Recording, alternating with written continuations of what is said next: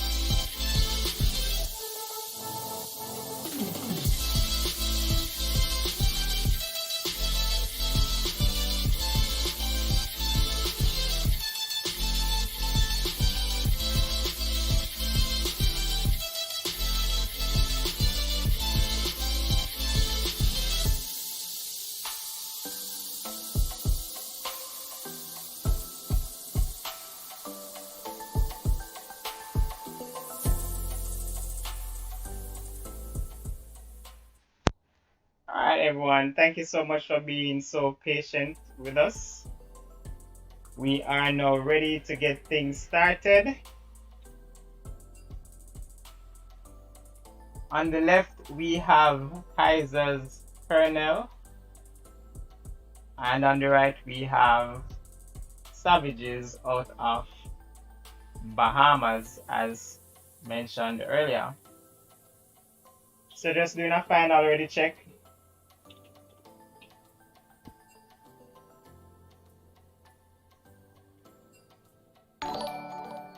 Right, just June Sa.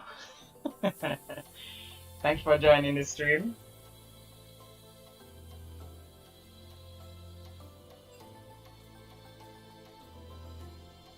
So we're getting ready to check in. Alright, so that's ready. Almost everyone is ready.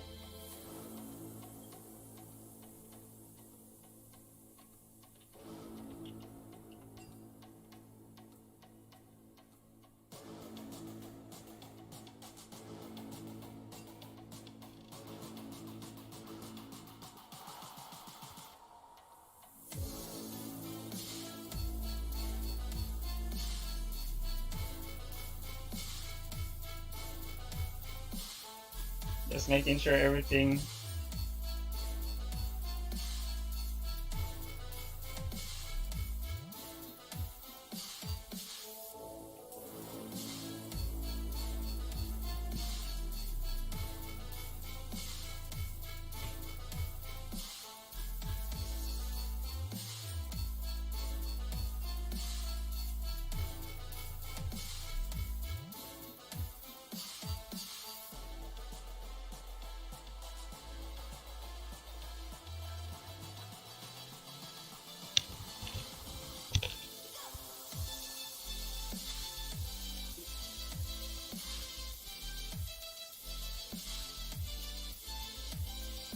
I just doing a final ready check.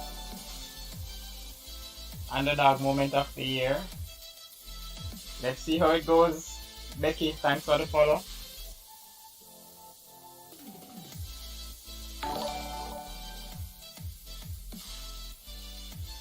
Why does it sound like I hear that voice? Oh, two. I got 2 followers. I miss Pokimora. Okay. I know biggie.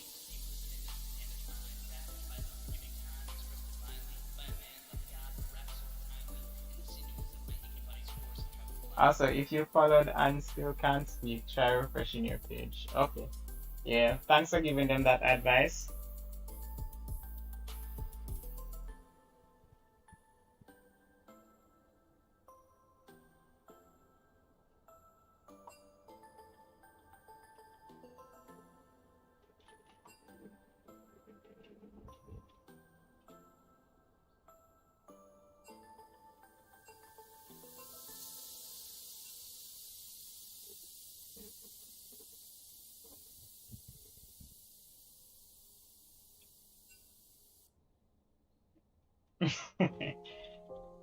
No problem. So we are about to jump in, as I mentioned. Oh, I should tell you guys that off stream, Wasteman United is actually going to be playing JA Squad. I will keep you guys updated on the scores. We're gonna see how best the teams perform tonight. I will give you update as we go along. I know most persons probably, well, I see most persons in the chat are voting for Savages to win. Or they're hoping that Savage will win. And we are ready.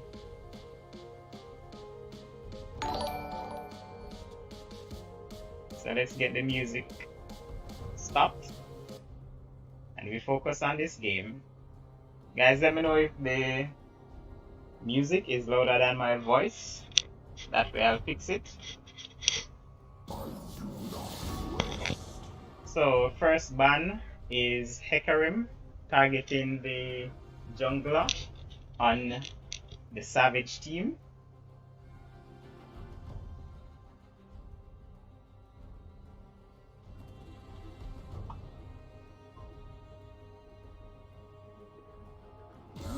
for fools. Alright, there goes Yasuo. I guess targeting the mid laner Tai.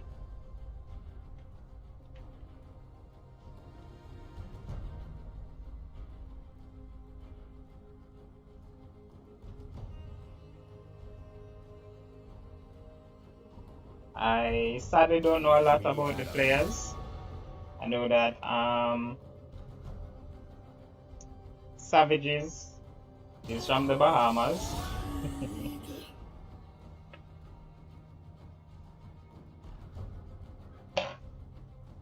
And Kaiser's Colonel is from Jamaica.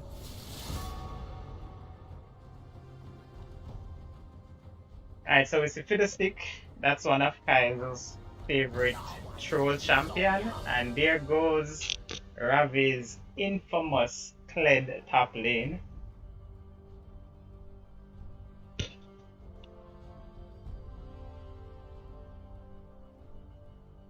Your mic got an echo. Yeah, hey Morris Cookies, thanks for dropping by. Let me see if I can fix that.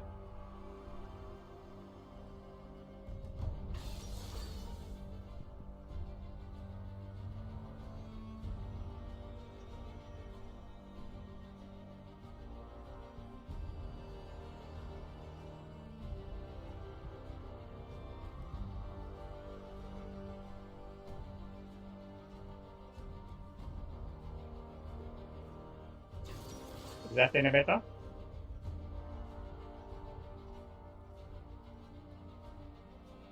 Sounds a little better to me, but I'll wait on you guys. Alright, so we have the Zac picked for Kaiser's Kennel, and the duo locked in for bot lane. We have Xayah and Rakan.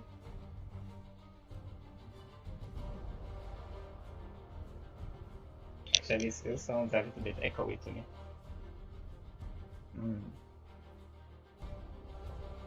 Let's hope it gets better.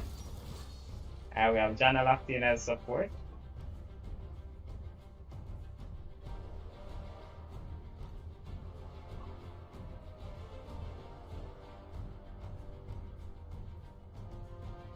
Cringe.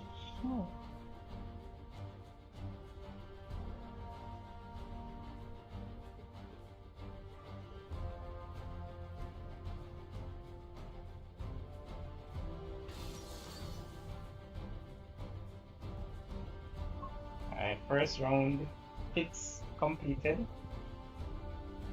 Well, about to be completed. So that's Irelia, I think it's top lane. Can also go mid.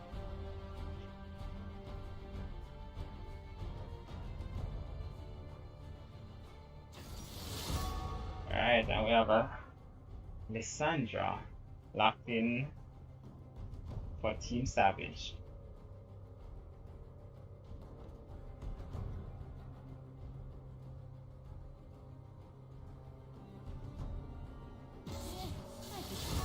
Gets rid of the Samira. I mean, that champion is just too broken.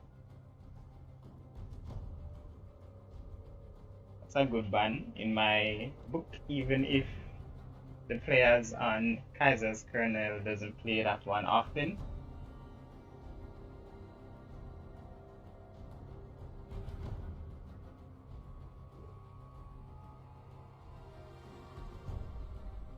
Fear is the first of many foes. A Garen ban must have been because of some research that was done. I don't normally see Garen's banned in tourneys. Alright, Silas is the last ban for Savages.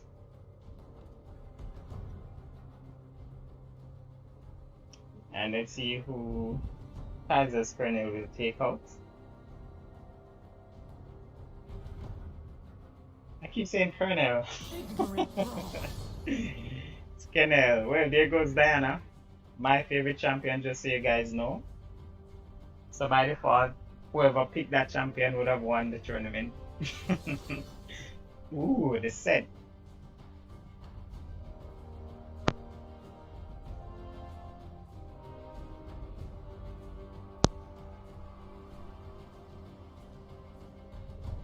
So set is a flex either for top or for jungle. Let's see what the answer will be from Kaiser's Kennel. The Lucian. That can be either Lucian mid or Lucian ADC, but let's see.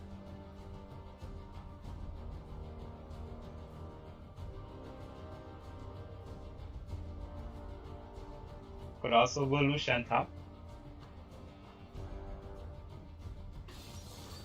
Alright, so that is a Lucian ADC, Cassiopeia mid. So Cassiopeia into Lissandra should be an interesting matchup. Let's see if this will be a set jungle or a set top lane. Come on. Alright, take your time. Alright, so that's gonna be a... Alright, let's have them fix their team. Alright, good.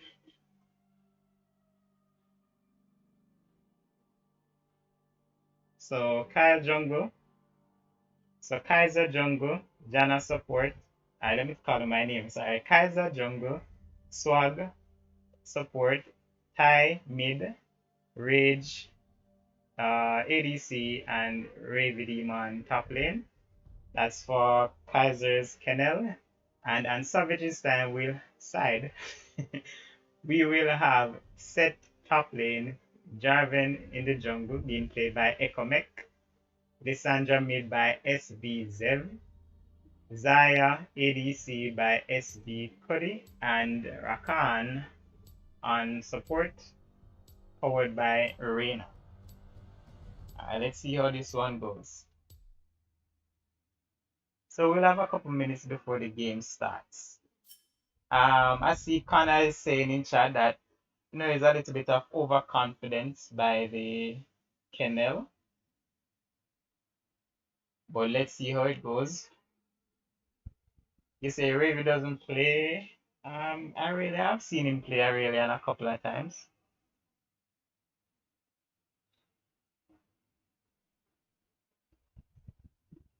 This should be a very interesting game. Alright, nothing much to report offline other than the games have started.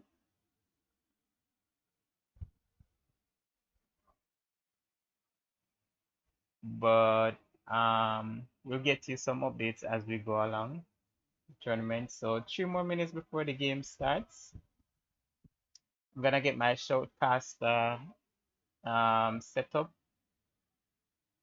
What's up, news ends? Thanks for jumping in the stream.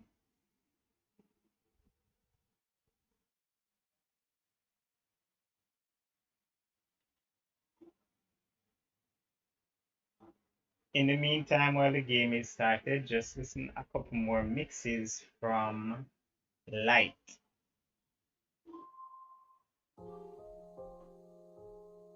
This one is entitled Titan. Let me know if you guys like the sound. If you do, you can run on over to his YouTube channel to subscribe to his channel and give some support. So let me get my shoutcaster in so we can tell you exactly what is going on with this tournament.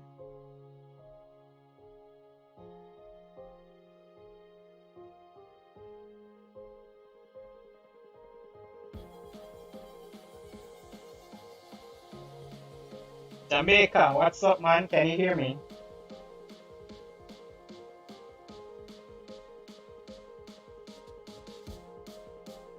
If you can hear me, let me know. I see you're currently muted.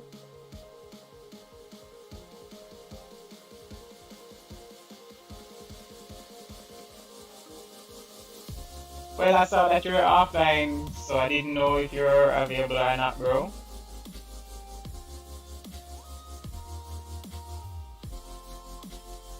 I know, using up your time, I mean, everybody's time is very important. So I don't know when you are available or not. So I probably should have reached out to you for real. Alright, so we are about to get into the match.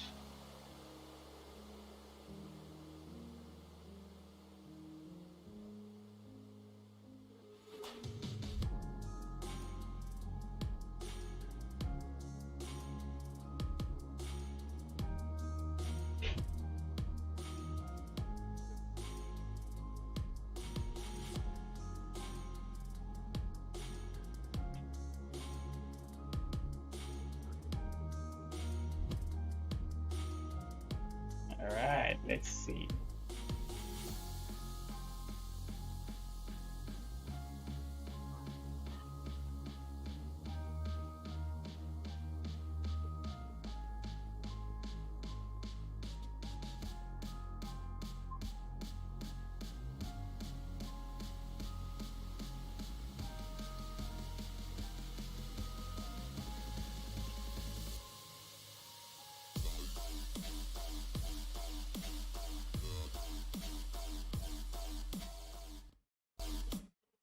Alright, here we go.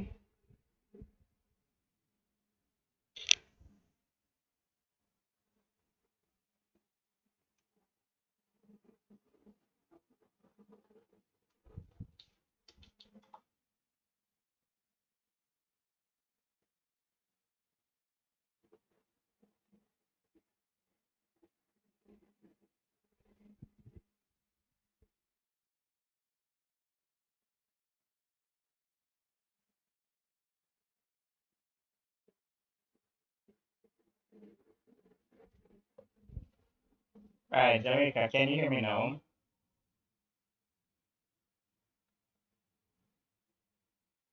Jamaica.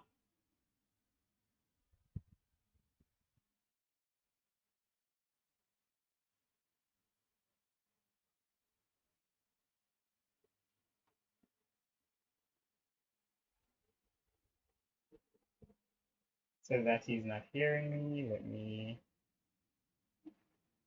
double check. Um,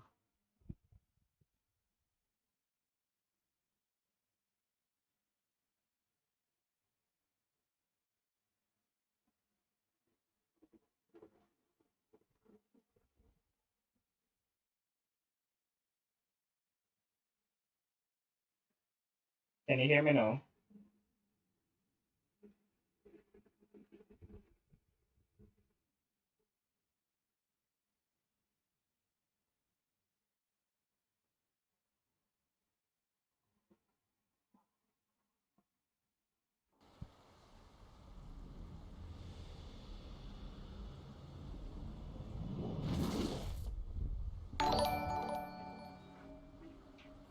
Thank you for the follow.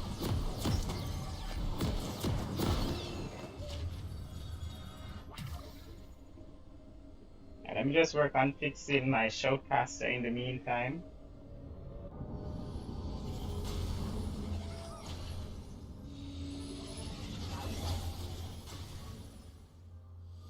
Welcome to Summoner's Rift.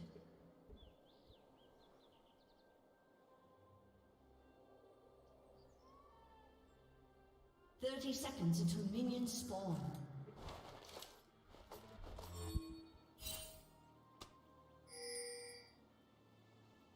Can you hear me now, Jamaica?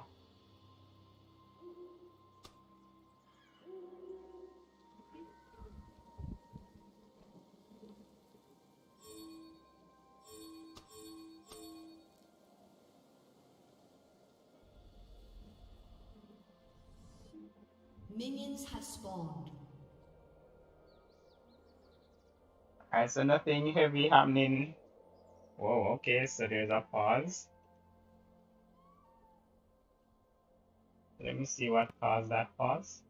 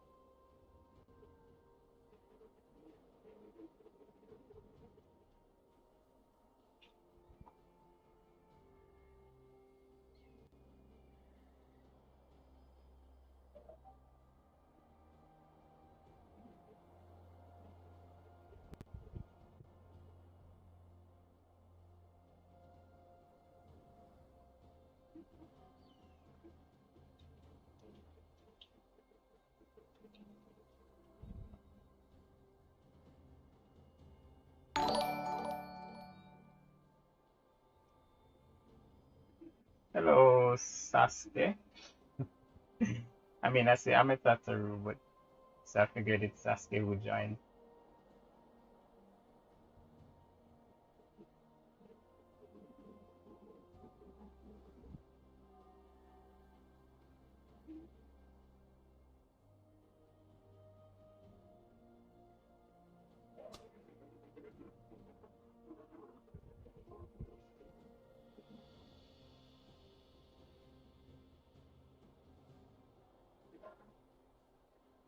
Alright, so the game is unpaused, and we are back again.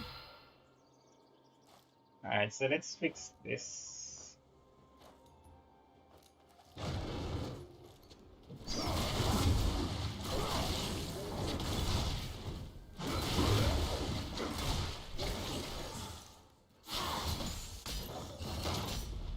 Alright, there we go.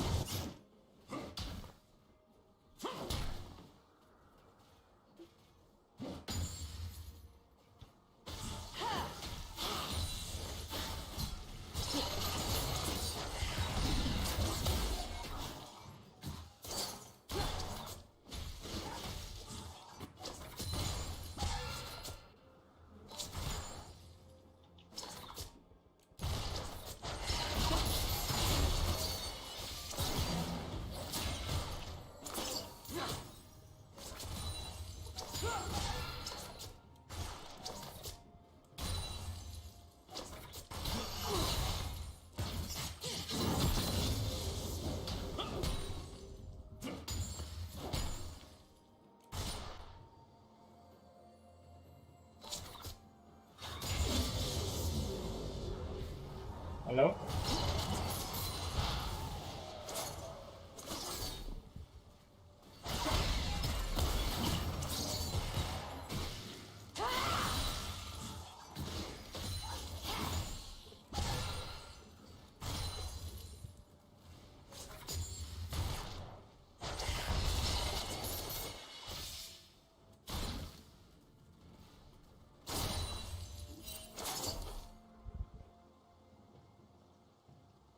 And we have another pause.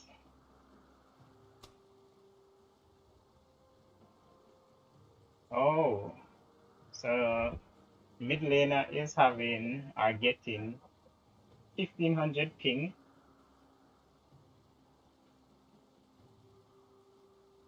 Alright, thanks. I made that change for you.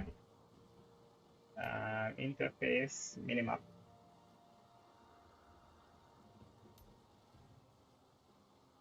Okay, where are we? A summoner has disconnected.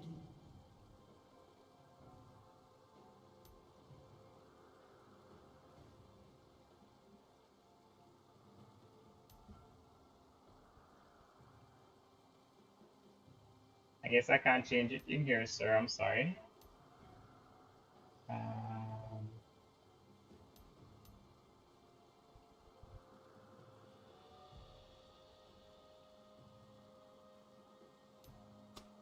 Alright, so as you heard, there's a player that disconnected because they're getting load pings. So we're gonna wait on that to be fixed, and then we'll get back into the game. Setting button beside the menu. Oh, okay. I mean, that's what I click. And I'm in video.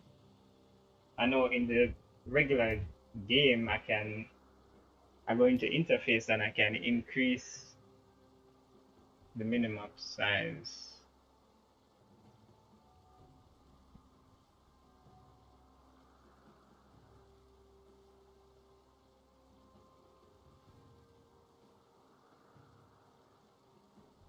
Kinda my shortcasts are not able to we're not connecting via voice, so I don't know if you can join.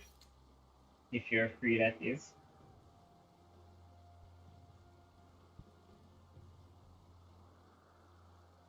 Alright, we're gonna try again. I'll let you guys know if we get through.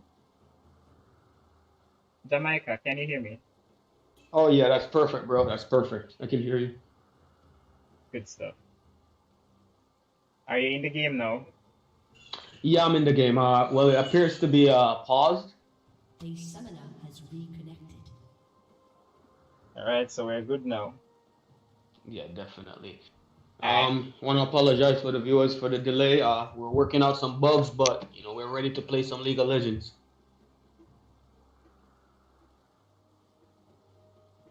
alright, you heard the man. So let's just sync up. Mine is at 306. Is that the same time you're getting? 1 second, let me see where I'm at. Yes, that's where I'm at. I'm at 306. Alright, good. So we are on pardon. I'm gonna let Connor take over the shoutcasting, as in you and him take it over in the next couple of games, while I manage the events in the back end. But here we go, back into game. Take it away. Okay, beautiful.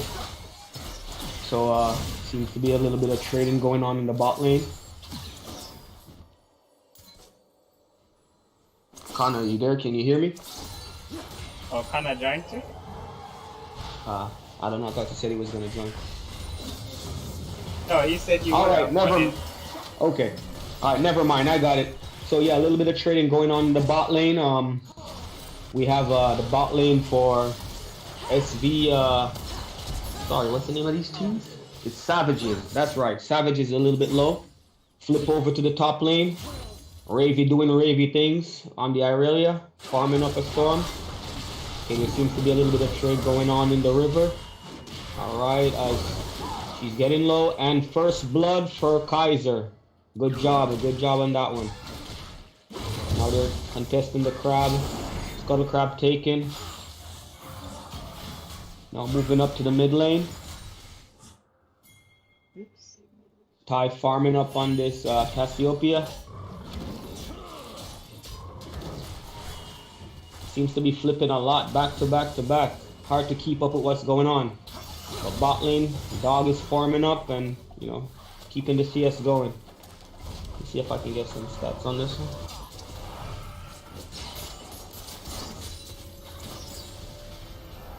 Scoreboard. Alright, there we go. Got the scoreboard pulled up. So back to the top lane. Seems to be just farming, non-stop farming. You know how these top lanes go, farm.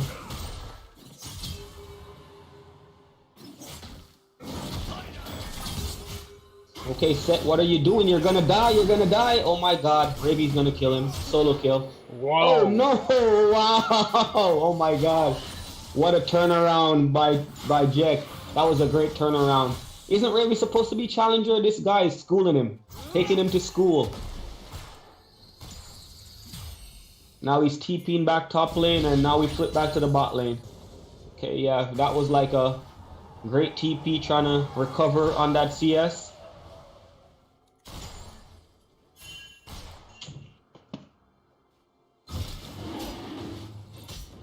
And meanwhile, Jarvan is about to steal this Drake.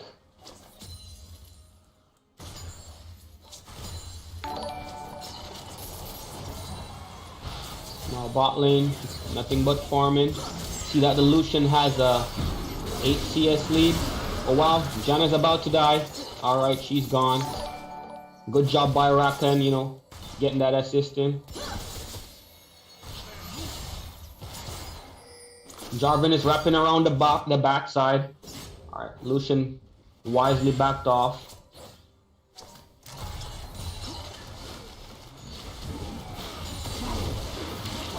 So now flip to the mid lane. Now we have a gank by the Zac, Cassiopeia, doing Cassiopeia things. Oh my god, oh, nice ult. Jarvan coming in, great flash from Ty. And Ty, I think he's about to die. Jarvan is gonna get the kill. Oh my, that's a great save by the Zac. Cassiopeia flash got the kill. Zac is running for his life. Kaiser's Rakan comes in for the assist. And now he's popped into those globlets, and he's going to go down, no doubt. Rakan, don't steal that kill. Jarvan stole that kill. Seems like Savages is going real hard trying to get this win. Yeah, that was definitely They're up 2-2. a good ult by the Lysandra to save her skin as well as buy Jarvan some time to, you know, come in with the gank and finish off that kill. Definitely, these guys are playing out of their mind. Top lane is playing really well. Lysandra is recovering after, you know, giving up that kill in the river. And this Rakan, pay attention to this Rakan. He's playing like he means business. He wants this win. This is a grudge match, Bahamas versus Jamaica, I've been told, and you know they're coming to play. They're coming to play hard. Definitely is. Let's just take us. Sorry, I was saying let's take a stock of the CS. I know that Ravi is down in terms of kills top lane, but he's keeping up with the farm. Yes, he seems to have a decent CS lead. Yeah, yes, definitely. He has a CS lead, and that's a little bit over a kill worth of gold right there. So Ravi is managed to, you know, catch back up in this match. He was helped out a little bit by the jungler, you know, holding the wave for him to TP and catch some of that farm. So that was a good job by Kaiser, helping out his top laner when it looked really bad. And this bot lane, this Lucian, he seems to be holding up really well in CS also. Has a decent lead. And Cassiopeia, you know, has a little lead also. So overall, it seems like Kaiser's Canal, that's Jamaica's team, they have a small goal lead, a very minute goal lead of about 200 gold. Nothing to, you know, write home about. But, you know, it's pretty much a tied game right now. Just waiting for some objectives for these guys to start fighting over.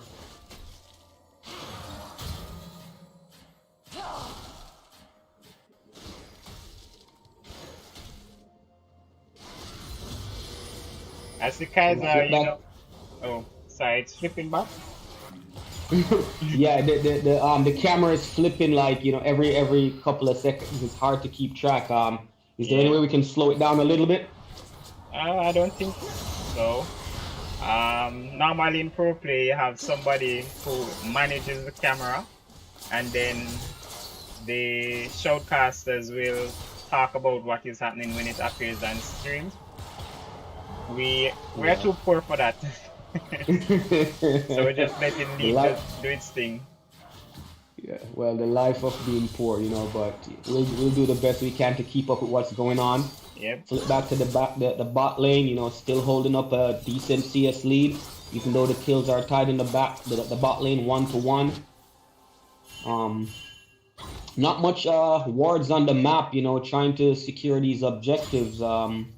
We have a dragon spawning pretty soon, and we have the Rift Herald has been up for quite some time, and no one seems, you know, interested in these objectives right now. Yeah. Just farming up, trying to scale up. But we know that Cassiopeia, you know, scales really well. Lysandra tends to fall off a little bit as the game goes on, and you know, I'm thinking that, you know, Team Kaiser's Kennel will have the advantage going late in. Now there's a fight in the top lane. Zach jumps in. Oh my God, that's great help from Set, but you know, not enough to help his Jarvan. He's trying to run out of this, but I don't think he has anywhere to go. He's a dead man right here, and oh my God, Ravi's styling on these guys. Great job. And Zap backs off wisely to allow Ravi to pick up those plates. Yep. And that's a lot of CS being denied top lane. Yeah, I also want to mention that even though the top laner got the first kill, the Ravi is keeping up in form and started actually denying some of the CS, which allowed Kaiser to come in for the gank. The attempt there to use his ult to, you know, save his jungler was a very good decision by the Set, but Ravi using his flash to close the gap and finish off that kill. Yes, keeping that was it a great exciting. outplay by Ravi. Yeah, great outplay.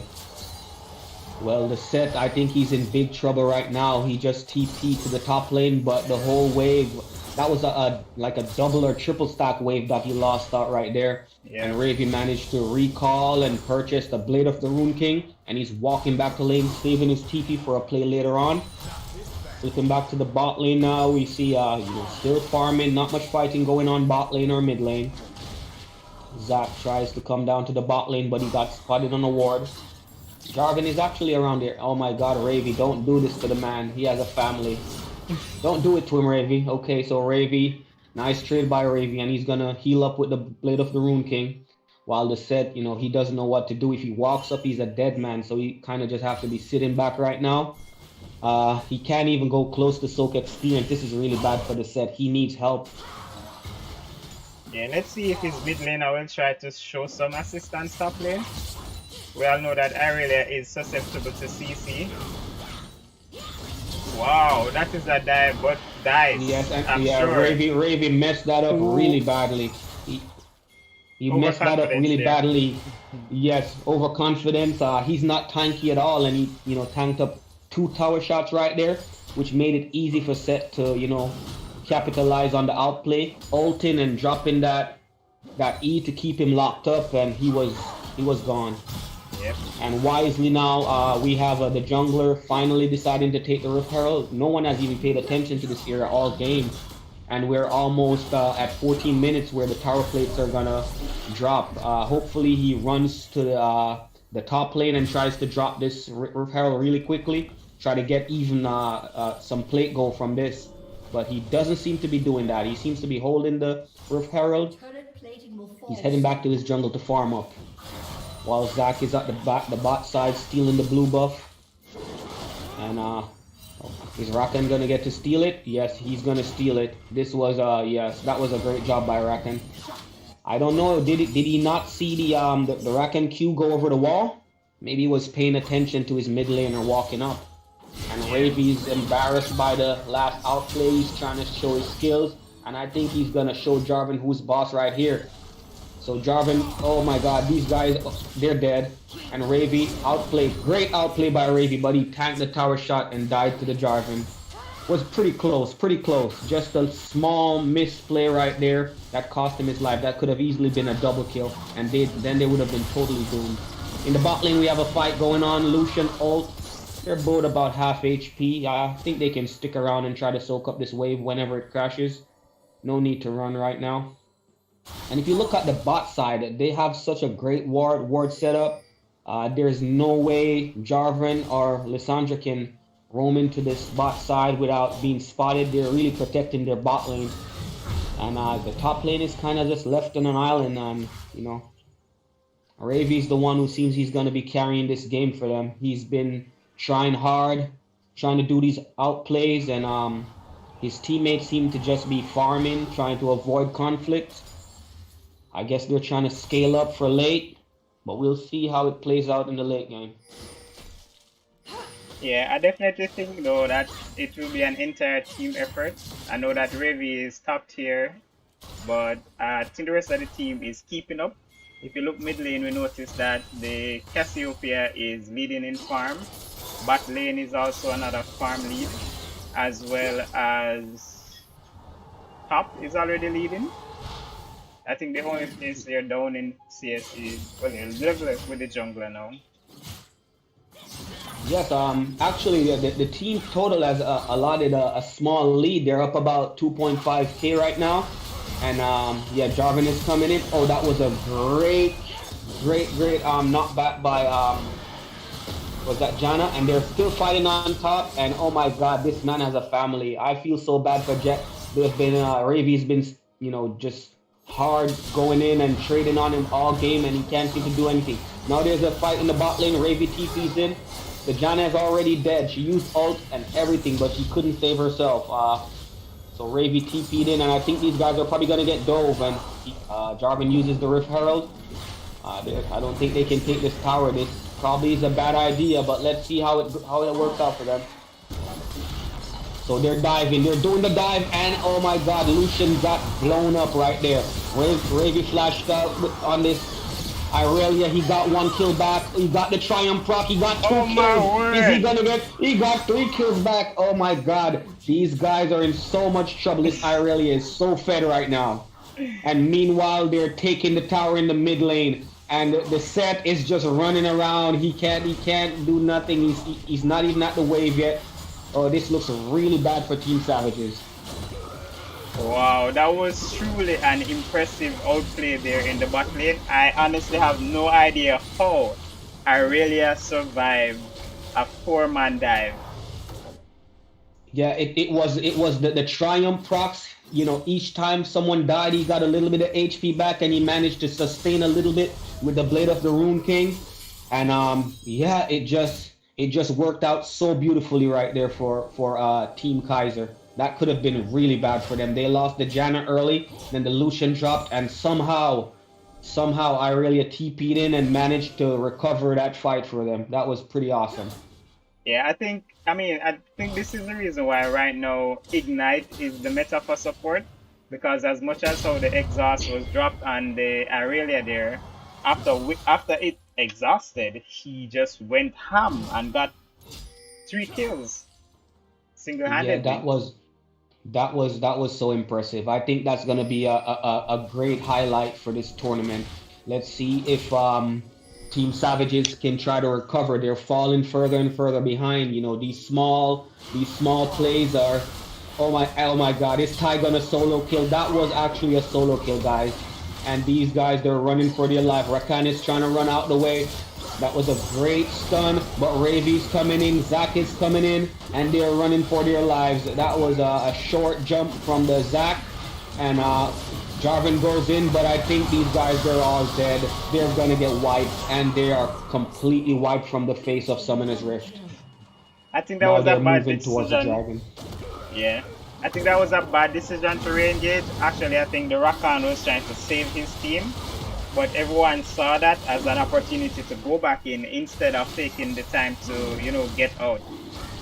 Yeah, that seems to be some lack of communication right there, and these guys are on Vice Comms, so you know they should be making calls to, you know, engage or retreat, but somehow, you know, I don't know what happened throughout their communication, but they all just, you know, gave their lives away, and the dragon was picked up by Team Kaiser, and they're up 2 Drakes. The next Drake is Soul Point. That's going to be an interesting fight. I believe Savages have to try to find a way to, you know, farm up a little bit, try to complete some items, and see if they can try to match up for the next fight. And this set has been non-existent in the game. Apart from the few misplays by Ravi, this set has not done anything in this whole game. He's just trying to keep up in farm, and he's so far behind right now. He hasn't even completed a single item.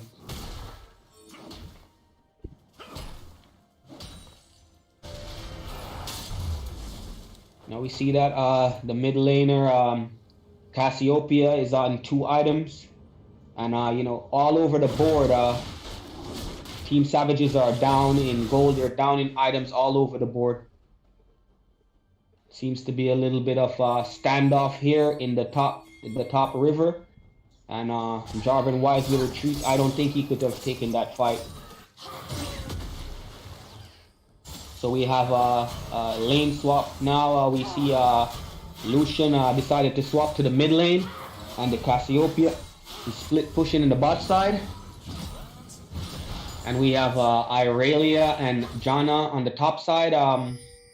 Not sure what the comms are or what the plan is for these guys. And Ty is trying to, oh my God, Ty is going in another solo kill on this Lysandra. Yeah, these guys are in so much trouble right now. They have to find a way to not die, but Ty's getting oh yes, he's getting flanked.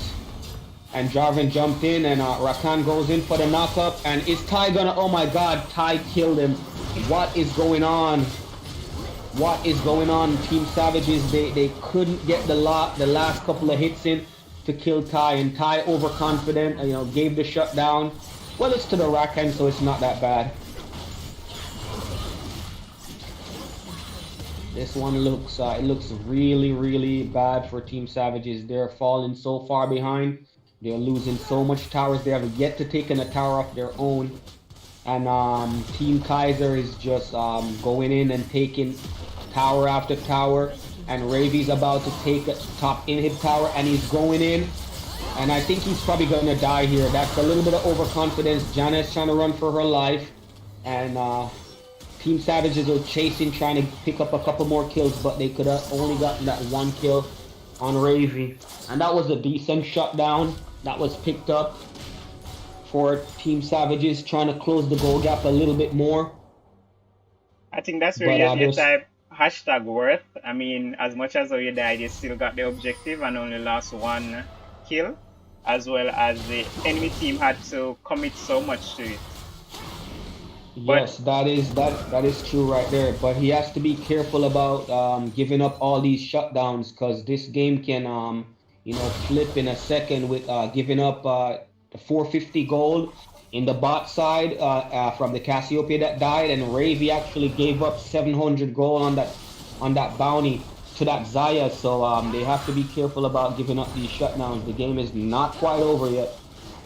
so what do you think would be the win condition for Team Savage? How can they get back into this? Team Savage, their only option right now, they have to get a flank from this set. This set has not been proactive in this game. He seems to be tilted from the constant bets over the early game. But we need a flank from the set and the Lissandra to go in and get a great ult off. And the Zaya and Rakan have to follow up. They have a pretty good combo if they can execute this combo, but there doesn't seem to be a lot of coordination going. And Seth is actually getting stalked by Ravy, and he's not going to take that one. He just gave up a big shutdown. I think he's trying to play a little bit more safe. Yeah. I mean, they have... But I believe... Go ahead. I was saying they have a double TP, so they could try something, but I don't think they have deep enough wards, especially on the objectives. And this man just gave away his life by standing too close. Yes, they have to realize that this Team Kaiser, they go in, they are not afraid to go in. Team Savages have been, and there's a fight going on, and I think if they lose too many members here, this could very well be the game. And Ravy's going in. The screen is a little bit out of place. I can't see what goes. Okay, and now, they're all going to survive. And Janna coming in with the ult, heal up a little bit, and they're probably going to take another inhib tower in the bot side. Yeah, Team Savages, it's looking really bad for Team Savages, but there's still hope for Bahamas. There's still hope. Until the Nexus falls, there's always hope.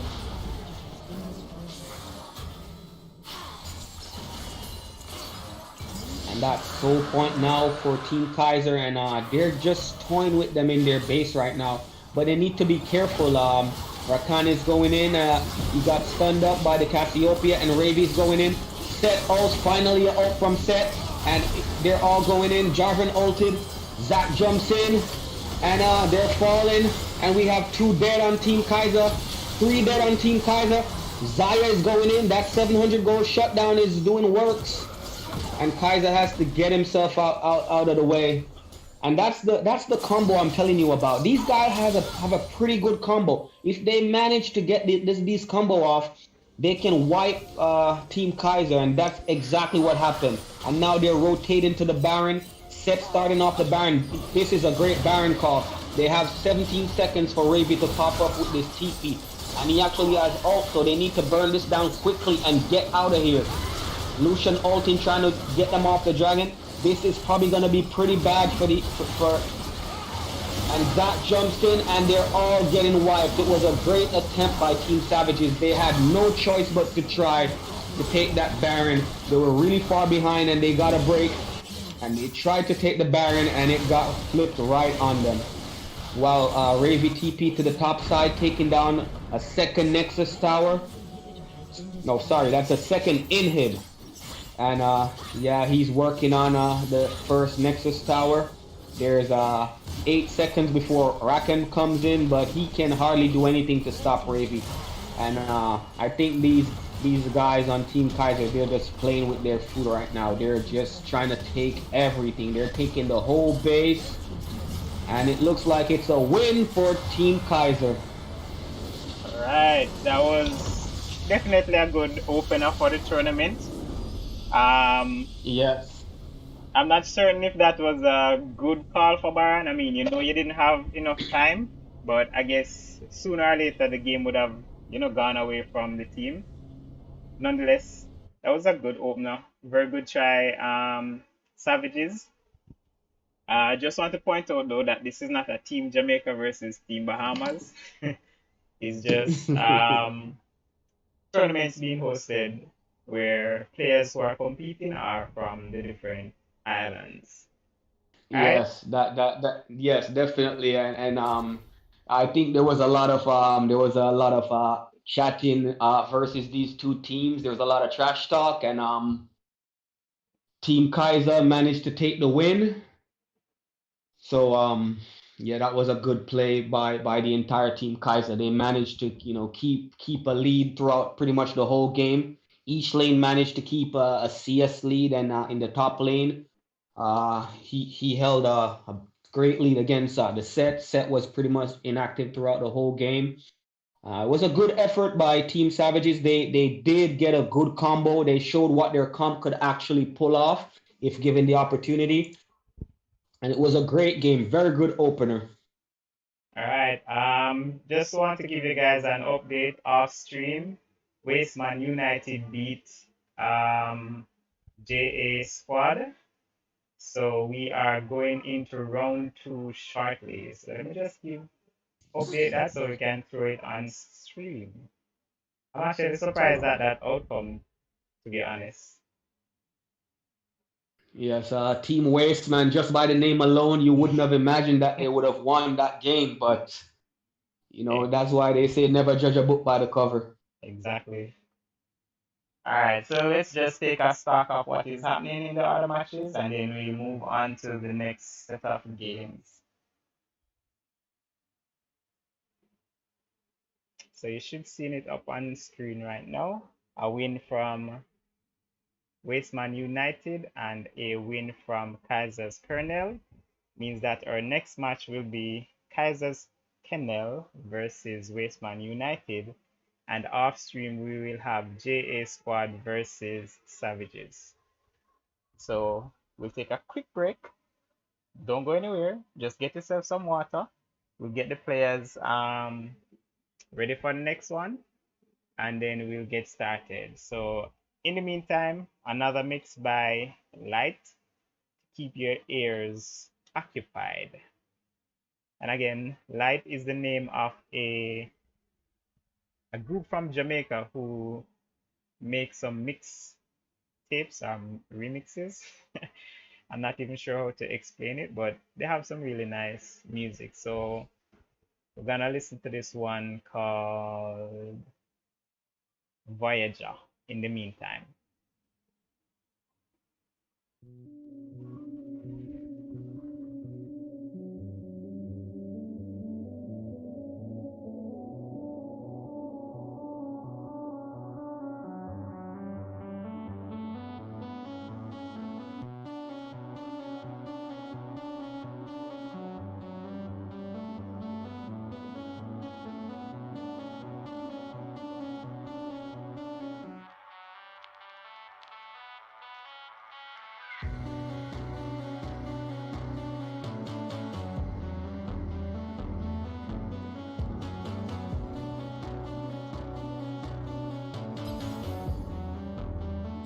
Are we still on Stream Decks?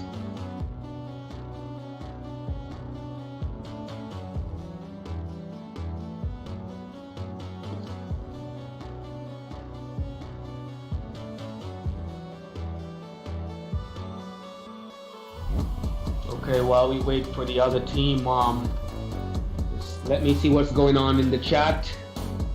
We have a few people in the chat. How you guys enjoying the games?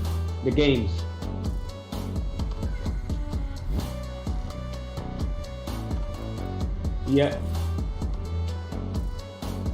Yeah, there's a lot of people in the chat. Come on, guys. I see Kaiser coming in off a win. He's in the chat also. He's asking for food. Someone get the man some food. He really did work on that, Zach.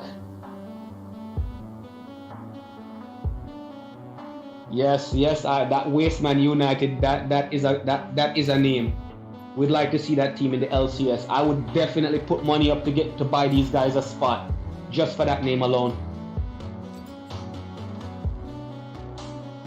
Yeah, that's true. I mean, how waste can they really be if they won, maybe they just distributed more waste than they actually are.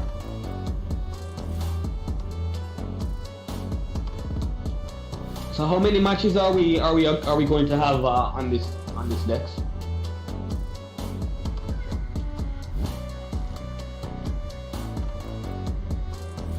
Four or five. Okay, that's good.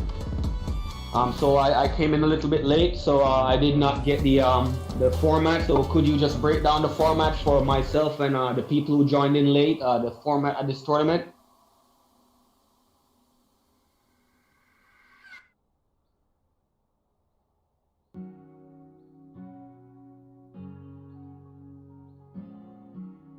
Okay, so we're gonna have quite a number of games here to play tonight, and yeah, we're gonna have some fun on League of Legends. So Connor is saying that they can't hear. Not sure what's going on. Oh, Sorry guys. okay. I did mute my mic. So the format of the game is double elimination. Let me just tone down the music because we have everyone in the lobby waiting. Boom. Really nice music, but let's get back into it. So, format of the tournament, it is a double elimination, best of 1 for the initial rounds, and the grand finals will be a best of 3. So, although Team Savage just lost, they have an opportunity to get back into the finals if they beat Wasteman United. Well, they beat whoever loses in this match, and if they beat Team JA Squad off screen. Just wanna ask if the team is ready, and then we'll get into it. Okay, so I'm unable to join the game. It's saying that the lobby is full. Let me try it again. Yeah. Oh wait, yeah. Saying Someone need to go to spectate. Alright, Kaiser just switched up. Go again. You can join again. Alright, let me join it now. Okay, there we go. So alright, I guess I'm gonna be on Team Kaiser's Kennel. No, let me do over the spectate. Here we go. And I don't think I limited the spectator. And we have Connor. So Connor and Jamaica. That's how you pronounce the name? Jamaica. Yeah, Jamaica. Jamaica. A joke. Well. Jamaica. So Connor and Jamaica will be the ones taking over the shoutcasting for the rest of the match. Let me get Connor into one of the voice comms. Okay, he's all the way up there. Pulling in. So this match seems like it's gonna be a good match. We got a SKT T1 member on what's the name of that second team? You need to change the names on the team. We still have Kaiser's Kennel versus Savages. Yeah, we'll update that. We'll update that shortly. Okay. Here we go. Connor should be able to hear now. I hope he can hear. Connor. Up top. Oh, he was server muted. Why? Connor, can you hear us now? Yo, what's up? Alright, forward. Pull up. Dex, before you run off, is there a prize? No, unfortunately, no. Okay. Would you mind if I put up a prize? No, I wouldn't mind. I'm sure the players wouldn't mind either. Okay, so because we want to see some great competition, let me see you guys in the chat. Because we want some good competition, we want these guys to play hard. I'm gonna put up a prize of 150 US for the winner. Wait, what? Hold on. So hold on. To go hard or go home. Wait a minute, my youth. Why you throwing that out in the middle of the tournament when you could have? No, listen. I was told about the tournament last minute, and I came in, and the first game really impressed me. Really, I mean, I was so happy with the first game. I mean, I just want to see these guys, play like there's something on the line. So let's put something on the line for them. So if you dish out 150 now, how much you dish out end of the month when you have more time? Don't worry about it. I mean, there's always more coming in. All right, we'll work with these guys. Yeah, man. Let's see these guys play like they have something to lose, man. All right. There's something on the line for these guys. So you hear that, guys? Jamaica giving away 150 US to the winning team. So that means you need to bring your A game.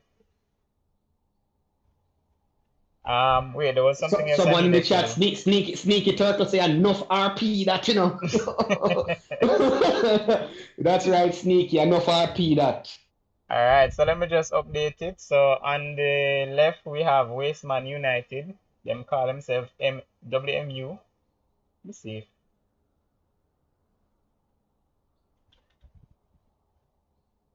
Wasteman United versus Kaisers Kennel. There we go. Let me fix that up. All right.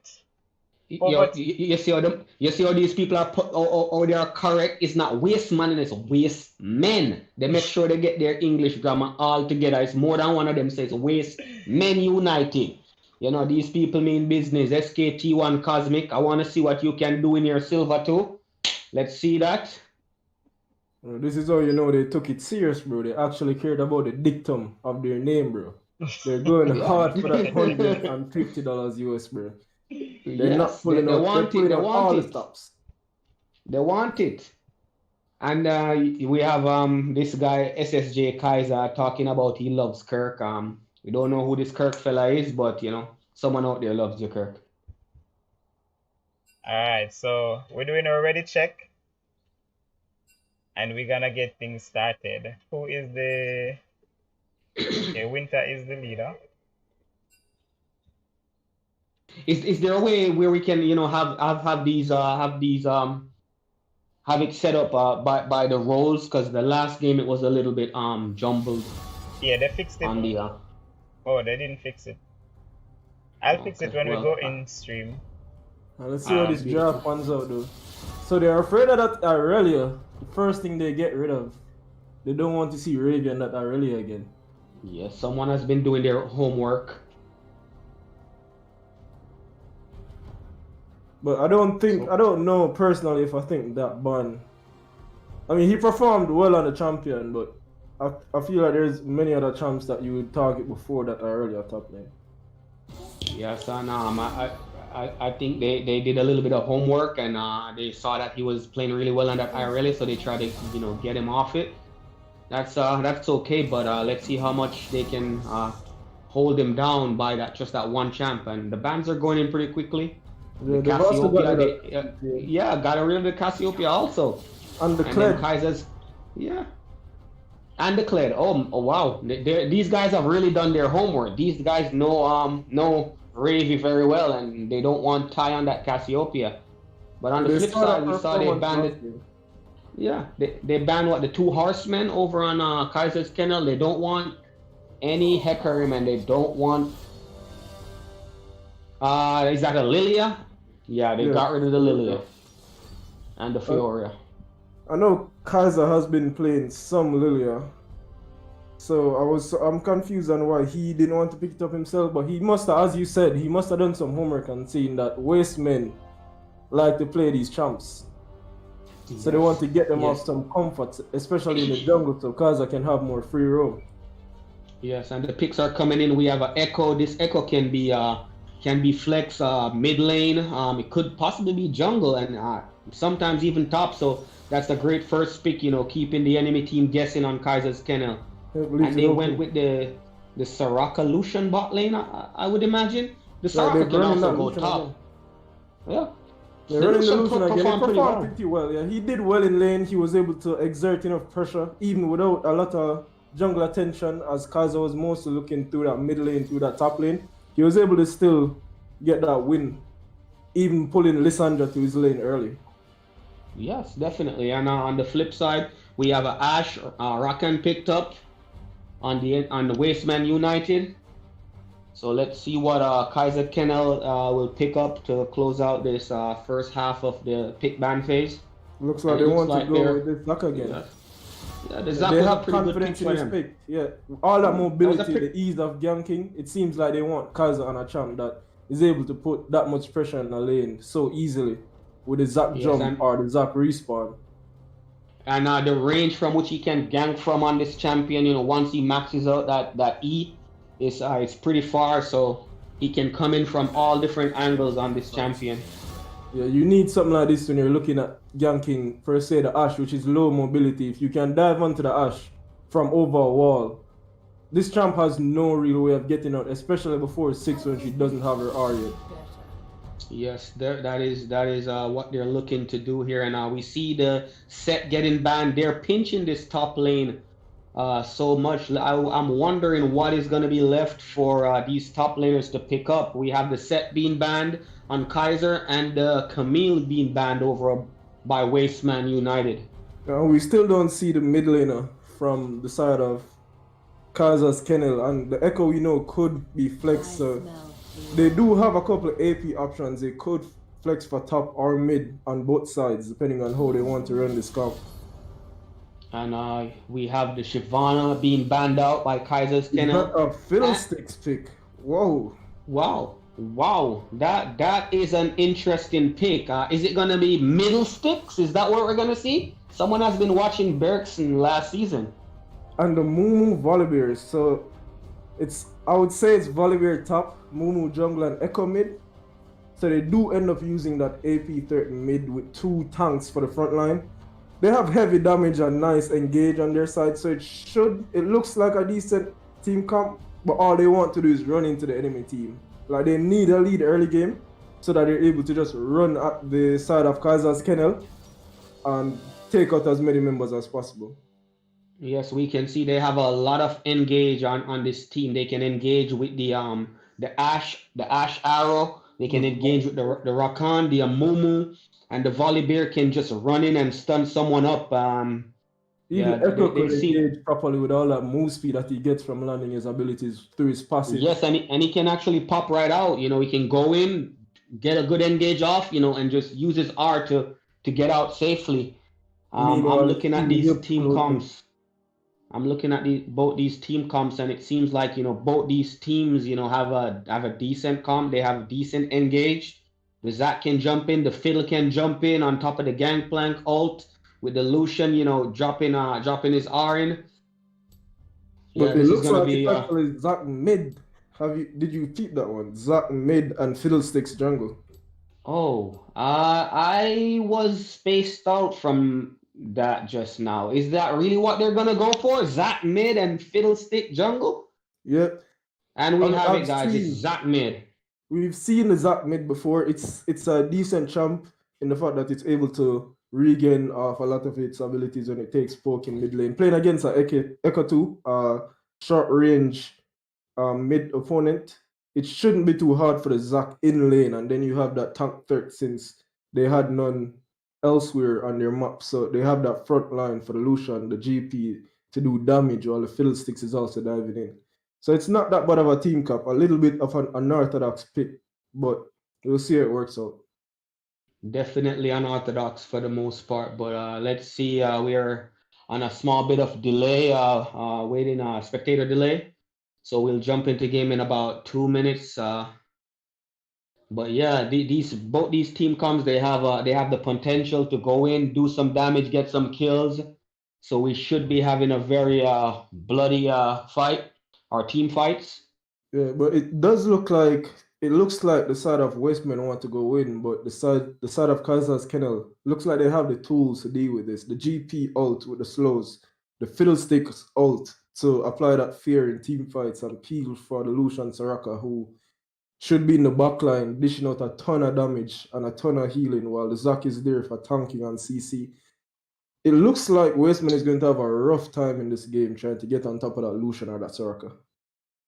Yes, if they can protect this Lucian and this Soraka can keep this Lucian healed up, he should be putting out a lot of damage. And I see where Kaiser also has a decent front line that can jump in on the Ashe. I'm not certain if these guys will be able to catch the Lucian. They have to coordinate really well. They have to ward up and try to get on top of this Lucian. They have the tools. Hopefully they're able to use it well. They can use the Ashe E to scout out for Fiddlesticks engages. They can use they have the Rakan, the Volibear jump, the a Mumu Q plus R and the Echo with his ability to get out of team fights to push as far as they can in these team fights and try their best to get on top of the solution. It's just going to come down to execution. Definitely, and I think both these comps are almost evenly matched in what they want to do and what they're trying to do in terms of who's going to deal the damage. But it's just all going to come down, like you said, to the execution. Yeah, Who's going to be the better man on the day?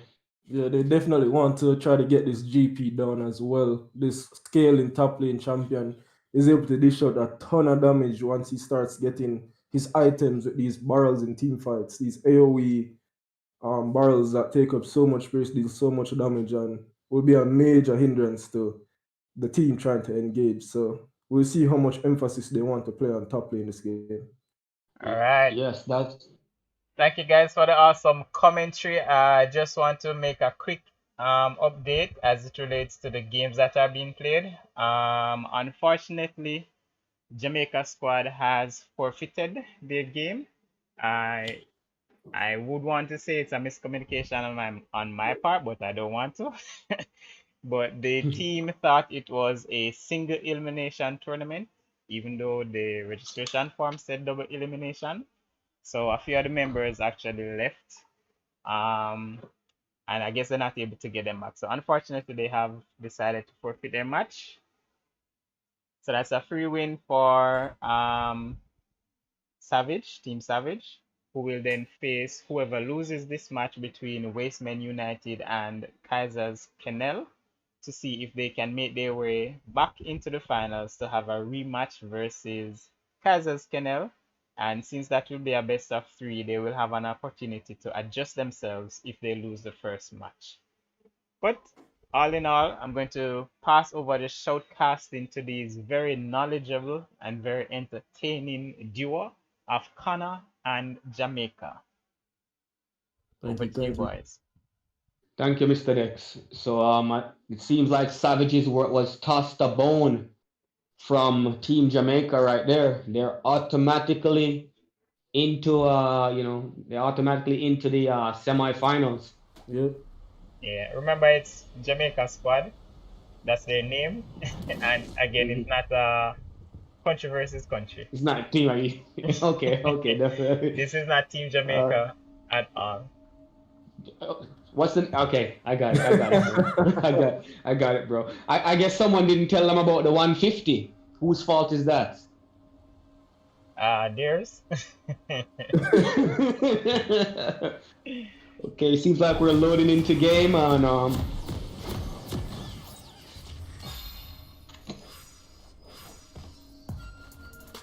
okay, so we're in game and we have Team Kaisers Kennel versus Team Wasteman United. Yep, we'll see. I feel like this game is going to depend a lot on the early game, like which lanes they prioritize as junglers, which lanes get ahead. Because you really want to keep this GP down, but you don't want to give this Lucian free reign to take over the mid game. So we'll have to see how this works out.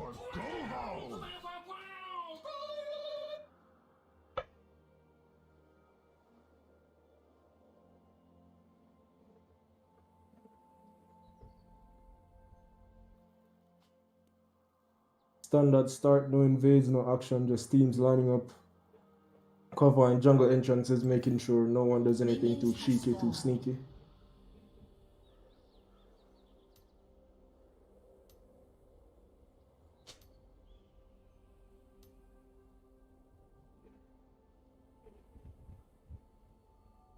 Sorry about the adjustment, guys. I was just checking the stream on my device and noticed that the quality was very low, as I am actually having a problem with my League of Legends application.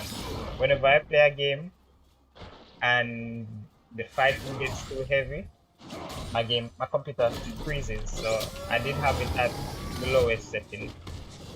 But back over to you guys. Alright. Sounds like you might be having a thermal issue. You should probably clean it, but yeah, back to the game.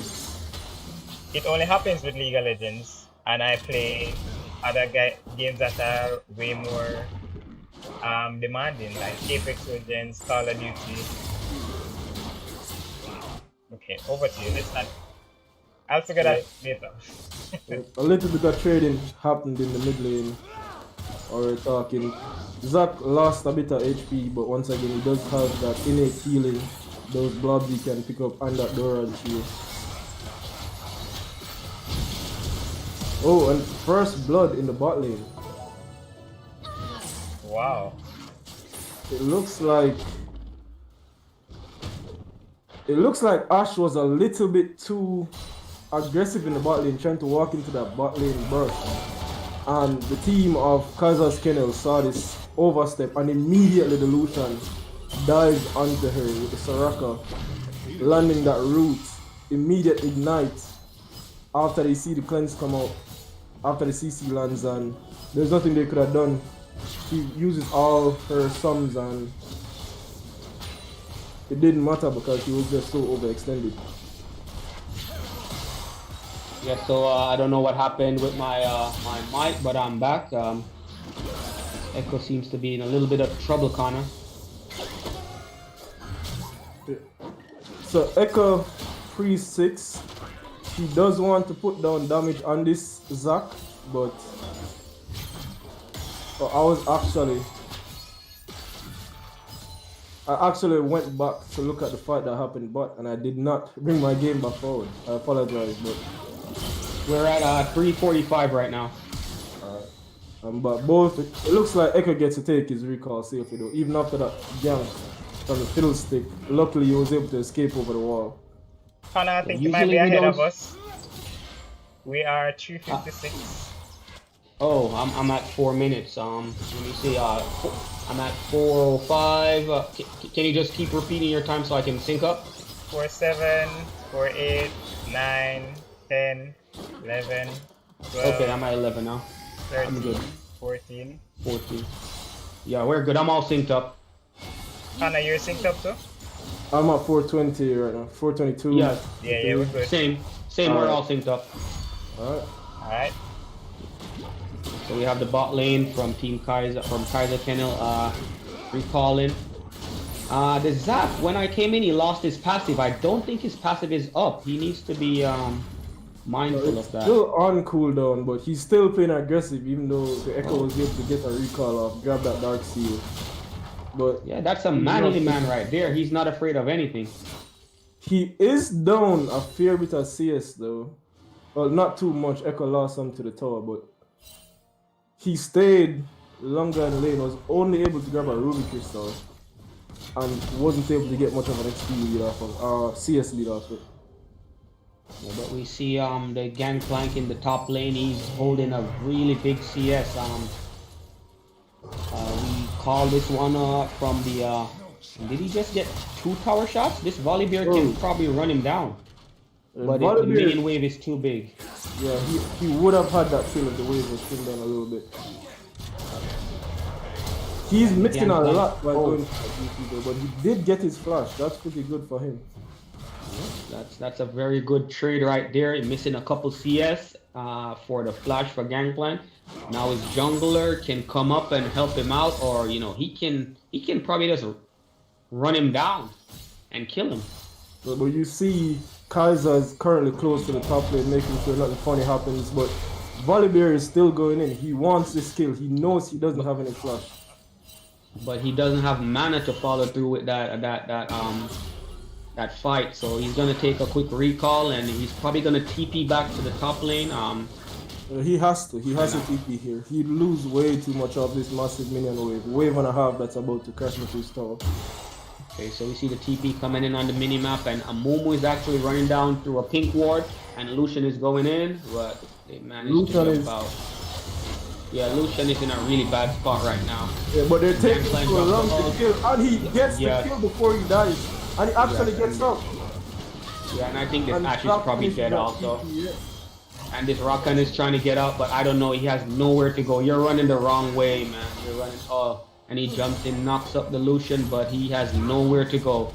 And Lucian gets, was that 1? No, he actually got 2 kills from that. Plus he's gonna pick up some tower plates. This bot lane has just snowballed so heavily. Yeah, they see the TP coming in on the side of Wasteman, but the Echo is now going in. He does have his ult, so he shouldn't be in any real danger, but he does get pulled back. That was actually a great interrupt by Ty, interrupting that Echo coming in, trying to get a hit on that Lucian. That was a great interrupt. Yep. I think the bot lane is probably overstaying a little bit right now. They need to. Yeah, they do now go to get this reset. Looking at the fact that he got 2 kills a second ago, and he's got 2 top plates to his name, he should be pretty far ahead. This is probably a completed item. I would think he's still a little bit short on gold to complete his Essence Reaver. But he does have the 2 major components and boots, so actually sitting on an Executioner, just able to cut the healing from the Soraka. Yes, this Executioner is this early in the game is not usually ideal. Usually you want to try to get at least, you know, one item before you go into the Executioners. Sometimes even 2 items before you go into the Executioners calling. But he managed to you know, use 800 gold right far in the enemy jungle though. He does get caught up by a Mumu, but yeah, but Amumu is so far down. He's level 5 compared to the level 6, and Kaiser is just gonna flash in and kill him. yeah, And, but where does he go I don't now? know how he's gonna get. Yeah. That's a suicide. That's a suicide kill right there. He uses And if he gets out of this, I'm gonna retire. Oh, okay, I'm off. I'm off the stream, guys. Kana, just take it over. I'm out, man. There's no way this guy could have survived that. That is impossible. Because I knew his team was coming. He knew he had enough time to finish channeling his ult. And Ty goes over the wall for the rock and gets the kill. Listen, he made them look like real wastemen right there, man. How he escaped that fight. He seems to have knowledge of his champ. He knows what he's doing. He was able to tell that all he needed to do was get over the wall. He had his teammates close enough. And this match somehow was devolved into I don't even know what's happening. They're just running it down. Yeah, they're all staying bot lane. They're just running it down. Yeah, the team of Wastemen is overstaying like way more than they need to. For no reason, like they're all low. It's a fiasco bot lane, and they're losing so many minions bot lane. They're losing all their tower plates. They're probably gonna lose the whole tower.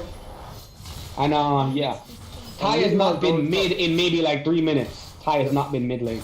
The whole while that was happening, GP almost got a kill on the Volibear top, forcing to recall without TP. So he's going to lose a wave, maybe a wave and a half to the tower of pressure. He's now even down in XP. So they're winning all across the map now. With that phenomenal play by Kaiser, escaping when no one thought it was possible. So the Listen, one I did not think that was possible. I don't know who he prays to, but I need to find out so I can pray to that same person. I agree. Like that's the kind of play I need in my own league game. And then Echo, we don't see that in solo queue, do we? And Ty on this Zap mid he managed to stabilize a lot. He's now up 3 kills. He's up a little bit of CS. He has a 300 gold bounty.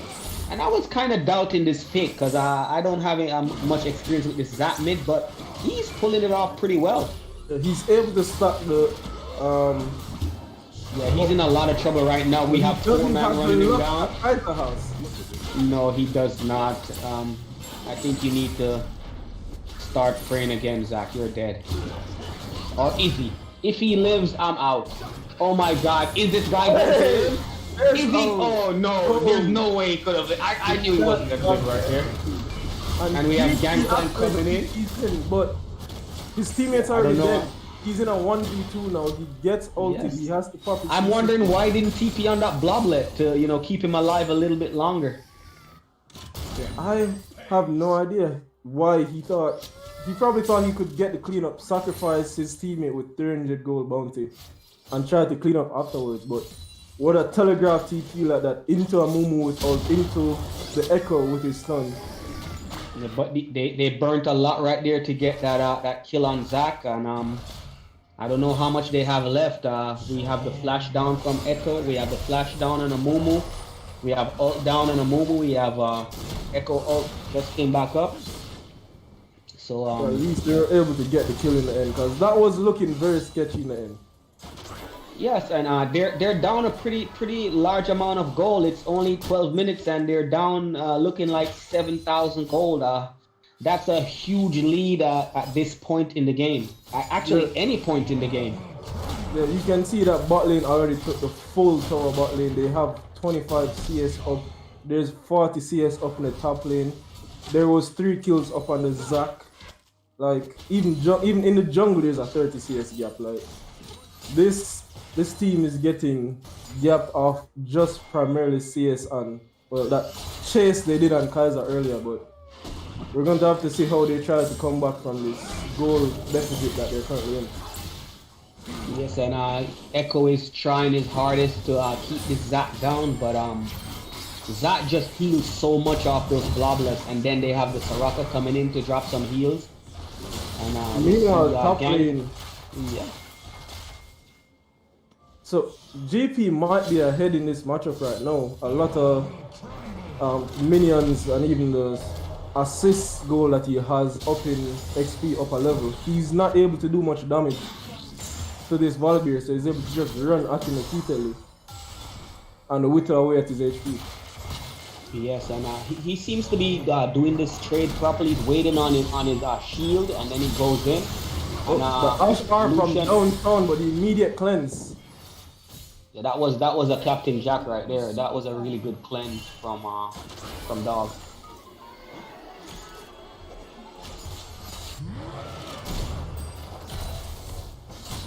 The Gangplank seems to be a little bit scared right now of the volley, and but there's a engage made with Fiddles out going in on 3, but they're able to just walk out, not too much to be get from that.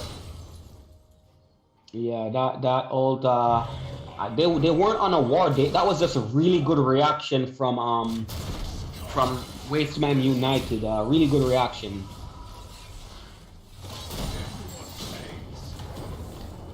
There seems to be a lull in the game state. Both teams trying very hard to force something, try to break up this mid lane, but neither team giving much weight. Yes, and everyone is kind of avoiding the Rift Herald, the second Rift Herald, or is that that's the first Rift Herald? Yeah, no one's taking any yet. Yeah, it seems to be the story of these games. These teams are not prioritizing the Rift Herald. I mean, there's only been one Drake take, so the objective play in this game hasn't been too heavy, but plays have dropped, so the incentive for Herald has gone even lower now.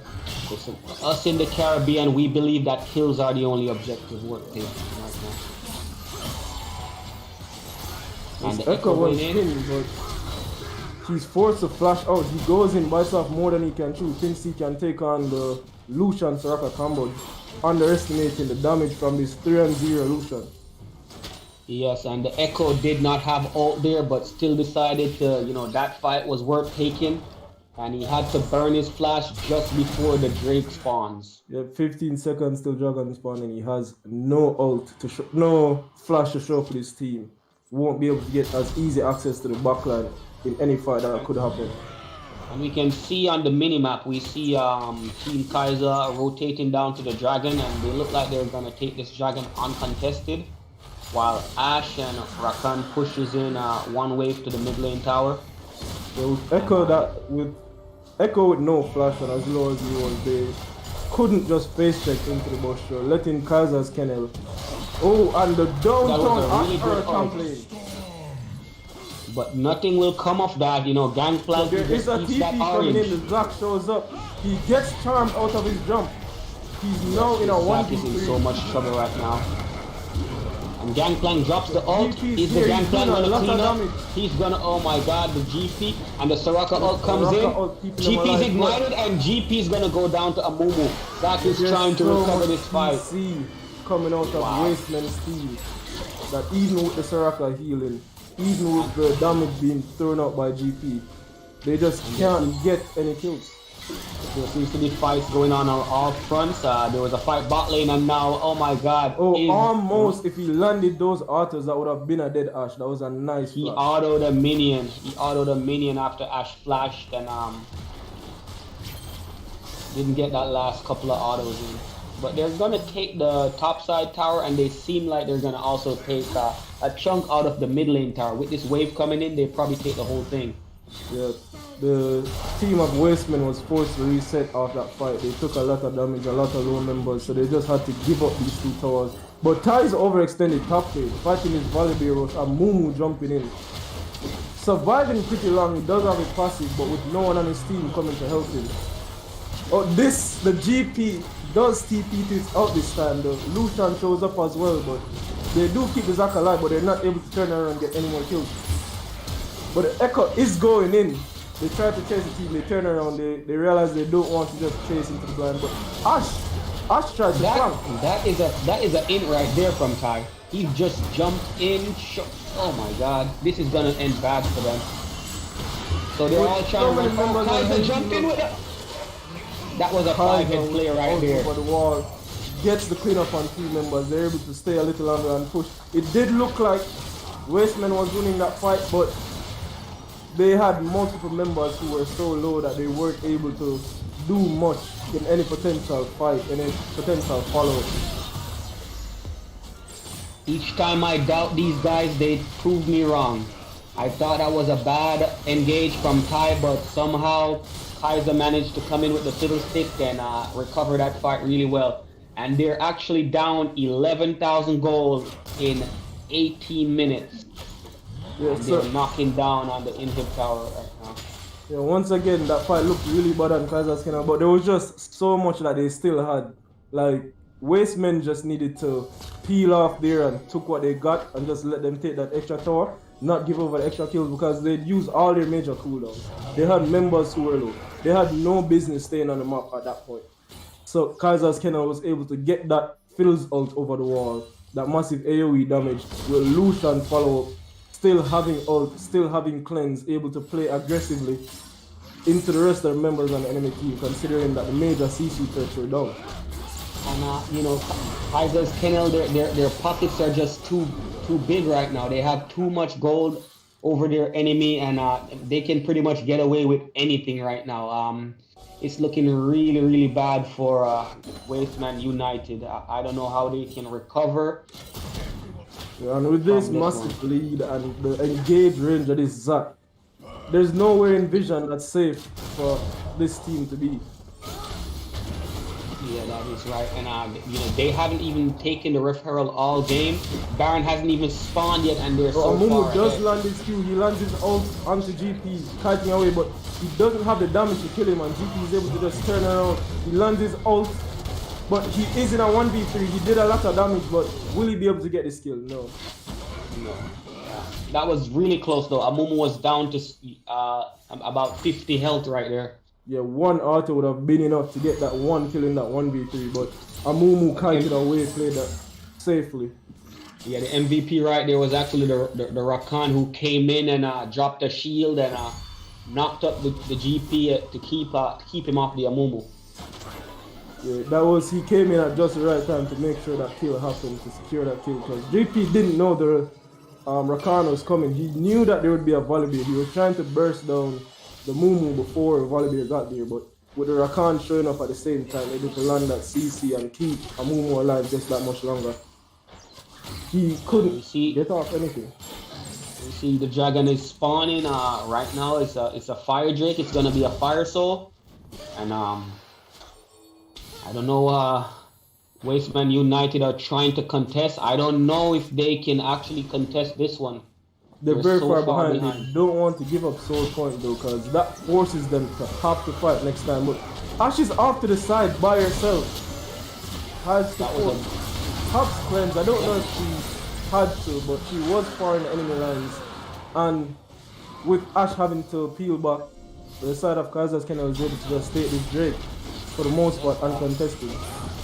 I mean, what they probably should have tried is just let the Amumu suicide and try to go in for the smite steal instead of taking this bad fight and now they're just getting run down with this much gold on the side of Kaiser's Kennel. They just run at the enemy team using all their cooldowns, with all the engaged tools they have, the Zac jump, the fiddlesticks, they're able to just clean up the I whole actually thing. counted. I actually counted 17,000 power shots that they tanked just now. They're so fed. Yeah, with that big Zac and the stopwatch coming out from that fiddle, they're just able to bounce around the tower aggro and stay in tower range for so long, letting the Lucian free fire and anyone else. They're burning down this dragon with no contest. Ash is picking up a wave in the top side. Volibear is just gonna run bot and try to pick up that wave, and they're gonna make their last stand.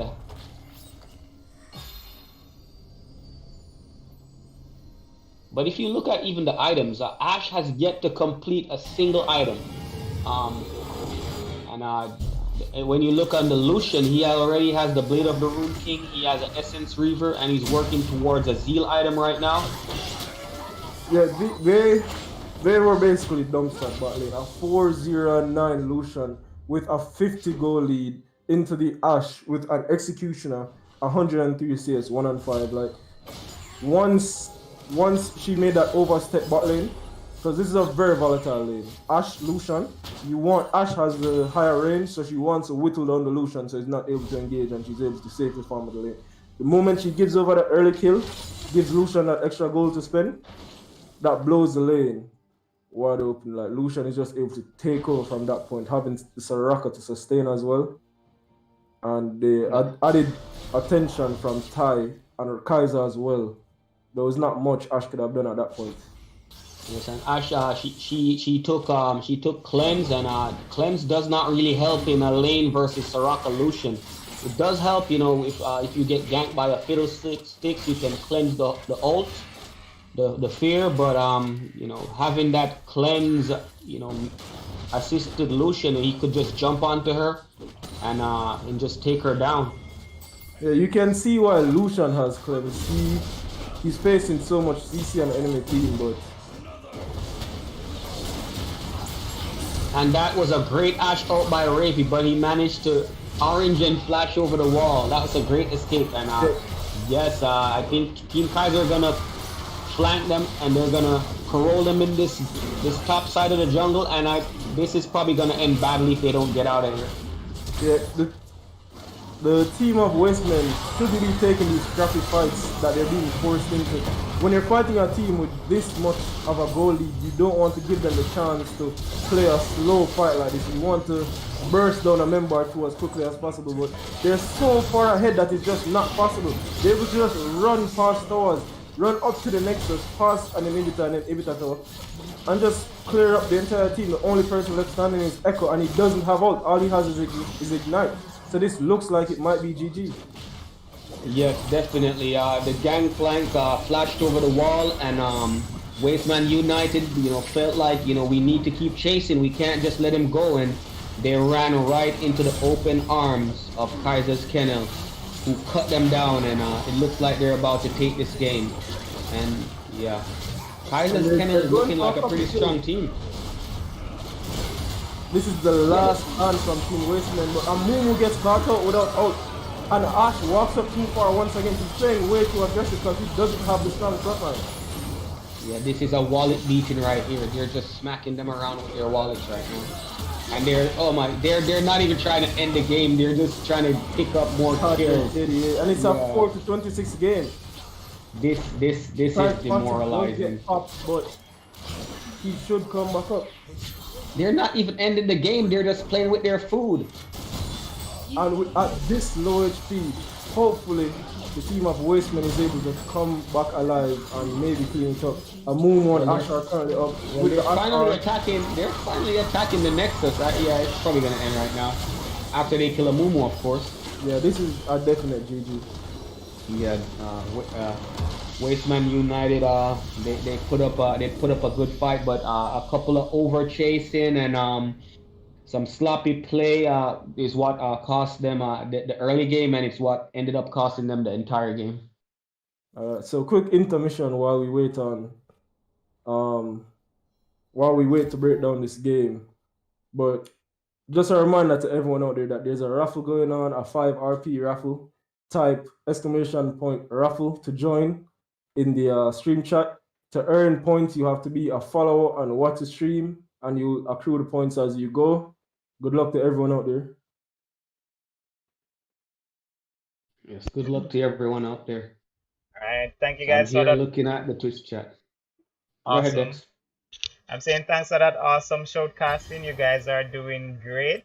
And thank you to everyone who is watching in stream. And as Connor mentioned, you need to be following the stream to be able to enter the raffle. And you need a minimum of 50 points. If you stick around long enough, I'll be awarding some channel points to the viewers at around 9:30. So by then, everyone should have accrued enough points to be able to enter the raffle. So, as you guys know, Kaiser's Kennel just won that match. So the other team forfeited. So we are going straight into the next game, which will be a losers finals match between Savages and Wasteman United to see who will advance to face Kaiser's Kennel in the grand finals. So let me just get the codes ready and get the players in the lobby, and then we'll get started with the next game. Just to point out a couple things about that last game. The side of Kaiser's Kennel had a couple players with a perfect KD. The 10-0 Fiddlesticks, the 7-0 Lucian, and the 2-0 Soraka all did a lot of damage that game. Wow. Not a single death on those players. Yeah, these guys are playing. They're playing really well. Wasteman United tried to catch the Fiddlestick out. Tried to ruin that perfect KD in the early game, but I don't know how he got out. I'm gonna have to watch that replay and try to apply some of that mechanics to my really bad gameplay. Yeah, I'm an ADC player, but I'm going to look at what he did and see if that can help me in my gameplay, because that was phenomenal. That was not something you see every day. Yeah, that's actually that's a montage moment right there. That's definitely a montage moment. Someone's gonna end up on YouTube. I see that one coming, or at least on Facebook, because Mr. Kaiser's been making a lot of outplays on his streams, and he's been posting on Facebook. So someone's gonna make it on Facebook at least. All right. Yeah, I definitely expect to see that clip again. All right, so I'm just getting the team set up in the meantime. I see Trees of Dreams. That's not how it goes, right? I'm looking for the players. Did I drop it? Oh, there it is. Yeah, they're coming in. But this is going to be an interesting match. Wasteman United versus Team Savages. So both these teams have taken an L versus Kaiser's Kennel. So they're eager for the rematch in the finals. And the winner will get the opportunity to try to exact their revenge. So that is nice. Someone on the stream is saying that they want to know what kind of name is Shoes Lace. Bro, you need shoes lace, bro. It's a glue that keeps your shoes together. Imagine if you couldn't wear shoes lace again, bro. Imagine what life would be like. So you have that shoes lace on the team to keep the team together. Exactly. That's one way of looking at it, I guess. Or you could be a shoes lace because people dry you out. Yeah, that's actually a good one. It's actually a good one. But while these guys are loading in, what do you guys think about which team do you think showed the strongest versus Kaiser's Kennel? I feel like it would have to be Savages. They didn't get beaten as badly, but then again, Westman United also beat JA Squad before they forfeited. So I'd have to believe that was just a one-off thing. Maybe the comms weren't right, maybe the comms were a bit off. So hopefully they come back and fix it. But I still give it to Savages. I think Savages were more graceful in their loss. Yes, Savages did not get beat that badly, as you mentioned. However, we noticed that with Wasteman United, they all united in those fights. No one was lagging behind. Everyone went in. Everyone tried their best to, even when they decided we were gonna chase him down. Everyone followed through with the play. However, when you looked at the game with Savages, the set was just like up top, not TP, not trying to TP to help out, and it was just most times one person getting caught and everyone just off doing their own thing. So we're gonna have to see how they match up against each other in this upcoming match. It's moments like this where I wish I was able to see that first game between JA Squad and Savages, because I don't believe that they were playing at the level they showed us in that last game to beat them, because they seem like they were just going boom. Like the comms, they made certain overextensions that they didn't need to. They went too far in so many spots. The Ash seemed to have been lost in team fights where she was walking up in front of her tanks and getting caught by the massive engage rage of that Zac. So that's the things we don't want to see this game if they're supposed to win this one. All right, so we're getting the team set up. Wait, I need to go to spectate. My bad. In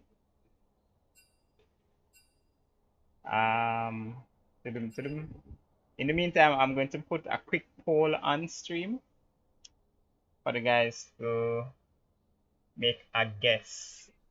So the question is, can you guess who has the most kills in the game so far? You guys are not allowed to guess. Oh, we're not allowed? Nope. okay. We're not allowed. Okay. Can we give Come some on. tips? Nope. Come on, stream. Let me see you guys. Well, not champion. We're talking about the summoner, right? The player. What player has the most kills? Is that what we're talking about? Yeah, that's what we're asking. Okay, so someone is saying the Lucian. He don't know his name. I think he's talking about Rage, right? Yeah, Rage. That's right. The poll, That's the poll Rage. is on this screen. So wait, isn't that Swag? Yeah, no, that's iRage, right? He was iRage before. I remember iRage. Is that Swagman? I don't think that's Swagman, right? Is the poll not showing on stream? We have 3 guesses out here. We have Rage, we have Ravy, and we have Kaiser. I feel like I know the answer to this question. So the options should be on stream. Kaiser's Riven, Rage, Ravy Demon, and Shoeslace. Well. Man says Shoeslace kill a couple people in a day, a couple money in a day. Well, feel like we're talking about different kills right now, brother. But Shoeslace are not allowed in lockup, so after Shoeslace had taken so many lives in lockup, so not sure how many kills Shoeslace actually have going for him. Chip and bust the med, yeah man. The amount of man probably drop down the stairs because of them Shoeslace. That's why you want Shoeslace on your team. So listen, this person Shervan bringing up some really bad memories for me. Why did you have to say that, man? I did not want to go back down that lane. Quick question though, can you guys see the poll on stream if you're watching on stream? Did the poll pop up? Oh no, I'm looking at the stream and no. I see it at the top. Yeah, I've seen a couple answers, so that's why we have 3 for Kaiser's Riven, 1 for Raven, no one for Rage, and no one for Shoeslace yet so far. Interesting. So the teams are typing actually ready in the tournament. Are we gonna try to get this raffle out of the way before we not the raffle, the poll out of the way before we go into game? Yeah, I'm going to end the poll in 5, 4, 3, 2, 1. Boom. Alright, so wait, no, that's not that. Well, that's the person's guess that Kaiser was the most points, but it wasn't. The person with the most kills is actually Shoeslace. Whoa. Has a total of 21 kills. How many kills did he get in his first game? What? That we don't know. But according to popping off. According to the stats that I'm using from the application that created the code, The person with the most kills is Shoelace, followed by Kaiser's Riven with 15 and Rave Demon with 14. Alright, with that out of the way, everyone is ready. So we are going to jump into the game. Thanks for everyone who joined. Stick around. Over to you guys. Thanks, Uncle Dex. Respect. So we're in game right now, and Connor, are you still with me, bro?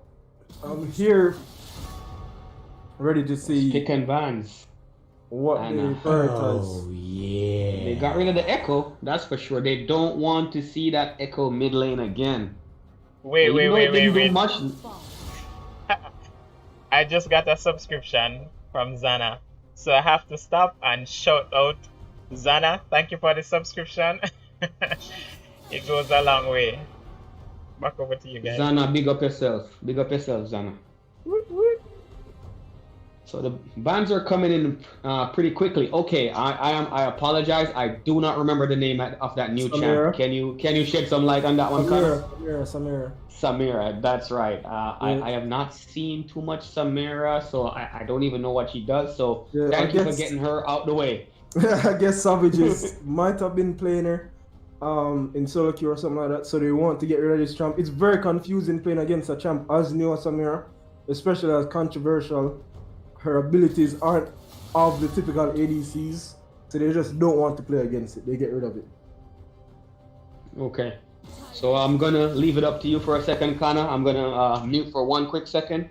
Take it away. All right, I got you, bro. We see the first 3 buns on each team. A couple scattered buns. We have the Aurelia bun from Savages, the Leona bun. I haven't seen a Leona yet, but once again, I wasn't able to see the first game from this team. And the Nautilus first pick, so they're going for the engage route. Once again, more tanky than Rakan though, so we'll see if he's able to maneuver this champ a little bit better.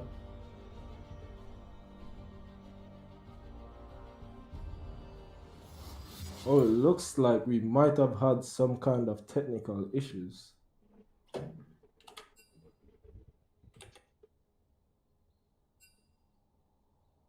Oh, it looks like someone DC'd. Yeah, it looks like someone from the Savages seem like they DC'd. Yeah, someone's internet dropped, so we're gonna get a quick reset. Alright. So while we wait on that, so are we just let's talk about those picks. Let's talk about those picks while we wait. Yeah, that's what I was about to ask. Are we going to lock the team into the same buns and pick that they had before? Yeah, you know that's how we do it. Alright. Yeah. So the only thing we've seen so far is the Nautilus pick from the side of actually. That Nautilus picks, it shows that they want to do some serious engage, and they're trying to keep it simple, like press R, knock him up, kill him. That's pretty much what it seems like Team Savages were going for with that Nautilus pick. Yeah, with the massive tank that he is, he's able to have so much zone control with his Q, with his E to minimize damages out for the knockup. He just gets into a team fight and is able to keep the ADC from doing much with the threat of so much CC. Yeah, exactly. And with that stone plate, it keeps him alive so long, making him this super tank. Also, quick question for Dex. Are the teams' names swapped on stream? Is it Savages on the left or the right? Left. Savages on left. Huh. I had the names mixed up. Oh. Yes. But if you look at the names, it does says WMU on all the players on the right side. So you are correct. So this is why you should learn to read, kids. Don't be like me. You're having a senior moment. It's okay. Alzheimer's is a hell of a thing. Your age is getting to me. Yeah, at the tender age of what? 22, 23? 23, yeah, bro. We understand. Yeah, we understand. The tender age of 23, you're getting so old. Yeah, I mean, I probably work out too much, bro. It's starting to take a toll on my body and my brain. But we have the Rakan, the Fizz coming out from the side of Westman United. They take a little bit more mobility, a little bit more in and out. type style so far, dancing around this Nautilus. Yeah, and let's talk about the Fizz a little bit. Fizz was one of the very first champs that I took into the mid lane. This champ can burst pretty much any squishy from 100 to negative 100 in 0.5 seconds. If he lands that fish, there's no way you're getting out of that one. Yeah, he has so much 1v1 potential as a Fizz, especially into this Jhin. If Fizz is able to jump on this Jhin, he has no way of getting out, no way of fighting this Fizz with his slow auto attack style. You have to rely heavily on this Nautilus to peel for him. Definitely, and Fizz is one of those assassins that if he gets a few kills early, you can just say your prayers because he's just gonna keep getting more and more kills. And they lock in the Lissandra. Yeah, they do have a fair bit of CC and somewhat long range engage with the Jhin or the Lissandra E. But the Mundo answer back, the tank, the big AP tank coming out for the side of Westman United.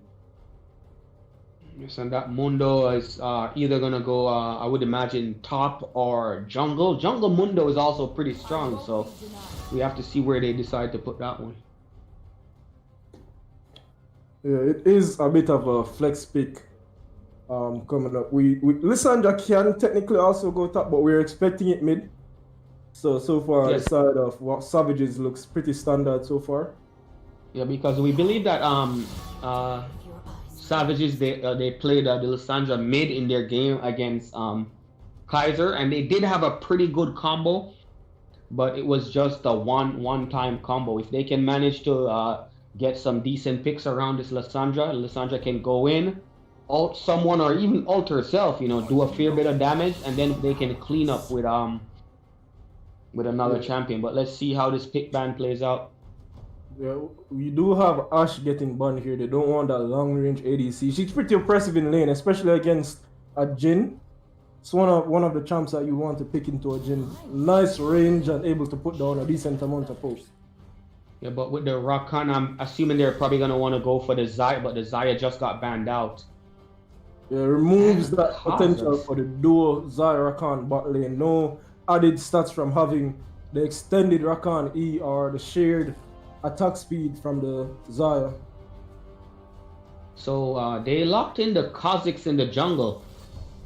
We have not seen any Kazakhs today. I have not seen Kazakhs played professionally. Oh yeah.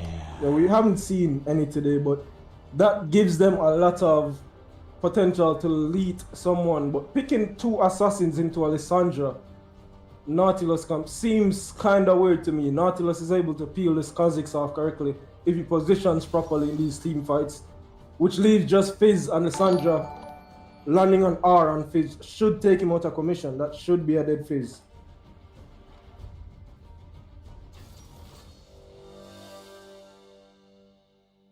And now that the comps are rounded out, we see that there's the Kale, that late game insurance, that tank shredding capabilities coming out on Team Savages. Meanwhile, Vayne is there on Team Wasteman to offer the same.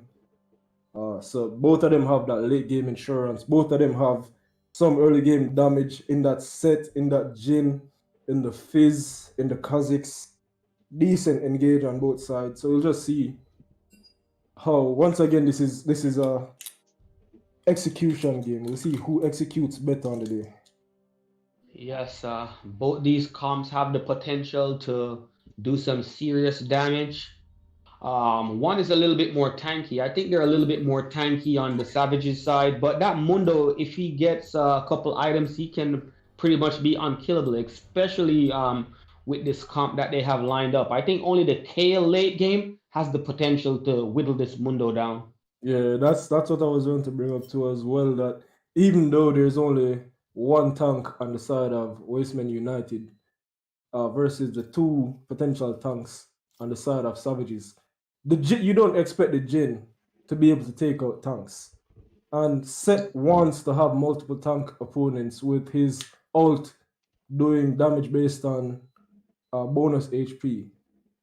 And having another tank into the Vayne is probably not the best of options, being as she's an ADC. she is probably the ADC with the best tank shredding capabilities once she hits 2 or 3 items. All So right. Yes, and Wasteman United, they actually picked a very short range comp. You know, the Vayne to do damage has to pretty much get in range of the Lissandra who can press R. The Fizz has to go in.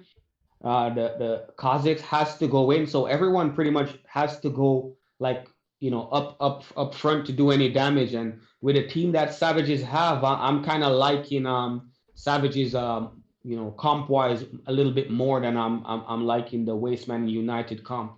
yeah, that is true. He's with having that set to peel off from this gen, they're able to get the Lissandra E in with the ult, maybe on herself if she needs to. The set is able to ult the Kha'Zix out if he's trying to dive onto that gen, or the Fizz out, or whatever he needs to do. The Kale ult is there to keep the gen or the Kale alive, and they have a Nautilus with his ult. Those are that following knockup that can knock up multiple members on the enemy team. It's looking like Savages have won this draft, but we'll just have to see how well both sides execute. Yes, and the draft is only one step. Execution is the biggest step. So depending on who shows up today, they're probably gonna take the win because you know the last game we see versus Kaiser's Kennel, both these teams they pretty much made a lot of misplays. So we see that there's the potential for a little bit of misplay that can cost the team the game. All Yeah, right. and looking at this camp, you can see that if Wasteman United want to win this game, they probably want to do more of a split push style, avoid the 5v5s. That's where they should shine with 2 assassins, play around vision. Yes, but I'm just trying to see how they're gonna keep this Vayne alive, being so short range with very little escape. But yeah, this I think Savages won this draft definitely. Dex, Uh, were you gonna say something? Oh yeah, I just wanted to give a big shout out to Blaximus for joining the stream, for following the channel, and most importantly for the subscription. It helps to build us, guys, and I be believe me that any donation, any subscription, all of that goes back into tournament prize pool. I just also want to interject that I have an online store called the Esports Store, and for the entire month of December, every sale that we make, a percentage of it will go towards our tournament pool, prize pool, for a tournament at the end of the month. So just want to thank you for your support and hope that it continues to come in. all right. All So right. for those of us So who live overseas, how do you do delivery for any of your items? What do you sell on this store? Mainly esports related items. So I have headsets, keyboards, monitors, mouse, webcam, what else? Computer cases, everything or anything. So for persons overseas, I don't think you can buy from my store, but if you have someone locally who you want to support, you can say, hey Dex, you know, Abridge mine needs a gaming mouse. You buy it from my store instead of buying it from Amazon and ship it to them. okay. So so Oh, check out that people in the stream. yeah, the link Dex, is, you mind drop the link? yeah, I was just about to say it. It's shop dot esportsja.com. I'm gonna drop it in there. Hey, I should put up I'll fix that. Okay, so we Well, have Kaiser in chat saying that we should look at their mastery. So let's check out the mastery as soon as bam. a chance. It's on stream now. There it is.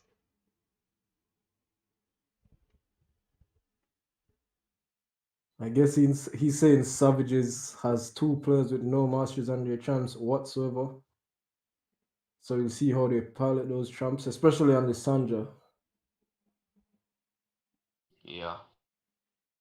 Wow. So is he talking about the mastery of the champion, or he's talking about the runes and the runes and masteries? Oh, is he talking about the runes and masters? I Let's think see. probably that's what he was talking about. But I mean, I don't see anything out of ordinary. Kha'Zix does have that Dark Harvest. that Dark Harvest, and you know, Fizz taking the Electrocute. Everything pretty much looks standard, and it's actually what's the name of that mastery again on Lissandra? It's Aftershock. Aftershock, yeah. Yeah, making her a little bit tanky. Let me bring that scoreboard up. So we're in game. Do look fine to me. I'm not a pro on any of these champs. The only champ here I play is Jin, and fleet footwork would be what I run on this champ. So I'm not too sure what Kaiser was talking about. Welcome to Summoner's Rift. Okay, so Look, it looks like there's a 5-man invade. It is spotted out though. 30 seconds. yeah, Kha'Zix just needs to get out of here, and he drops a ward, luckily, but they managed to take the ward out. It's a little bit of experience, a little bit of gold. We already have a win for Savages. They're up 10 gold. Let's go ahead and try to sync up with Dex. Once again, I think I'm a little bit ahead. Okay, so I'm at 57. 59, 1 minute, 101, Yeah. 2, 3, 4, Minions 5, have spawned. All right, 6. yep. Alright. Okay, So we're they good. do take the 4-man invade. Lissandra might end up being a little bit late to lane. They find nothing because they knew the invade was happening on the side of Yes, West I- Ham United. Yes, as soon as Kha'Zix spotted them, he dropped the ward and he got the heck out of there. And he's actually gonna go for a blue invade, while Savages are just wandering around and not getting anything from this invade. They did manage to drop a couple of wards in the jungle, in the blue side jungle. But is that vision worth being late to lane, getting that late start off? Because Jin might have a bit of issue getting these first tier CS if he doesn't get there in time, especially with Rakan and Vayne in the bush ready to pounce. Yes, and based on the pathing of Seth, he's probably gonna get 3 buff because he did not manage to counter jungle that blue. He's actually making his way over there now. Yeah, I can see him on the minimap walking his way over there. So yeah, that's a good recovery, not getting 3 buffs right there. It looks like it's just a standard play. The side of Westman United need to know that they won't be having a jungle on the bot side for a while, so they have to play a little bit more safe than they'd like to. And the team of Savages They're fishing for a hook. yeah, he's abusing the fact that he knows that they don't have a jungler close. Yes, and Nautilus is trying to get the bot lane rolling. But at the same time, he has to be careful of these hooks and not ended up under tower, because if they feed this Vayne early, it's gonna be really tough. And this is an SKT player, so he knows how to use his lead. You definitely don't want the SKT player getting too fed. But Kha'Zix is ganking topside. KO was playing too disrespectful considering the fact that their jungler would not be close. Has to blow her flash. I think early. he's out though. I think he's out. He managed to get out. That was an early flash, and then he managed to dodge that cleaver, which helped him to escape. And Kha'Zix did not want to commit the flash. I think he kind of jumped a little bit prematurely. He probably could have walked in and then after the flash, then he actually jumped in. I mean, still as your KO, you don't want to lose your flash this early in the game. But And Mundo's probably gonna die here. Mundo just decides that he's just going to stand up and try to fight this KO 1v1. Gets pushed out of lane basically, leaving the lane in a very good spot for the KO. It's slow pushing, yes, but Yeah, you have flash. He has flash here. He can flash in and it's not enough, and you're gonna. And he gets the and he got first blood. blood. That was a little bit close right there, because the Kale looked like she was about to live from that Q from Kha'Zix, but he managed to walk up that red buff slow, managed to keep her just in range for that last auto attack. And you see here that Fizz now has the confidence to play more aggressive in lane, but having that aftershock on the Sandra means that once she gets her root off, there's not much damage to be done. She takes so little damage from this Fizz if he's able to even turn around after that point. And both TPs were used top lane to get back into lane. But this does not change the state of the lane in top lane. Mundo did not even get an assist from that kill, so they're still pretty much even. So it doesn't affect the lane state. I didn't get to see if Kha'Zix pushed the wave in or not afterwards, but It's even on CS. Both of them are down TP. Both of them are down flash. It is better for the kill, which means since Mundo can't play as aggressive, he can't fish for those early game kills. So Kill is able to just farm till 6, farm till 7, try to get to level 16 as quick as possible with less of a chance of death. I'm trying to wonder what happened. Mundo actually recalled and he picked up a cloth armor. I'm not sure if there was a trade and he got low and he recalled, but he's recalling and running to lane and seems like he lost a little bit of no, he actually didn't. The wave is stacking up, so he's not in too bad of a position. It looks like he's noticing that he can't fight the scale as much as he wants to, because he wants to keep the scale down. So he recall for that extra tank stat. But a cloth armor, I'm not so sure if that's something you want to prioritize that much in this lane. And he's dropped the ult. Lissandra had to ult to stop that damage from the fish. So ult for ult trade. I feel like Lissandra didn't have to. I feel like she could have held on to her ult a little bit longer and probably gotten the kill there. She was able to ult Fizz when he came in and use all her abilities on him immediately. Probably not wanting to risk it, knowing the importance of this match. Yeah, especially considering she doesn't have that combat sum like Fizz has. Ignite probably made it a little bit scarier. Yes, and if Fizz drops that Ignite and she sells ult, you know, the healing is going to be reduced. She wouldn't heal up that much. And then it's possible that Fizz could have chased her down and, you know, gotten the kill. Yep, and Kale is now at level 6. Doesn't have TP, but should be a lot safer on this lane with that ultimate to keep her alive for that much longer. Yes, Kale at level 6, you know, gets that additional range on her autos after she stacks up a little bit, so you know, she can farm from a little bit safer. But when she was you know, under 6, she wasn't really pressured that much. She was kind of just allowed to, you know, just ease into this level 6. But Mundo seems to be holding the wave a little bit on the top side, and Kha'Zix is on the top side invading. So it's possible that they're looking to hold this freeze and walk Kha'Zix up for a gank, and there's no wards here for the KO. But she's playing so safe right now, I don't know if they're gonna get anything from this. Yeah, all she wants to do is just stay in a free range, try to soak as much as she can. She doesn't need to die here. She's just trying to play slow, trying to let her Jhin do all the heavy work up until late game when she gets to hit that power spike that she loves. And then Fish drops the fish in mid lane. And he's going. He does a lot of damage, but doesn't commit the flash or the ignite. Doesn't think he can get it. Yeah, as soon as Fizz gets some more item, that combo is gonna hurt a lot more. Yeah, Lissandra also didn't have her ult. It seems like Fizz ult cooldown is just that much shorter than Lissandra's. He was able to get that damage out before she was able to ult in response to avoid the damage.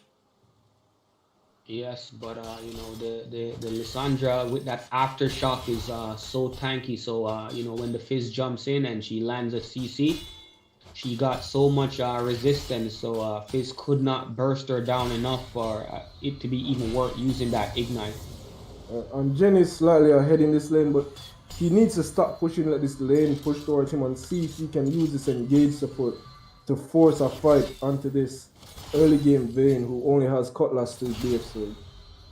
Yes, and even with all the pushing, not many tower plates have fallen in the bot side. It's only one plate taken by the Jhin, and I'm not sure if he was even in range for that plate because the camera was probably off screen. With the Rakan on the tower with his Vayne, you definitely don't want to walk up and push for these plays too much. See, even his jungler is here. The set is here to gank since he's been bot lane so much, but he's not able to do much with the lane in the state that it's been in for the last couple of minutes. Yeah, I think this set is just wasting his time here because Jhin is pushing away and the Vayne is not even coming close enough. And meanwhile, pulls the ult from Kale, early ult, but better to be safe than sorry. Early ult and the flash to get out of that one. Yeah. Kha'Zix has been pressuring top lane a fair bit. That's only his second gank, but considering Set hasn't been doing much on the map at all and is down in XP, you're wondering what the major difference is in their play. Yeah, but it seems to be like the best place for the Kha'Zix now, because where else does he gank? I don't see him getting many kills in the mid lane. It's probably once only again- the top. Yeah, this Fizz is using this ult on cooldown. Yeah. But Lysandra is able to just tank that, land her CC ability, get those resistances, and Fizz just doesn't have enough after the ult to kill this Lysandra.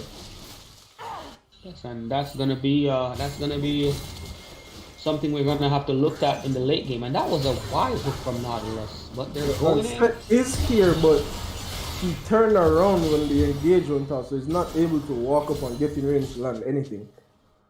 Kha'Zix was closer, so who knows? It might be a blessing that he wasn't closer. And Yes, Mundo seems to be disrespecting the scale a little bit too much. Walks up at low HP to push his wave in, and Kale just walks around a minion and will finish him off with a couple autos. yeah.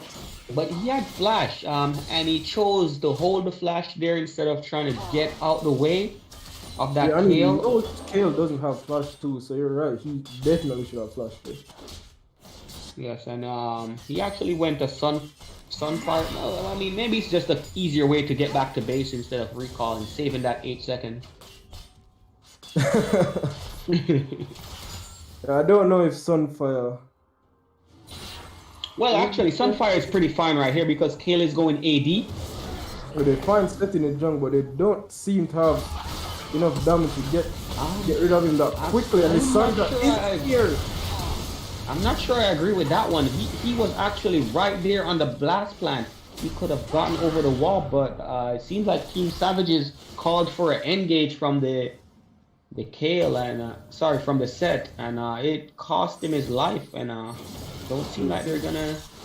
Well, they are probably gonna get their dragon off this one. Kha'Zix recall. Even with their jungler dead, because this was too low to pose a threat to this dragon, so they just go to the dragon immediately. As for they're giving up a couple plates, a couple waves that Kale wants. You want your Kale to farm as much as possible, but we'll see if this was a good trade. Yes, and that extra percentage AD and AP from that Fire Drake is gonna scale up pretty nicely on that Kale, so I guess it's a sacrifice here for a gain on another area. Hopefully Jin with that fourth shot can make up for it in these team fights, but Kha'Zix does find his set out, gets the blue buff. And the Kha'Zix actually jumped. He doesn't have a jump, but the Mundo is coming in. The Set has to run away. Like they have some really good comms on this team. They were able to immediately communicate to the Mundo to get here, but they overstay for this Gram. They seem to forget Mundo that. flash. Oh gosh, Lysandra. Oh, and they aren't able to get this kill. Kale doesn't have ult, dies to the Fizz art, and Fizz should have his jump. Yes, he's able to stay alive long enough. The rest of his team is here. They don't want to chase. They use all their major ult cooldowns a bit earlier, but Fizz on this mission does get the Rakan follow-up, but this gives me this is reminiscent of the last game versus Kaiser's Kennel, where they just keep fighting and overstaying. It's just a bloody match. Well, it's only 2-4, but that was a very, very long fight. Yeah, there was multiple points where I thought that fight was over when I saw that Fizz go in seemingly by himself. Luckily that Rakan was not too far behind with his speed, with his knockup to help Fizz score that last kill there, but these fights are very extended, not too much damage so far on either team. And Fizz is actually getting a little bit ahead. He's up 2 kills. He has a 150 bounty on him. And this Fizz his only plan is just to assassinate that Jin or that kill without that ult. So if he gets enough items pretty early on, these two Jin and Kale are gonna be in a little bit of a trouble. Yes, and when you look at it, this is definitely not the champ they want fed. The team of the side of Savages definitely don't want Fizz to be too fed here because in this, if he decides to go into the side lane, he does so much to anyone who decides to answer. And there's a fight going on in the mid lane, and they're trying to catch this Fizz out to get that shutdown. But Fizz with the outplay. Oh my God, this Fizz is he's getting a little bit fed. And they actually, Seth wasn't able to get that Rakan kill. Kale flashes for it, but still doesn't get it. Ends up right in the face of a Kha'Zix with all his abilities and just gets assassinated. So these fights are drawn out and scrappy, but the team of Wasteman United seem to be keeping better track of where their allies are, where the enemy team is, while Savages just seem to be going in and in and in repeatedly. Yes, and I actually thought you know, Wasteman United would have, you know, had an advantage in this but let me hold that thought while they kill that Vayne. So yeah, I thought Wasteman United had an advantage with you know, their comp, but they're kind of handing it over to sorry, I thought Savages had an advantage, but they seem to be handing it over to Wasteman United with these weird extended fights. You know. Once again, it's all an execution because even that fight top lane where Fizz blast coned over and saw this, and she wasn't recalling in that tri-brush in top lane. Like, that's not where you want to be recalling after a fight like that without vision on the Fizz with the blast cone right next to you with 3 members of the enemy team still alive with enough HP to force an extended fight if they really want to. Yes, and if you look at the items that's coming in right now, Fizz has the Proto Belt and has a Sheen, has that Sword Shoes for the extra 10, and the Lissandra is still not even one completed item. Yeah, and that's very tough considering that the Drake is just about to spawn right now, and Savages don't want to lose this momentum they have going towards the Soul. Like, they already have 2 Drakes at 17 minutes. They want to get this 3rd one and pressure on that Soul point, but considering how much they've given over to Wasteman United in the last couple of minutes, they probably just have to give this Drake up.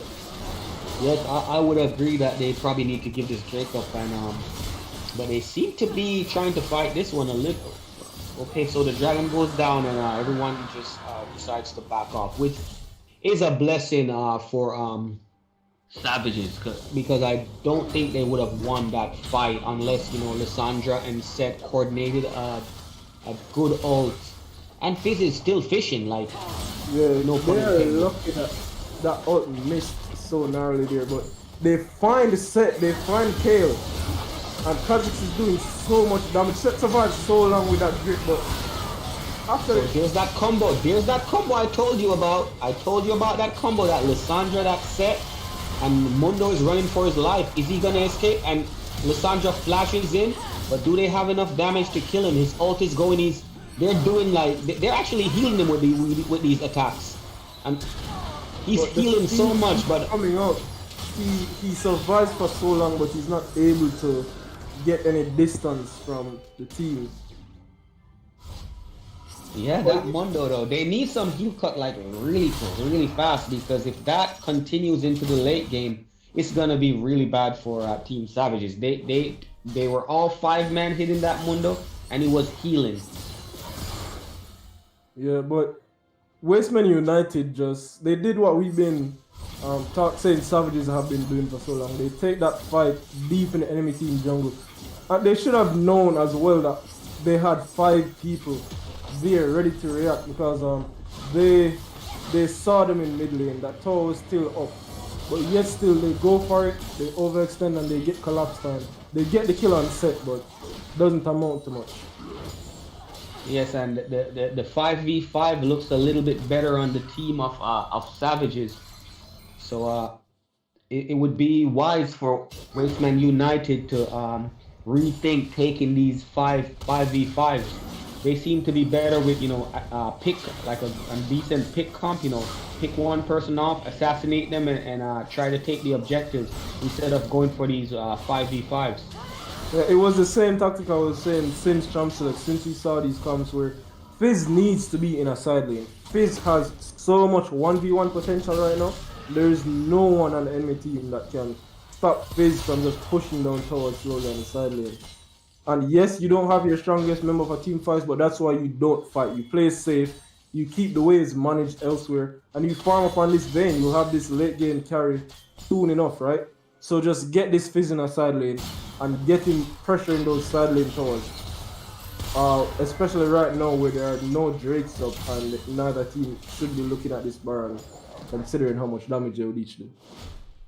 Yes, definitely, and the game has kind of slowed down a little bit, and you know, everyone's kind of trying to farm up a little bit. Fizz is in the bot side, the red side jungle, kind of just walking around. He seems to be passing to the top side to pick up that wave, though.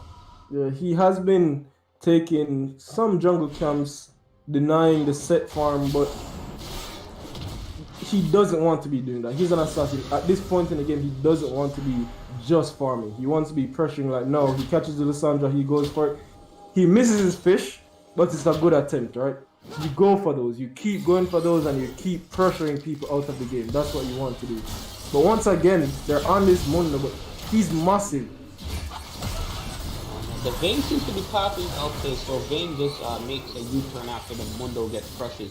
And you can see in the items, Kale actually picked up an Executioner's Calling. After that last fight with the Mundo healing so much, you know, she decided that was a good pickup, and that's actually that actually allowed them to cut that Mundo down like quicker than that last fight. Yeah, and they are going fishing, but Vayne is taking points. But they do catch them out. They both burn flash. They're on the tower. Kale does out, but this all goes back to what we were discussing in the beginning. This 5-man-5 on Wasteman United looks really brutal for Savages to take on. Yeah, Fizz needs that 1v1 potential. Even Kha'Zix, even though it's 2-on-3, if he catches some people in the side lanes, maybe Kale, maybe a Jin by himself trying to get some solo XP, he's able to 1v1 those champs. But, and once again, yeah, Fizz is just on a trip in the enemy jungle, trying to be a nuisance before the Drake spawns, but no one else seems to up. He actually was sitting on a ward the whole time. He thought he was hiding out, waiting for someone to pass by, but he was sitting on top of a ward. And Fizz, he's still running the trinket ward. Assassins generally pick up a trinket to, you know, make sure that they're not spotted when they're going for these flanks or going for these picks. Yeah, but he's still sitting on the trinket. He's not playing like you'd expect an assassin to. Like, once again, he's not playing around those pockets of vision. He, as you said, he doesn't have the red trinket to the night vision. He's not playing the side lanes. He's just running around on the map and hoping he sees someone overextended and runs toward that person. That's not how you want to be playing Fizz at this point in the game. Yes, and if you look at the vision on these teams, everyone three people on Savages went on. They picked up some pink wards. We have 2 sweepers, and on Savages, they're ready to go through and try to clear up some of the vision in their jungle. It's a very little bit of vision. Yeah, and they're probably going to try to prepare some objectives, maybe for the Baron. Yeah, Wasteman is not playing around the vision that they do have, because they placed all their vision in their bot side jungle, right? Like, you have 2 assassins. You have a tank who's pushing top with no vision. Like, that's not where any of your wards should be at this point in the game. You want your wards further up. There are no outer turrets for the team of Savages. Why are you warding so far back when you've only lost 1 tower? And for how this game started out, you know, Wasteman United seems to have dropped the ball, and they have allowed Savages to get back into the game with 2 big team fights. And speaking of team fights, here's another 5v5 that I do not think is going to end well for... Well, it did, because they got a pick and they ran away, and the Lissandra was not there. Yeah, they have been trying those for a long time, and one finally works out, but I still don't feel like this is how they should be playing this game. I mean, they get the pick, but there's nothing for them to take with it. Yes, and how they're playing, they aren't playing their comp as efficiently as you would want to. The Fizz has not been in the side lanes getting farm. The Fizz is stuck on 151 farm, and Vayne, they're funneling a lot of the farm into the Vayne, and in the reverse, they're funneling a lot of this farm into this Jhin, who's 4-0 with 5 assists. He has a 400 gold bounty. He has 2 items, and he's working on the 3rd item. Vayne also is farming up pretty decently, has 2 items. Yeah, but the fact that this fed of a Jhin still doesn't have executioners into the Mundo camp, into the Vayne, is a little bit worrying, but hopefully he does go back and pick one up right now. I guess he heard you. He heard you when he went and he picked up that executioner's calling right away. Yeah, good job. This is so the team of Savages, they're doing well to delay this game. They have 3 Drakes, they're sitting ready for this Cloud Soul, and Kale is level 14. Once Kale hits level 16, this game might be blown a bit open. Even with the Fizz as strong as he is, the longer this game goes on, just the less priority he has. Yes, and this game has been a little bit more controlled than the last 2 games we had. The last 2 games, there was one fight and then everything blew up. This game, everyone is kind of, playing a little bit more reserve and trying to farm up, but not taking that many fights. And I understand why, because this is do or die for both these teams. Yeah, this is their last chance to get that revenge matchup against Kaiser's Kennel. But they do get a potential pick on the Mundo, but that's not the champ you want to get a pick on. Like, once he presses R, he's so tanky. Even with the healing cut reduction from 2 members of Savages, you just don't go for those. But Mundo, he actually burnt his flash right there. I didn't think he had to burn that flash. They weren't committing to that fight. They were just doing a little bit of poke damage onto him, and he did not even get low, but he decided he's not going to risk it, and he flashed. And we have soul point. No, this is actually for the soul. Yeah. So yeah, they have to fight right here, and Mundo does not have his flash. See, but this is what Kha'Zix is looking for the flank, right? But Fizz is just right here. He does land, and they're going on to the Jhin. But the Jhin gets the ult, just like we thought, and Kale is ripping them apart. Kale is ripping them apart. Yeah, and that's a level 15 Kale. They get 2 kills off while Mundo is distracting 2 members. But he gets the kill on the so tanky because there's out here. Wow.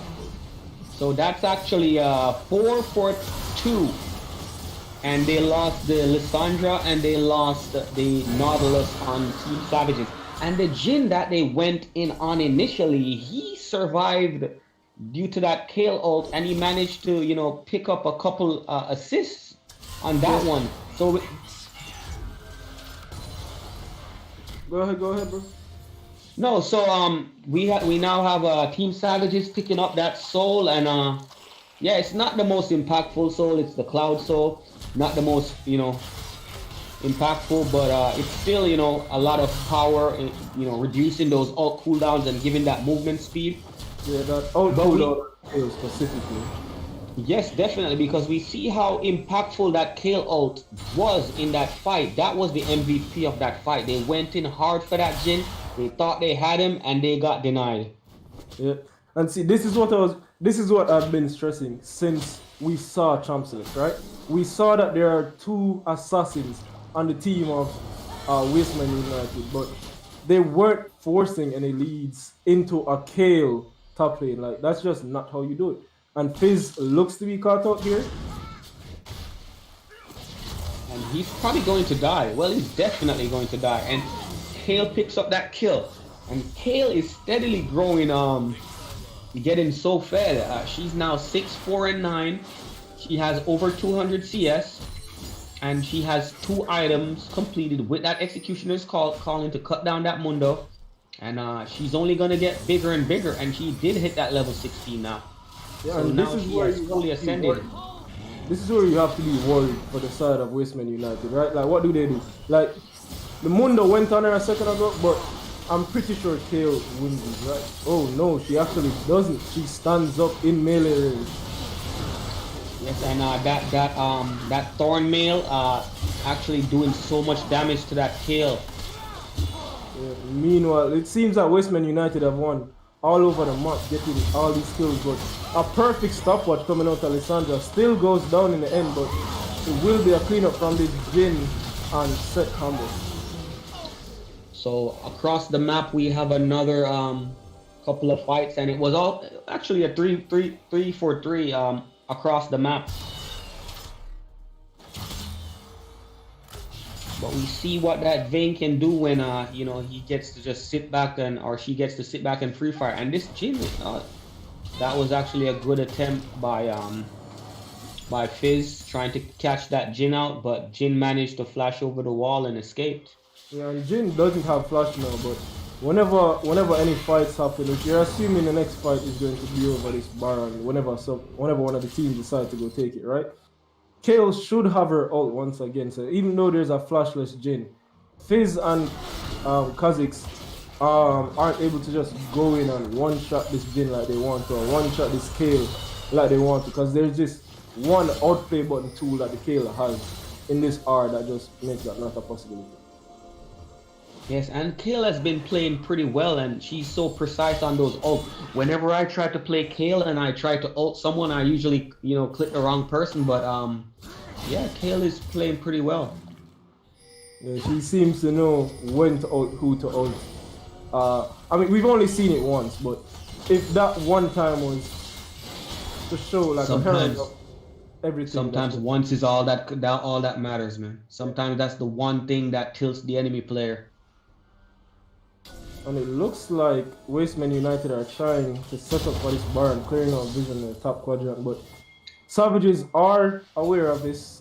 They are in their jungle, ready to stop anything too scary from happening. And this is going to be a 5-phase. Oh, you just walked right into that. He's probably going to escape. Nope. No, he's not going to escape. The Fizz is probably going to die right here. Yeah, Lissandra sees the possibility of this before she even goes over the wall. She goes ahead and ease over the wall preemptively, ready for that Fizz jump. And it ends up being a 1-for-3. And now they look towards Baron with the Kale here to just burst it down. They still have their jungler for this multi-kill. And this has been a complete turnaround from how this game started. This Fizz Shoelace was actually carrying this game so hard, and just a couple bad positioning, a couple of face checks, and this Fizz has gone from being the MVP of the game to actually dying 5 times, and you know, it seems like Savages are in a very good spot to win this game.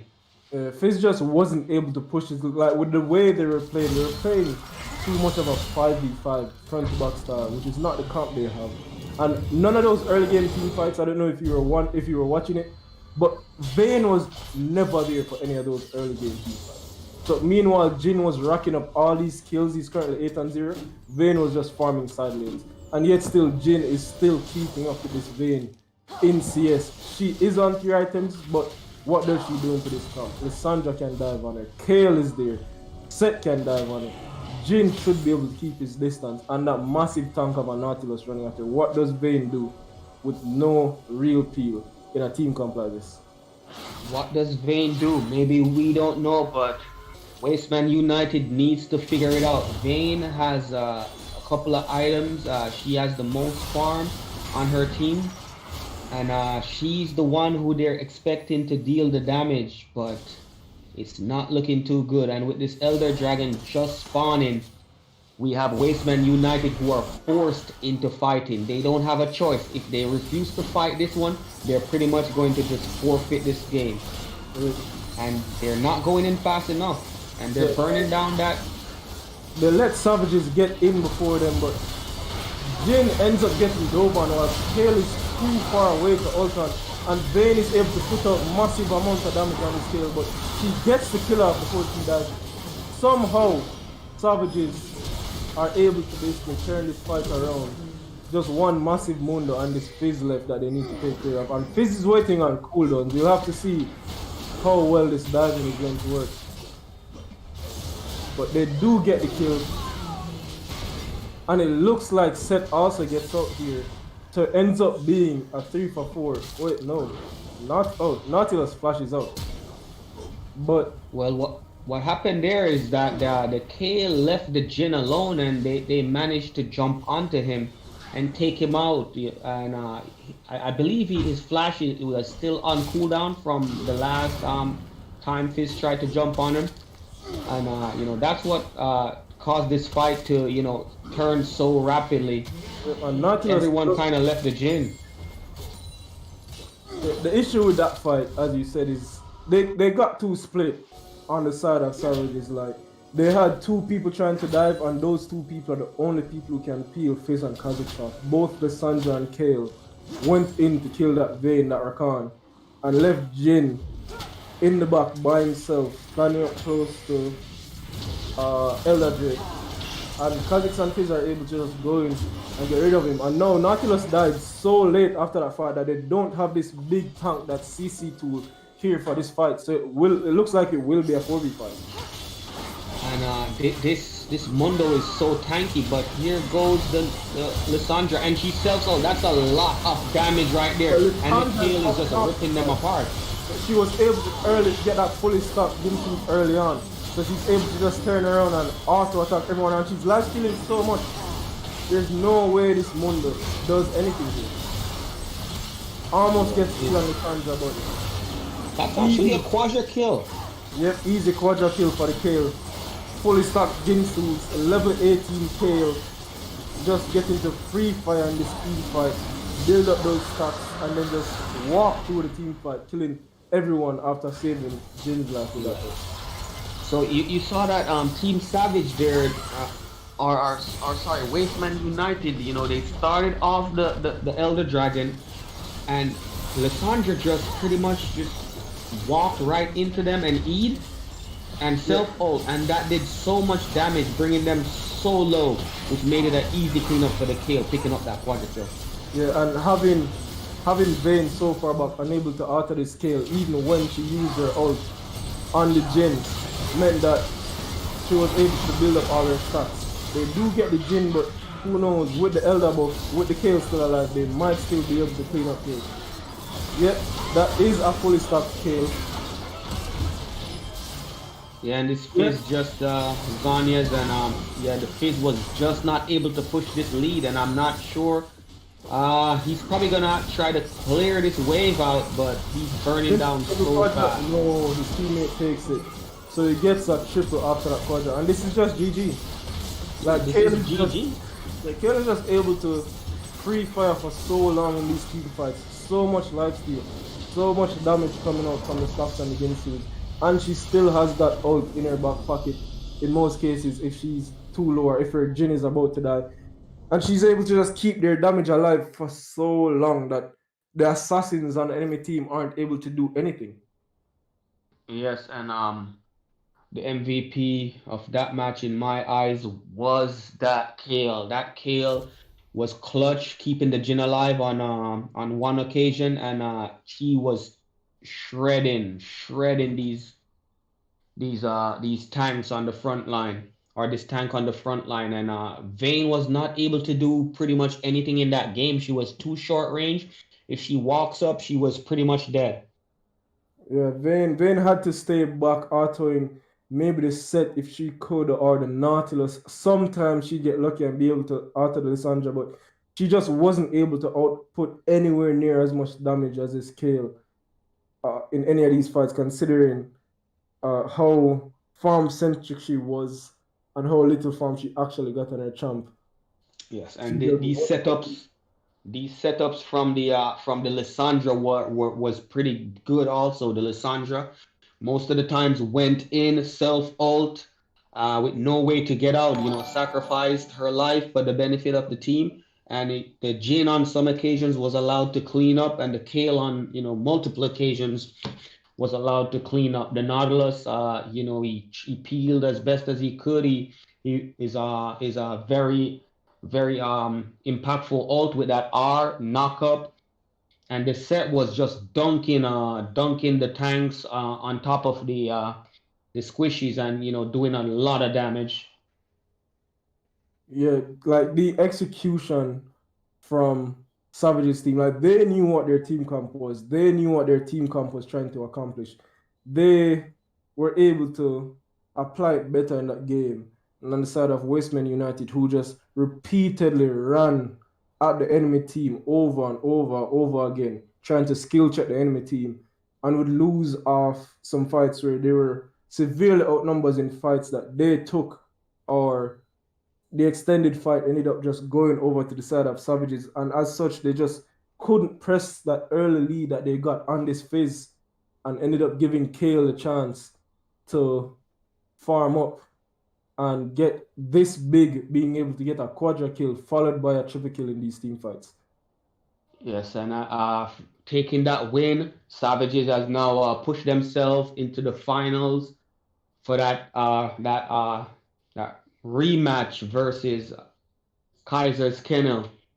And I don't know that game just now. I can imagine Kaiser's Kennel, they're shaking in their boots, seeing what Savages can really do, because the first game versus Kaiser's Kennel, it was a little bit one-sided, but showing what they can really do, how well they can perform.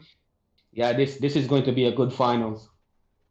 Yeah, I don't know if the same game plan is going to work on Kaiser's Kennel, because yes, the KO was able to farm up, but that should not have happened. No team should have let this scale just sit there and farm up, like not using this big phase to just keep this scale in the ground. Like he should have been pressuring so much more than he was. Moving around in a kill squad with Kha'Zix was not what he needed to be doing, but that's what they did and ended up losing themselves the game in the long run. Yes, but they actually won in draft also. So if they can manage to get a good draft versus Kaiser's Kennel, along with maybe one or two mistakes from Kaiser's Kennel, we did see even in the top lane in their game versus Kaiser's Kennel, there was a little bit of mistake in the top lane, picking up some tower shots, dying, giving up a couple of kills, giving up a couple of shutdowns. So I mean, with some of those mistakes that we've seen from Kaiser's Kennel, we can say this is pretty much anyone's game. It's just who shows up at the hour and who makes that play. Yeah, it just comes down to, once again, execution in the end. Like, which team ints less, right? That's how. Yes, that's pretty much what it's going to come down to. But I would love for both teams to int. That way we have a very exciting game. We have a high kill game. I don't want to see the farming, the 25, 30-minute farming. I want to see fight from minute one, and I'm sure all our viewers are rooting for fight from minute one. So yeah, let's see how this is going. Is while Dex is getting ready and setting up the final game for the night. Yeah. All right, thank you so much, guys. Give a flame in the chat for our very knowledgeable shoutcasters. They've been doing a wonderful job. Don't you all think so? That's a tick in my book. I definitely think they've been doing great. So I'm gonna get the team set up in the back end, and also give each team a quick 3-minute break, as well as our shoutcaster quick break as well. They probably need to get some water, and then we'll continue on to the next game. I want to say thank you for everyone who joined so far. Thanks for the subscription. I think we've gotten 4 or 3 so far tonight. The last one was Andrew Pang. The support goes a long way. Thanks to everyone who is watching the stream. We are at 47 persons now. If you could invite a couple more friends, get us to that 50 mark, that would be awesome.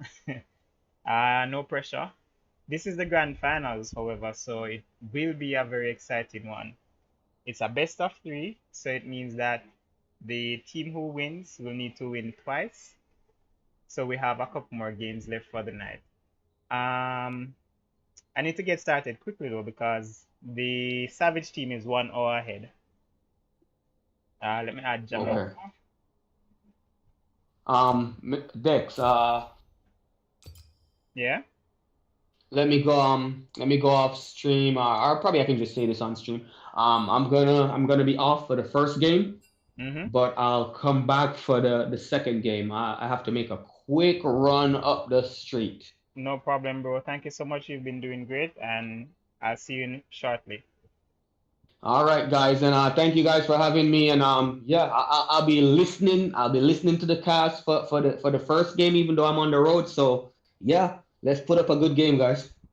We're hoping for a good game out of these guys. We have to make the final spicy, boys. Let's see some good ints, maybe a pentakill or two, another spicy kill showing up. That's what we need for the finals. We need a good match out of these guys. Yeah. You know what? I'd love it if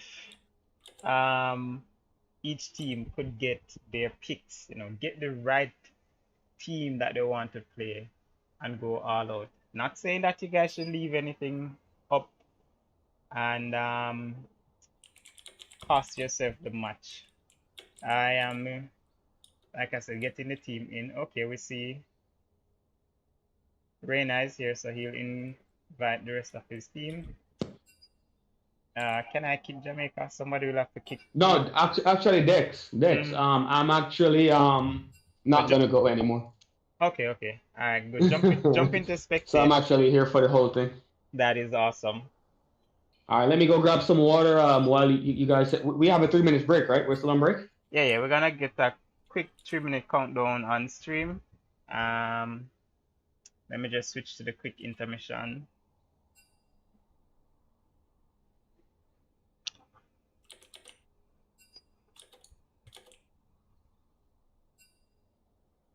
There we go. So guys, just stick around. There is the current bracket as well as stream chat, so you can see your messages coming up. Okay. Can they still hear us or? They can still hear us for now, so we'll jump out of the chat until then. All right, let me just go on mute. Quick 3 minutes break, guys, and yeah, come back for some game. All right. I'll go ahead and get some water as well. See you guys in a little bit. All right, cool. Yeah, man, what you dry people. We have to go get some water, brother. All right, man, I'm out.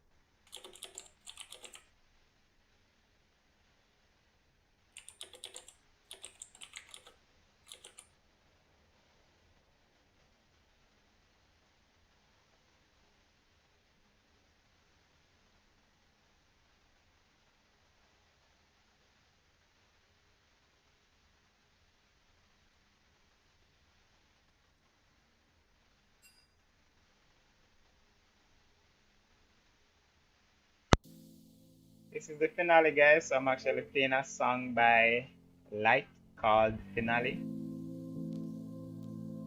You guys wanna check it out? That's the link. We'll be right back.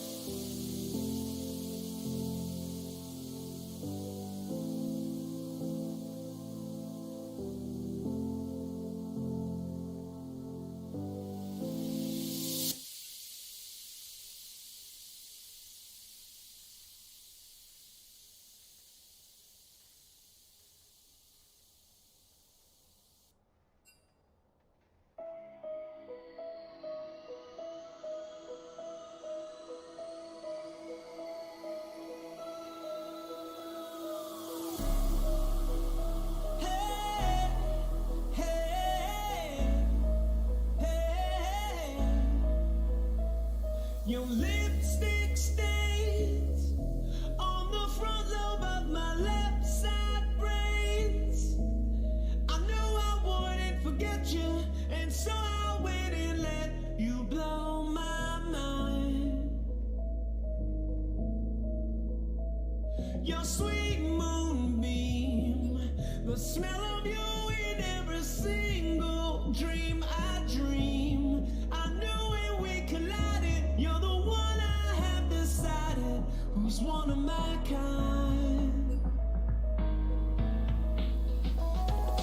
Hey, soul sister, ain't that Mr. Mister on the radio? Stereo, the way you move ain't fair, you know. Hey, soul sister, I don't wanna miss a single thing.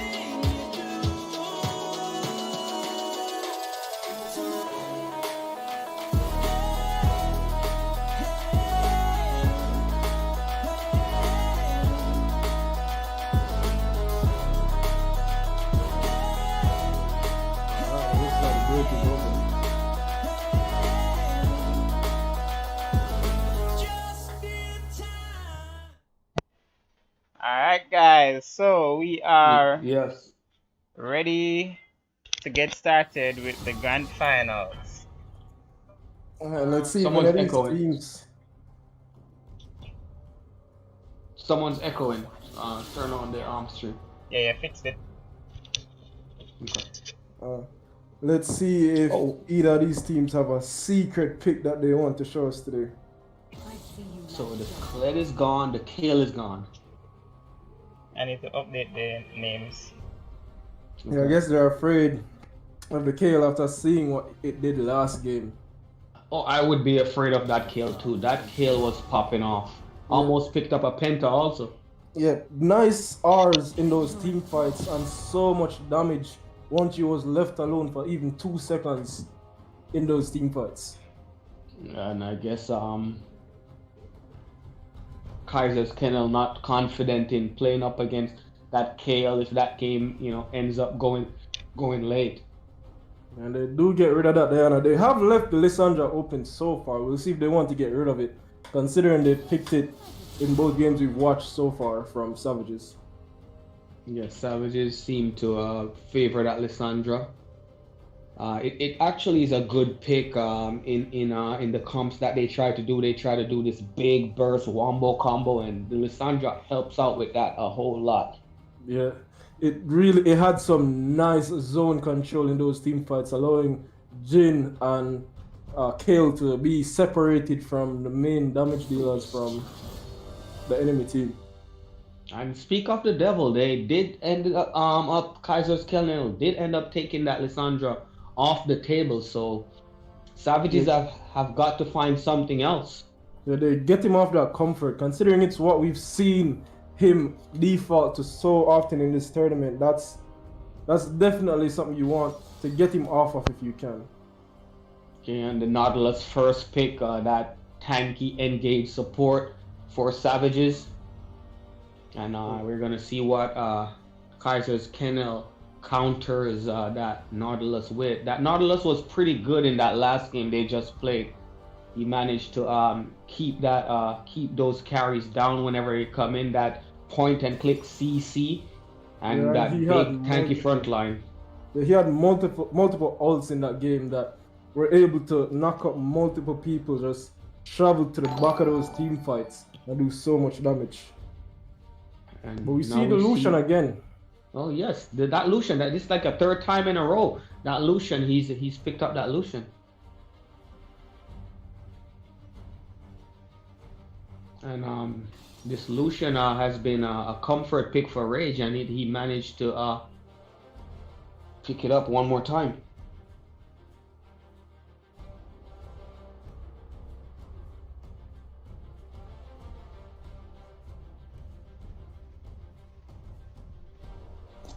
Connor, you're muted.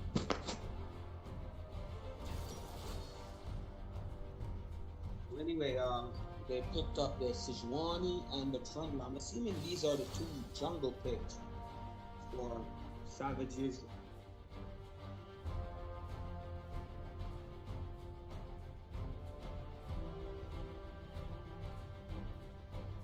Actually, good pick for Savages. Comps, the heavy burst wombo combos, and this Misfortune can put out a ton of damage with that ult.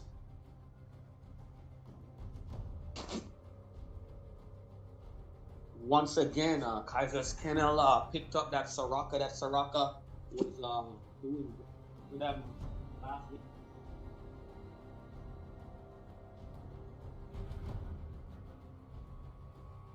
They like.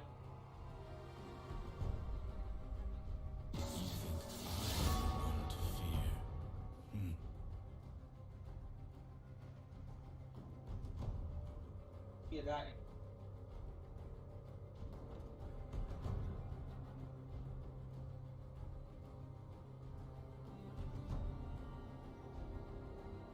Are you certain?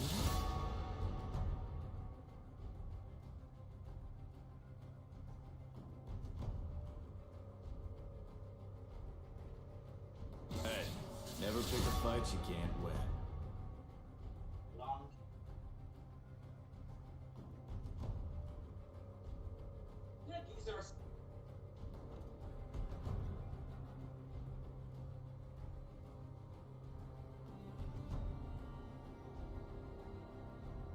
Sorry about that. There was a knock on my door. I had to separate real quick. I'll come back I'm stronger. back.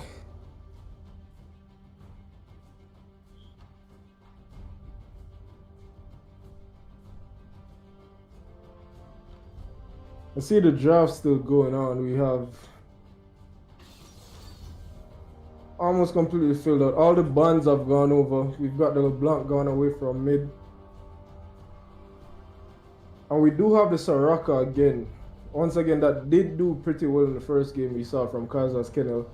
Able to stay in the backline and just keep all her teammates topped up. And with that big tank front line in Sejuani, that Soraka should be playing a good key part in this game.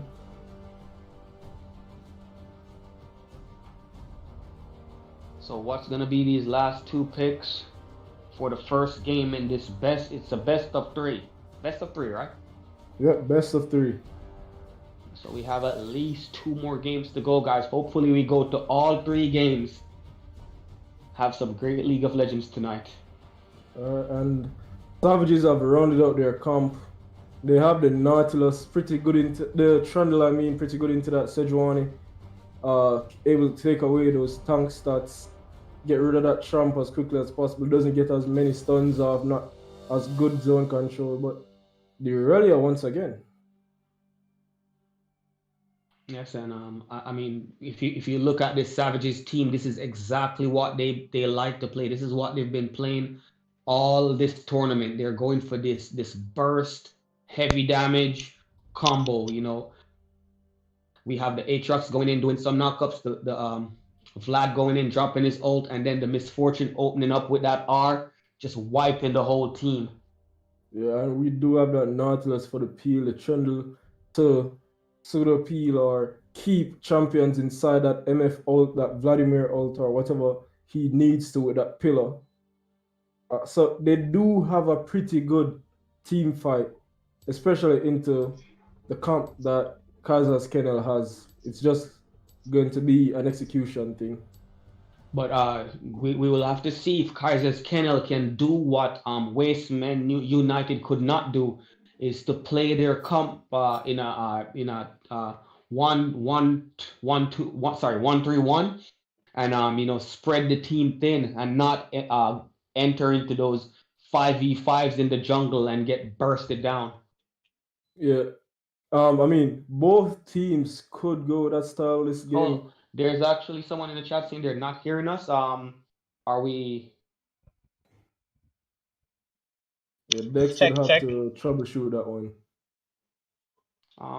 Let me actually check. I don't think I'm hearing you guys. I can hear you. I'm hearing on the stream. Turn up the stream, guys. If you can't hear someone's us. saying turn up the volume, guys. Turn volume, guys. I mean, my volume is. Let me check it. So I'm listening on another device, and I'm hearing everybody clearly.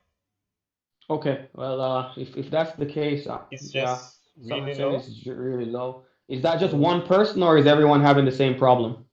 Sounds like I've heard multiple people. Both Zana and Miles are saying the same thing. So you might want to turn us up in Discord. Okay, I'll do that. Alright. I'm actually going to do the draw for the raffle right now before we get started. And then I'm going to start another one. So anyone who has not yet joined the raffle, go ahead and type !raffle. Come on, guys, spam that !raffle in the chat. Put yourself up for a chance to win $5 RP. Bro, it's your last chance to get this raffle. Okay, we see a lot of spams in the chat now. !raffle. $5 RP. Come on, guys, you can buy that skin you've always wanted. So I'm closing it as soon as the countdown hits 40. So 6, you guys have 5 seconds. Let's go. 4, 3, 2, 1. Boom. Close. Okay, let's see who's gonna get the win. Let's see who's gonna pick up this $5 RP. And the winner will be picked in 7, 6, 5, 4, 3, 2, 1. Boom. XJ Lou, you are the winner. And it looks Congratulations like he to was the XJ last Lou. person to join. Yes, Congrats, congratulations, Elu. XJ Lou. Coming Congratulations, man. just in time to swoop the victory. So now you can pick up one of your favorite skins from off the Riot store. Yeah. Well, I'll be starting one more for the finals and we'll pick it at the end of the finals. So don't go nowhere. So Don't go don't nowhere. go anywhere. So what's your guys' favorite skin since we're on the topic of RP and skins? Huh. I have no idea what my Well, favorite skin is. I'm really liking the new Lee Sin skin, the Dragon Lee Sin. That skin is See, I really hate that nice. skin. I hate that skin. Message me directly via, well, join our Discord and look for Dex Esports Jamaica and we'll take it from there. So the Lee Sin skin, his Q looks a lot like Ezreal's Q. Yeah, And it kind of throws does, me doesn't off. it? Yeah, it throws me off. Yeah. Anytime I'm playing, because I play ADC, right? So anytime I'm getting Yeah. ganked and I see it coming towards me, sometimes I'll be like, all right, Ezreal Q damage isn't that much of an issue where I have to flash it. And then all of a sudden there's a Lee Sin dashing towards him because I just tanked his Q for no reason. Yeah, it's one of those pay to win skins, you know? Yeah. Catch the enemy off guard. Throw a couple bucks at the game, easy clap. Definitely. But yeah, that skin is one of my favorites. But this Misfortune is running that pool party skin, and yeah, she's gonna be putting that Super Soaker out, you know, or trying to put that Super Soaker out on this Kaiser's Kennel team, trying to get this big combo and just knock them back down to size. This is a revenge match. These guys have been doing a lot of trash talking all night, and Savages is very happy to get this rematch. It's the best of three, so they have at least 2 games to knock these Kaiser fans back to reality. Yep. And this bot lane, I really want to see. Thank you for mentioning the MF, because this lane, as an ADC main, this lane is very volatile, right? You have the MF, who has a fair bit of burst damage, not that much consistent damage, right? But she has the engaged support on her side. She has those Q bounces she can land. And if she lands enough of it, Soraka will not be able to heal it up, especially if it's landed on Soraka and they're able to avoid those Qs she can throw out, right? And then Lucian wants to engage. Lucian is the ADC in this lane that wants to go all in, do as much damage as possible. Maybe score a kill, maybe peel back after taking a winning trade, right? And then he has the healing Soraka. So we're just going to have to see how they play this lane, how it ends up being in the end. But I expect whoever wins bot lane to have a lot of presence in this game. Yes, and as you can see on this bot side, we have Savages. They're sticking together as a 5-man group, and they're trying to get an early kill on this level 1. They're moving together as a unit. We have not seen this from them versus Kaiser the last time they played, but they seem a little bit reluctant to go in for that invade. They're trying to play safe while also trying to get a pick. I'm not sure. They didn't even drop a ward. I'm not sure what that was. I mean, they see the Lucian, so they know he sees them. They don't want to chase into the blind vision, right? It's level 1. Anything can happen. Once you get spotted though like that, you just leave. You don't push too far and end up dead. Yes, I guess they decided not to take that risk. You know, And, some people like myself would have ran in, no thoughts, no questions asked. And Dex, Dex, can I ask what your timer is? 35, 36, 37, All right, 39. Alright. I'm good. Yeah, I'm What about you, the same. Jamaica? I'm probably like a half. I'm 47, 48, Yeah, 49. Yeah, that's good enough. Yeah. Okay, All perfect. right. And now the game starts. We have blue buff starts from both junglers. Yes, and I'm actually very interested in this top lane more than ever because as you can see, this top lane is going to be a skill match Yeah, but versus the in the bot lane we had MF taking a losing trade. Her Nautilus gets a hook and she goes in and it overextends a bit, and Lucian just takes that opportunity to dish out as much damage as possible. Also able to get this level 2 first, zone him off the minion wave, keep this pressure. yeah. But this misfortune, oh my god, this Nautilus almost died just there. If he gets baited in by the Lucian standing up front, ends up hooking a minion, loses so much of his HP for that. Yes, I don't think he can engage until he gets a couple more levels and gets a little bit more HP back from his regen. He's not in a good spot. He still has one pot though. He's not opting to use that one pot that he has left over. Yeah, yes, he's holding this for a rainy day. He lands a hook with his Trundle walking in. He lands a ignite, but Trundle he's not can't gonna get catch in him. range to hit. Even one Yes. auto attack would have done it. Yes, I think I'm not sure if he used his if he used his pillar or if it was on cooldown. I'm not sure. Yeah, he used his pillar earlier on, right after the hook from Nautilus landed, so he didn't get to properly stop the slow as he would have wanted to. Yeah, that's what the ganking these champs with a little bit of mobility. Always best to wait until after they use their mobility, after they use their flash, after they use their dash, then you use your pillar so that you can stop them, because Lucian seemed to just flashed and bashed away and managed to escape that gank. And oh my god, Ravy managed. Oh, that was a good flash by Ravy, but he came back in and he gave up the kill. Ravy, you should have just let your jungler take that kill. That was not needed. And he's gonna get away. He's gonna get away. Yeah, he played way too greedy there. He got out. His jungler was at best no one would have died there, but Ravy just didn't want to let that happen.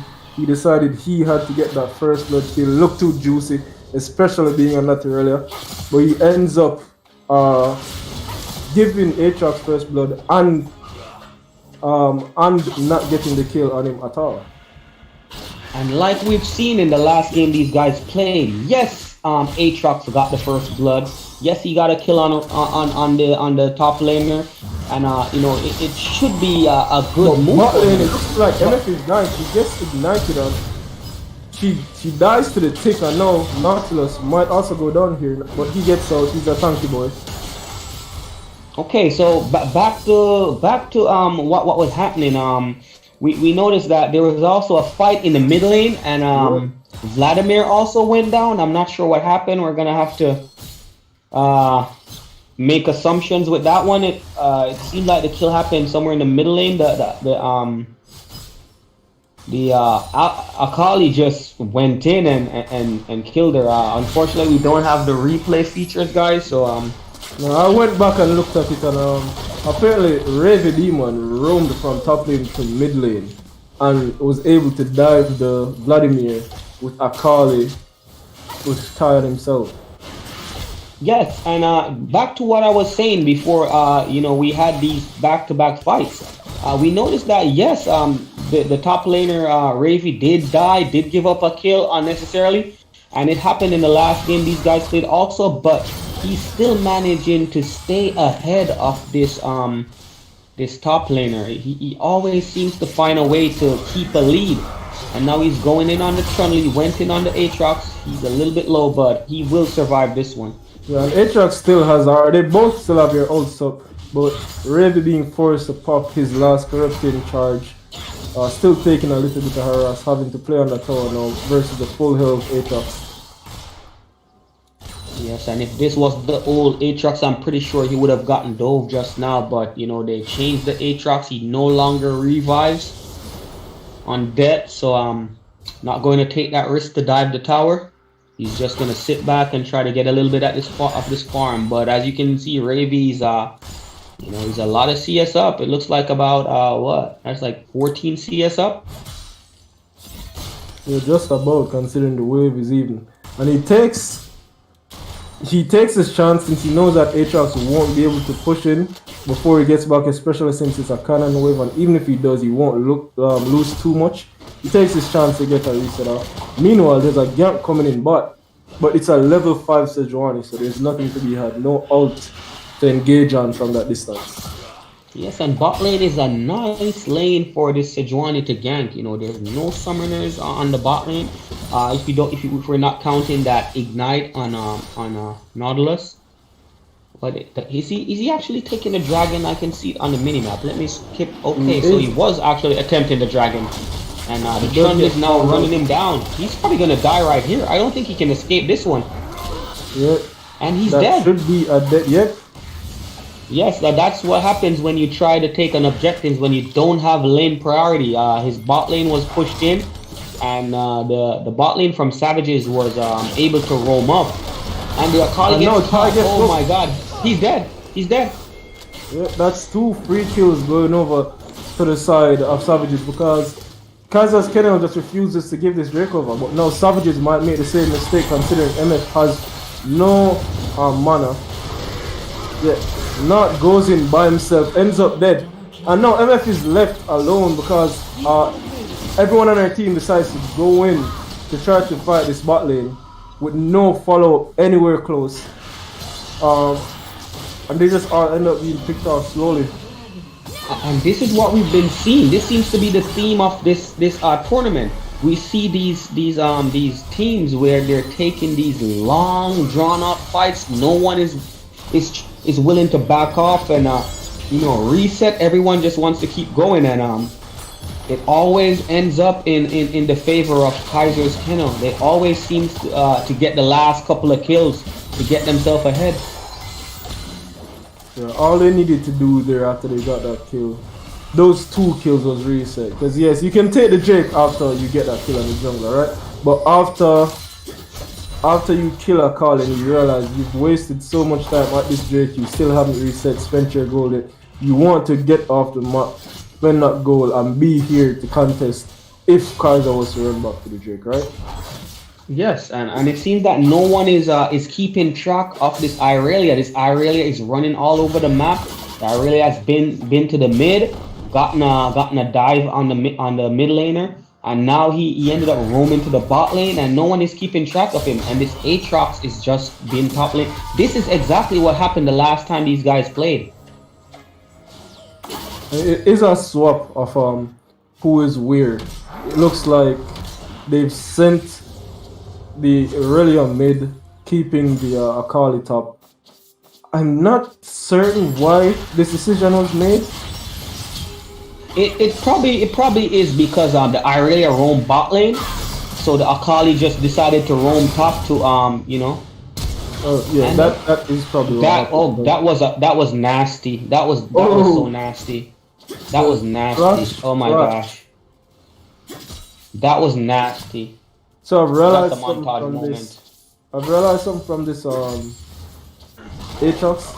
He seems to be doing the thing where you use your ability and then ult to reduce reaction time, right?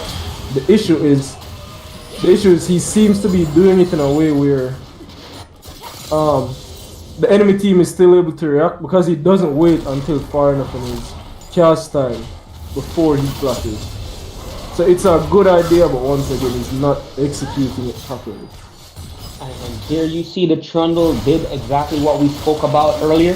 He waited until the Akali used her escapes, then he put the pillar, and that gave her no chance of escaping. Yeah, but Martin, there's a dive going on.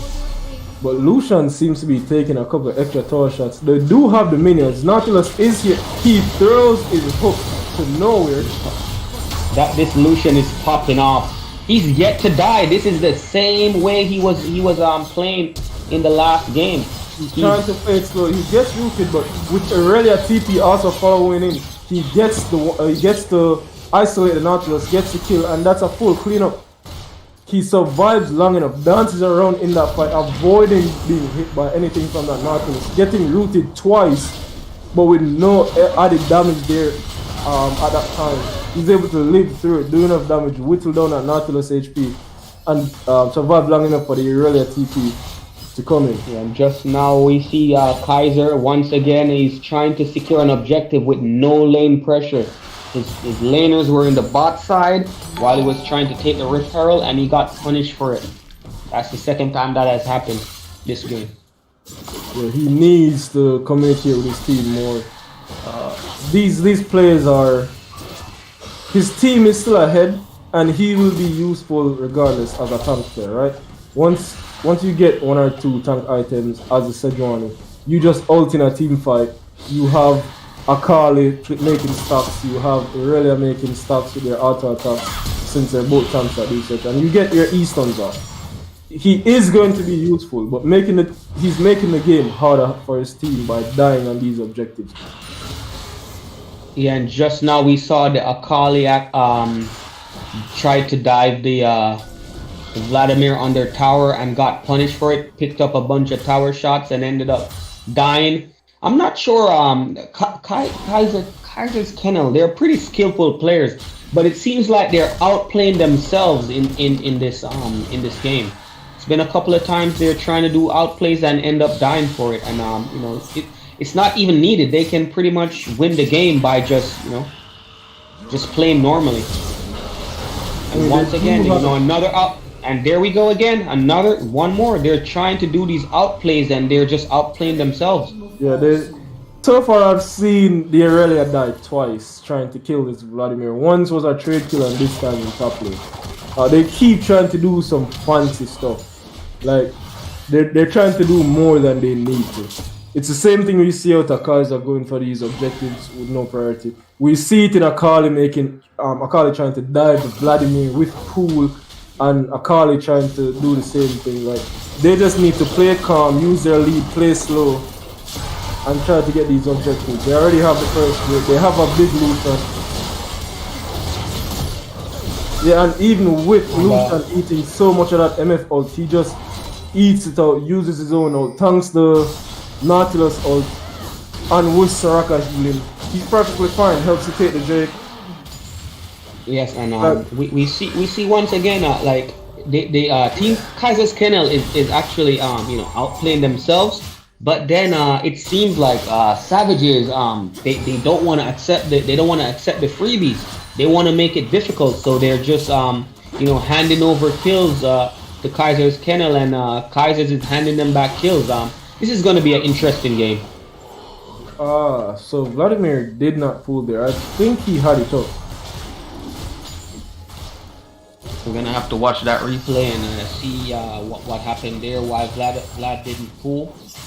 But yeah, it's even though Kaiser's Kennel gave up a couple of kills, they still managed to find themselves about 6,000 gold up because of some sloppy plays and some bad decisions by Savages. Yeah, this is kind of what we asked for at the start, right? We asked for a game with a lot of ints to make it interesting, and they're delivering. Like, Soraka had no business being that far off warding by herself right now. But I think she can live. I think she can not manage. dive it far. Oh my god. The Soraka This is what outplay, we're talking guys. about. He dives under the tower for no reason. Goes so far, gets ignited. Soraka is able to land some healing off and survives. Meanwhile, she lets the tower do all the heavy hitting and gets a kill. Yeah, that reminds me of a song that I don't know if you guys know this song. It's an old song by Linkin Park. I tried so hard and I got so far, but in the end, it doesn't even matter. That's probably what Trundle is singing right now. He tried so hard to pick up that kill, but he could not manage to take down the Soraka. You look at it, it did end up mattering in the long run. He did end up giving over gold to this Soraka for no reason. But mattering for who? And that's a good hook. That's a good hook by Nautilus. And that's probably the first time I have seen Rage died in a very long time since this tournament. That's his first death on Lucian. In the first game he went deathless. And I think he did die in the first game, but he didn't die in the second game. We're gonna have to ask our stat team to look that one up for us. Mr. Stats Team Dex, go ahead and look that up for us. I think that's his first death. Let us know, Dex. How many times has Rage died, and which game was the last time he died. Yeah, because Rage is playing like he wants a contract with Team Liquid. He's playing really well this tournament. All right. Once again, Kai's pretty deep, but Vladimir has an issue pressing pool. That's the second time I've seen him die. When I'm so sure his pool should be up, unless he used it to try to take those birds, which was not a good idea. He should have pulled there. He should not. Well, maybe he would have still died, but he would have lasted long enough to do more damage to the Akali. Yeah, maybe he would have gotten on the tower and then Nautilus could have, you know, stunned up the Akali. Yeah, because he does have flash. He could have pulled, walked towards that wall, flashed over, and he would have been out. I guess we'll never know. And we have the Akali tanking so much damage. Gets her ult off. She did a fair bit of damage. They do get the charge off from the Rift Herald. But this fight is a bit scattered in the end. And I think the Vlad TP'd in the back and got a flank, but he did not do much damage. And there always seems to be someone over chasing in these fights. And it's ended up being what? A 1 for 3 in the favor of Kaiser's Kennel. And Vladimir is here taking a pink walk. Vladimir, you need to get out of there. Akali is coming for you. Yeah, so that looked like a really good fight for Savages, right? They get the Akali but he lived for so long. Like, he uses that W to the CC, he tanks so much damage, gets his ult off, gets that slow so his Akali can dive, and Vladimir overstays bot lane. Like, this is he had virtually no HP. He cleared a pink wall bot side and he still refused to you know, take the recall, and he just decided that, you know, Akali deserves his life. He gave it to him. But Lucian does end up dying a second time in this game. Overstays in the his enemy base. KDA is getting crushed. For all those people who had stocks in the Rage's KDA, start selling quickly. He's inting non-stop.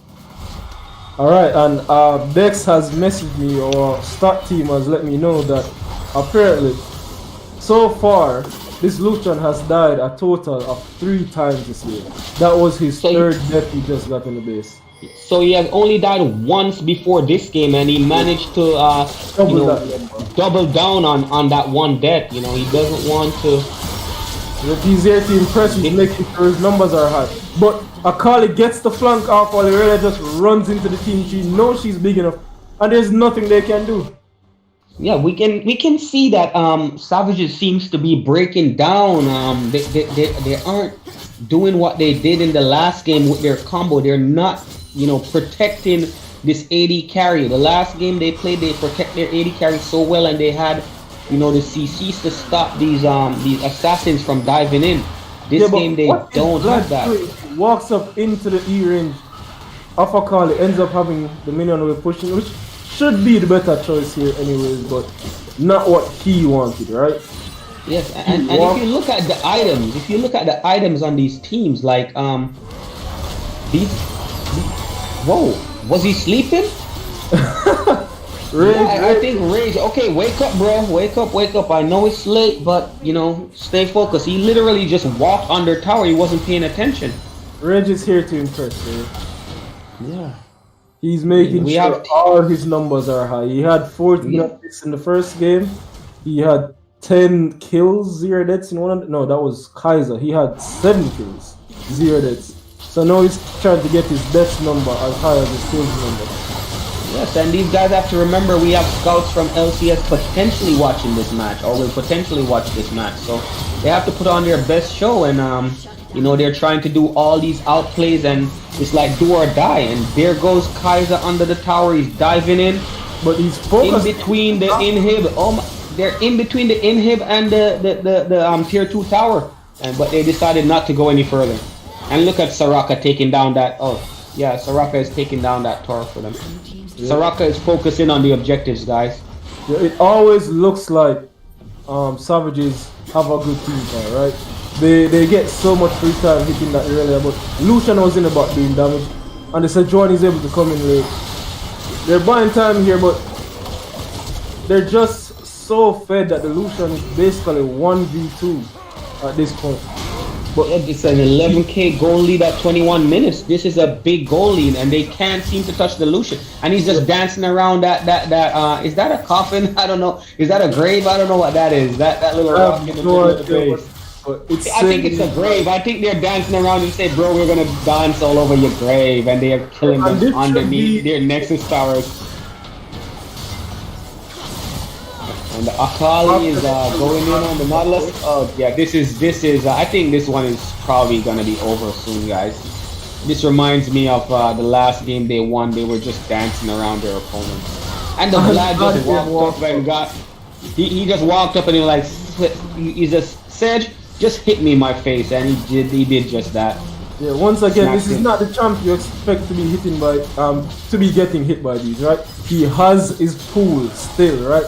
Like that's what I've been saying. So often this Vladimir dies with his pool, like not on cooldown. I guess Kaiser's Kennel were smart to get him off that comfort pick, that Lissandra, and get him on this Vladimir, which he seems way less comfortable on. And he managed to die a total of 8 times in that game. And if you look at Kaiser's Kennel, everyone had a great KDA. Everyone was sitting on a bounty by the end of that game, and they were over 13,000 gold up. Yeah, the Aatrox, who started off strongly, I mean, he ended up with 95 CS and a total of 9 deaths. That Misfortune didn't do anything. She was 0, 7, and 5. Didn't do anything. 1 item. Yeah, it was just a total outclass by Team Kaiser. Yeah, like once again, once Lucian is able to get the lead in that matchup, there's nothing an MF can do, right? Like Lucian has those resets on his autos. He has that mobility. His ult can do as much damage as MF ult over the same duration of time if they're both trading it, right? So once he's able to get ahead in that matchup, there's just no way for MF to come back unless her Trundle comes bot lane and sways a favor. But I've noticed that the jungler on the side of Savages isn't ever too impactful in these games. He's too passive. He'll show in some lanes sometimes, but too often there's a push happening mid or a push happening top, and he isn't there to help his laners capitalize on an overextended enemy laner. And when he does, sometimes there are just some small missed positions, some small minor plays that makes them even lose that 2v1. Yes, and it was great capitalized by Team Kaiser or Kaiser's Kennel. At some points, I was a little bit worried. I thought that they were pushing for some unnecessary fights and over chasing and donating kills over, but somehow they managed to withstand and hold on in a little bit due to the fact that Savages, they actually handed back a lot of kills to them through some misplays and some over chasing. And like as you said, Vladimir, he did not seem very comfortable on that Vladimir champion. Zev, he did not seem comfortable at all. He didn't pool when he needed to pool, and it just got ran over. Yeah, so you brought up some good points. Like that's what we want to see fixed if they're going to come back and reverse sweep the rest of this best of you, right? We need them to have Zev on a champ he's comfortable on, because he didn't look good on the Vlad, honestly. We need their comms to be cleaned up, because there are so many moments when it seems like they're taking a fight that they shouldn't take, or they don't actually want to take. There's someone off to the side not focusing on the enemies or not peeling properly for MF. And those are some small things that they need to fix. And they shouldn't be allowing such massive carry threats like the Akali, like the Irelia, to get so fed in their lanes. Yes, that's exactly what they need to do, and they need to try to get their top laner on something simple, on something comfortable, where he can just kick back, withstand the pressure that Ravi's putting out, because Ravi is putting out a lot of pressure on their top laner, and they can't allow Ravi to keep doing this, because it's been the 2 games they played. The top laner, he got a couple of kills because of some misplays, but really he hasn't been effective in these games at all. Ravy has roamed around, picked up kills, and helped his team out while their top laner he just sits top and farms and does nothing. Probably they need to look into getting him a pick like an Ornn. Ornn would be a good pick, or a Scion, something tanky, beefy, even the Mundo, where he can just sit top, and farm up and help his team in team fights. But I don't think the skill matchup versus Ravy's Irelia is the way to go. Yeah, I mean, even then, right, we talk about the roaming, but it seems like when Ravy does roam, there's just a lack of information on this roam. Like, once again, a communication error, because he was, like, we missed that gank he did on mid lane, right? But I went back and watched it, and Vladimir was in his lane farming as if he did not know that the Irelia was missing from lane, right? That's something that they need to communicate. They need to talk about stuff like this. You can't just have your Irelia leave lane after a fight, because that's what they did, right? He took a fight, he ended up running from the fight, going towards mid from top side, and just translated that into a gank, right? If you communicate that, Irelia just walked into jungle from top side after that fight, then your Vlad should be playing more safe, especially considering he has his W, right?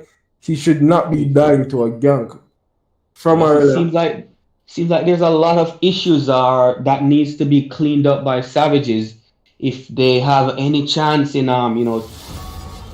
picking up a win versus Kaiser's Kennel. And with that being said, people on the stream, remember exclamation point raffle for your chance to win. I think it's still $5 RP, and just keep spamming those. This one is $10 RP. Oh, there's okay. Correction. People are getting rich in this, man. $10 RP. So that's double the price from the last one. So just spam that exclamation point raffle for your chance to win $10 RP, and you can pick up some skins or whatever you want from that Riot store. And we're actually in game, and we already started a ban. Once again, we have that Kled ban and that Kale ban. Two respect bans. Anyone who knows Ravy knows that he is a heavy Kled player, Kled one trick. He played that champ to challenger. And we've seen the Kled in this tournament. We've seen how strong it can be. The Kale, in this tournament. We've seen how strong it can be. Some good ults coming out. Some nice sustained damage over a team fight. Getting a triple kill right after a quadra kill. But they did decide to take out the Irelia this time. They decided, enough of this with Ravy and his Irelia. So they banned out the Irelia. They banned out his Kled. And and on Kaiser's Kennel side, they're still taking out that Lissandra. They don't want Zev on that Lissandra. They don't want to see him on that. Off that comfort. Maybe force him onto that Vlad again, like we were saying. He didn't look too good on. Give him a bad choice. I would recommend him not playing that Vladimir. It did not look good at all last game. I would do the same. I am not their coach, but I would strongly recommend that they do not pick that champ. Yes, he needs to play. He needs to play something that he's comfortable on, and he did not seem very comfortable on the Vladimir. His pool was a little bit delayed on multiple occasions, and he gave up a bunch of kills. And I don't think they're gonna end up scaling into I don't think they're gonna scale into. Okay, let me see what's that. Okay. Yeah, like as my analyst was just letting me know, like the bot lane that we've seen that has been so oppressive from the the Lucian Soraka were not banned out, and we see the Soraka being picked first here. They see the Leona, they see the support, so there's answer back with the Soraka. And this is like the third time that they've gotten the same match, I believe. And I'm not sure the Silas ban. Even if they let the Lucian through, they don't seem to know how to play around this Soraka. and that seems to be the problem. The Soraka more Yeah, more no, so but than the Lucian. I would also argue that maybe give Ravi that Kled or even the Irelia. Honestly, I would leave over the Irelia over that Lucian. Because when you look at it, right, he's played 3 games. He's died a total of 3 times in all those games, right? And in all those games, he's had over 5 kills. He's one lane, smash lane, in fact. And the strongest players we see on the side of Savages is their ADC. So give her a chance in the bot lane, right? Yes, she picks Caitlyn here. You don't want to pick Lucian into Caitlyn. Oftentimes, the range disparity gives Caitlyn the advantage, but with a Soraka there to heal, right? And with the skill we've seen Rage show on the champ, I don't know if I think the Caitlyn makes that much of a difference into the Lucian. And we have a Riven on Kaiser's Kennel side, and I'm very anxious to see this Riven. I've seen some plays that Kaiser has been putting up with his Riven. He's been outplaying a lot of kids on Facebook, so I'm not sure if he's gonna do Riven jungle or if Rafi's gonna pick this Riven up from him. But I would love to see this Riven jungle. Yeah, that is something I was going to bring up as well, considering. So we've all seen the clips of Kaiser, right? We've seen how he often plays a champ, right? And no one would expect it to be a Riven jungle, but it's possible. I mean, I know that Ravi's also been playing Riven since Kaiser has been playing it, right? Trying to one-up Kaiser, but I strongly believe this might be a Riven jungle, and Yeah. it should make for an entertaining time. Yes, and the meta on this tournament, it seems because we have not seen a lot of Akali, but we've seen on Kaiser's Kennel they're playing Akali twice now, and I'm not sure how And that's Savages is Lucian. going to counter this if they pick the Lucian again. Yeah, and if you look, the second round bans from Savages, right? They banned No the Zac. Lucian again. They banned the Zac, which the last time we saw the Zac, it was mid, right? So I don't think they necessarily had to ban it, but they also banned Ezreal. They banned the Ezreal ADC. We have not seen Rage off of Lucian for this entire tournament, and the ADC they decide to put a ban in is Ezreal. Yes, I don't think I agree with that, but maybe they're trying to 5-head 6,550 IQ this match, and they're seeing things that the eyes that me and you possess cannot conceive their direction. It looks like they wanted him on Lucian. Ezreal is more of a safe lane, right? I wouldn't expect Rage, who has been so dominant in the tournament, to pick Ezreal like that. Yes, you can win lane, but without Ezreal Soraka, you don't have too much kill potential, right? Especially into a Caitlyn Leona. But they get rid of the Ezreal, force him to take a more aggressive champ, which, as everyone else here probably expected, it ends up being the Lucian. Yes, and as you can see, they did pick up the Annie, and if they pick up the Yasuo, this is definitely going to be a Riven jungle. So it's a Riven jungle, people. We have a Riven jungle. It's going to be a Yasuo, either top or mid, and then this looks like a Yasuo top, and then they're gonna have the Akali mid. Wait! It's They're kind of Lucian flexing. mid. It's a Lucian mid Yasuo bot. Yasuo top. Yasuo bot. Yasuo bot lane? Yes. Wow, now this is going to get interesting, guys. And this Soraka with the Yasuo is actually Soraka doesn't have a knock up to help the Yasuo, but the Yasuo is a melee champion versus this Caitlyn. He's going to get poked down, so the Soraka can heal him up, Yeah, and keep if they him topped play off while correctly- he goes in. If they play correctly, right? Leona is going to look to engage, and Caitlyn wants to stay as far as possible and do damage, right? With the But wind that wall wind coming out. wall, that's And the Soraka root silence, right? And the heals coming out should give Yasuo enough time to do a lot of damage to the Leona, or be able to dive onto the Caitlyn with enough HP to pseudo 1v1 within that 2v2 and possibly kill that Caitlyn, right? So that's what we're looking at. That's what we're expecting from this 2v2 if yes. everything happens how we expected. And if we flip up to the top side, once again they went for another skill matchup, Jet versus Ravy, and he's gonna try his luck on the Camille. Not what I would recommend, but if he can manage to outplay Ravy on this Akali, it will give his team a great advantage because we know Camille is a really snowbally champion. Camille is the type of champion, if she gets ahead and she gets a couple of items, she can literally one-shot that Lucian, one-shot that Akali, one-shot that Yasuo. And her ult is so impactful, it can pretty much hold down one person, lock the person down, and everyone can follow up and help to burst that one person down. Yeah, and no one on these teams are tanky. Especially looking at that Soraka in the background. If this Camille gets big, this Soraka is not going to have a good time. This Camille just runs up Ulster and is able to just 1v1 this Soraka inside that cage. Should be an easy fight for her, but this bot lane. And yes, I was just about to bring that up, Dex. That Annie mid. We were talking about getting Zev on something, other than that Vladimir. But they did actually blend the Vladimir. He actually picked up the Annie mid lane, the Annie versus the Lucian.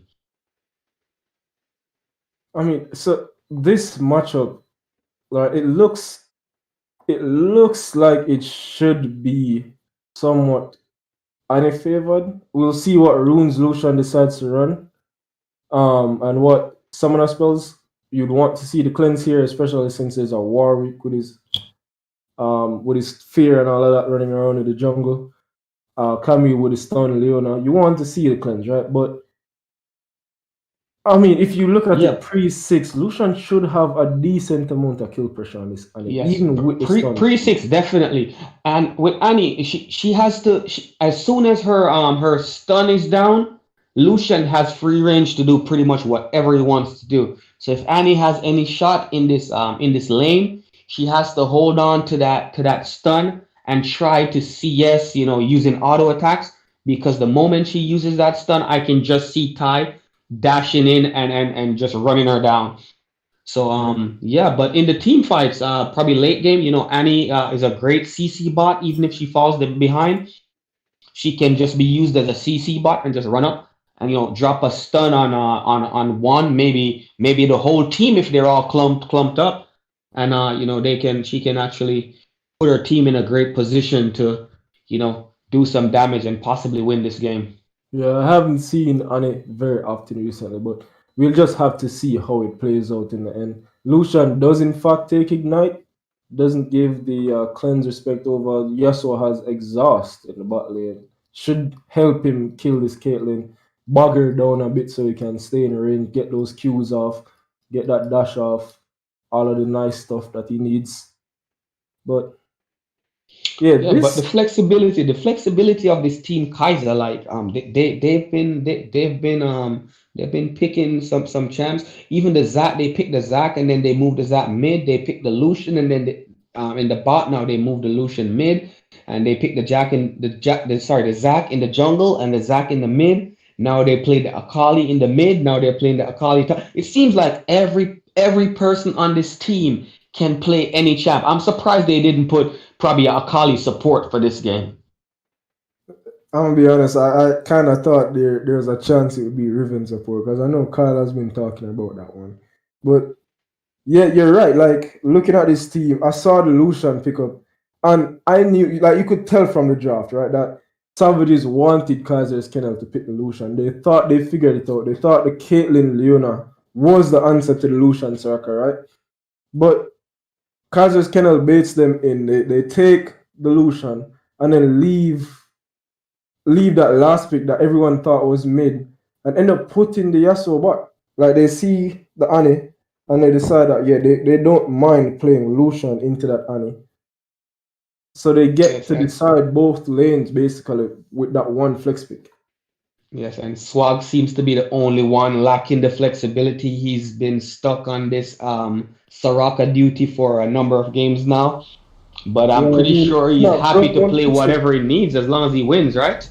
If it's not broke, don't fix it, right? Yeah, pretty much. And he would love to take home that prize of $150. Yeah.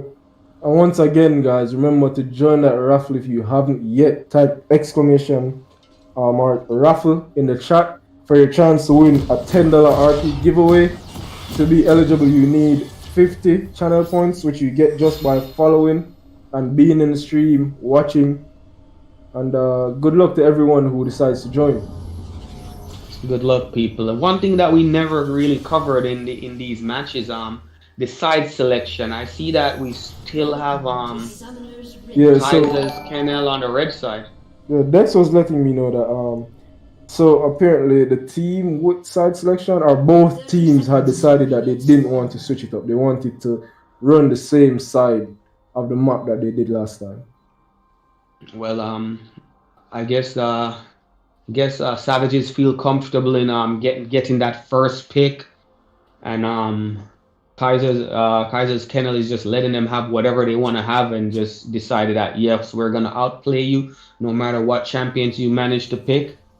So we'll just have to see how this goes, and it's just standoff now in the river. No one trying to do any cheesy invades like what we saw in game number 1. Everyone's kind of just. I'm surprised that Savages didn't go for what they went for last time. I mean, it didn't amount to much, but just having that chance that hopefully something happens. But they probably looked at the team comps and decided they didn't want to risk it like that. Yes, pretty much. And you see in the mid lane, Annie's already getting poked down. As long as she doesn't have the stun, this Lucian feels comfortable going in and landing some poke on her, getting her low, and he is running the ignite. If he wants to get the kills in. And I see Lightning Boy taking his points in chat. For anyone who has joined the raffle or is trying to join twice, you can only join once per raffle. There was already a $5 giveaway earlier today if you missed it, but if you haven't joined yet, guys, go ahead and type exclamation mark raffle in the chat. You don't want to miss your chance at $10 worth of RP. Definitely not. I would have definitely signed up for that $10 RP if I was eligible, but unfortunately, Dex has banned me from trying to get that $10 RP. So guys, go ahead and claim it on my behalf. And one more auto attack would have been enough to get that Yasuo killed, but he was on single-digit HP. Yep. And there seems to be a lot of aggression all over the map. Camille looked like he was winning top lane, but then Riot drops a shot and is able to do a decent trade back onto him. Yes, and exactly what we spoke about with this Yasuo. It's Soraka is a perfect a teammate to pair with the Yasuo. And speaking of that, now get the long range front, and Warwick swoops in, gets that easy kill. But in the top, whoa, that's a nice immediate hook shot from the Camille. But he does lose the team fight. He's forced to back away. And that goes to show, you were mentioning Lucian potentially taking that cleanse. Oh, that's a great flash stun, and Warwick he's dead. Walking out. I mean, he's dead. He is dead, but he does get the kill top lane after getting that kill mid lane. That's 2 kills over on his team, 1 death. And he was probably looking to reset there anyways. He did his full clear. Yes, it sucks that he died, but he gets the flash from top. He forces River to TP back to lane. He gets the kill and relieves a little bit of pressure for his coming, but he didn't take that reset chance, that reset time. But I feel like we've seen this same story before. It's a different game, same story. Where okay, before I continue, you see there's a fight going on bot lane. Yeah, and the Yasuo win wall actually was very well done there. It blocked the headshot from the Caitlyn. Okay, back to what I was saying. Yeah, we see where on the top side. Yes. Oh, never mind. There's a gank coming in bot side. He decides not to go in. But yeah, we see where they seem to always get a kill on Ravy early in the top side, but he always manages to maintain a CS lead and ends up being more effective than Jack has been. Let's see if he can change the outcome of this one. I mean, because he did manage to get the kill. You can see the alive minions right now. You can see that it's pushing away from him, and he hasn't recalled it. He's still holding on to that TP. He needs to get back, spend that assist goal, and then get back to lane. Because right now he's just risking death. The moment River hits 6, he's in imminent danger. And then River is here in the river as well. Yeah. The thing is, he did not want to recall because when Ravi died, he had 8 CS. He only had 8 CS, so he couldn't recall and get any items. And then Ravi was up. He had 20 CS to his 8, and now yeah, he ends up blowing flash. But that's the thing, right? You don't want to recall because your recall is bad, right? You know that if you recall, you lose a good bit off it, right? You don't get as good a recall off as you want. But the issue here is just the fact that you stay in the lane. You didn't have that much mana, that much HP, right? The Akali is looking to hit 6 soon. The Akali has shopped and bought that Dark Sea, right? You don't want to be at an item disadvantage when you hit 6. Even though you might lose off it immediately, you lose more in the long run not being able to walk up and farm your minion wave. Yeah, and that's the thing with the communication. We've been talking about communication.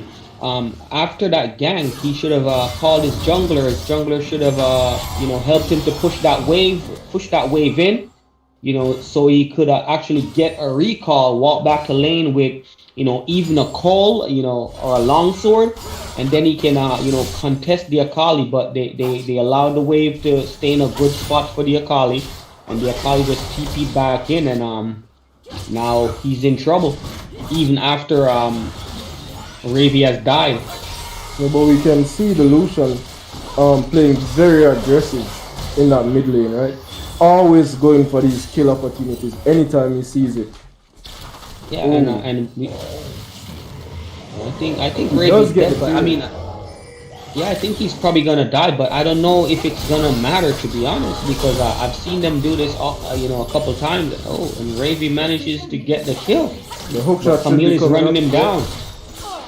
I mean, it sucks losing your Warwick there. They just didn't play around each other's abilities properly. They landed in the fear, but they had no idea if they did or not. And then Warwick just stood in the circle.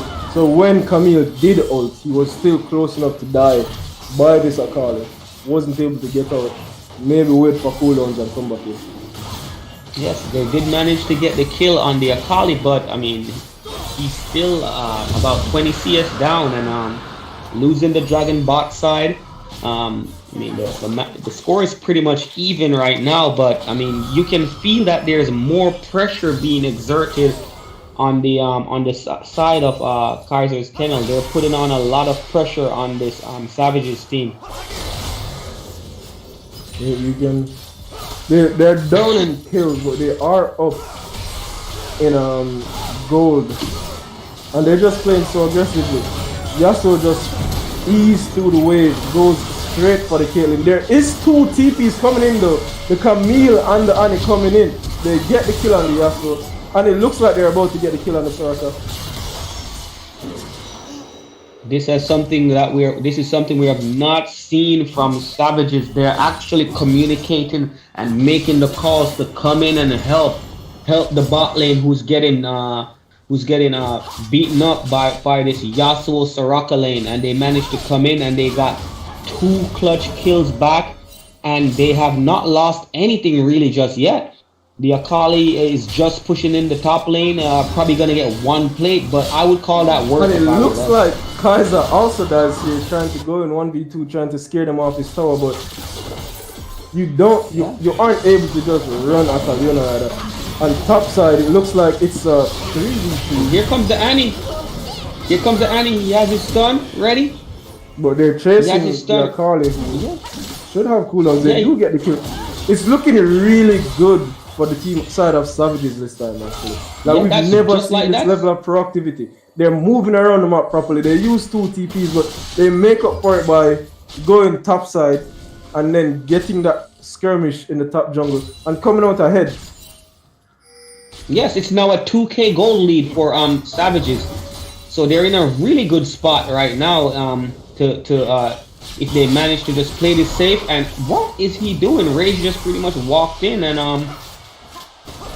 Yeah, but you can see why he did that. You can see like what the Yasuo allows you to do, right? Like he win was a headshot trap into net combo, right? That's all of Caitlyn's damage gone. Yes, he can't engage on it right now, but still, like the mental games. Yeah, definitely. And I mean, even though the kills are going in the favor of Savages, it still feels a little bit close. Even though the gold and the kills might say a little bit otherwise, it doesn't feel like the game is completely over just yet. It feels like there's still an opportunity for Kaiser's Kennel to come back in this game. Yeah, I mean you can see that even though they've gotten those kills, they didn't immediately go to spend it. They've already lost the first Drake. They haven't gotten Rift Herald. They're having issues fighting the 2v2 top lane, giving over that shutdown. Like it's just some small things happening. Yeah, and right there the goal is back to almost even. And Annie manages to drop the ult and you know, get that Lucian offer.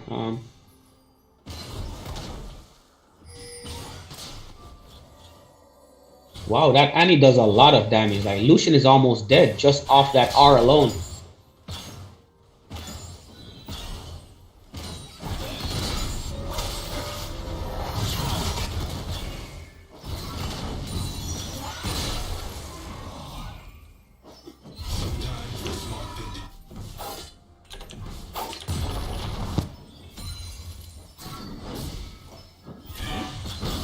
But yeah, this might be one of the most fun games we will see today. Last game was fun because there was a lot of ins on both sides. There had some pretty funny ones, but this one it looks like both teams are giving it their all. Like Savages are actually playing really well. Some unorthodox picks coming out of the side of Kaiser's Kennel looks to be giving Savages what they need to come out and bring this series to game 3.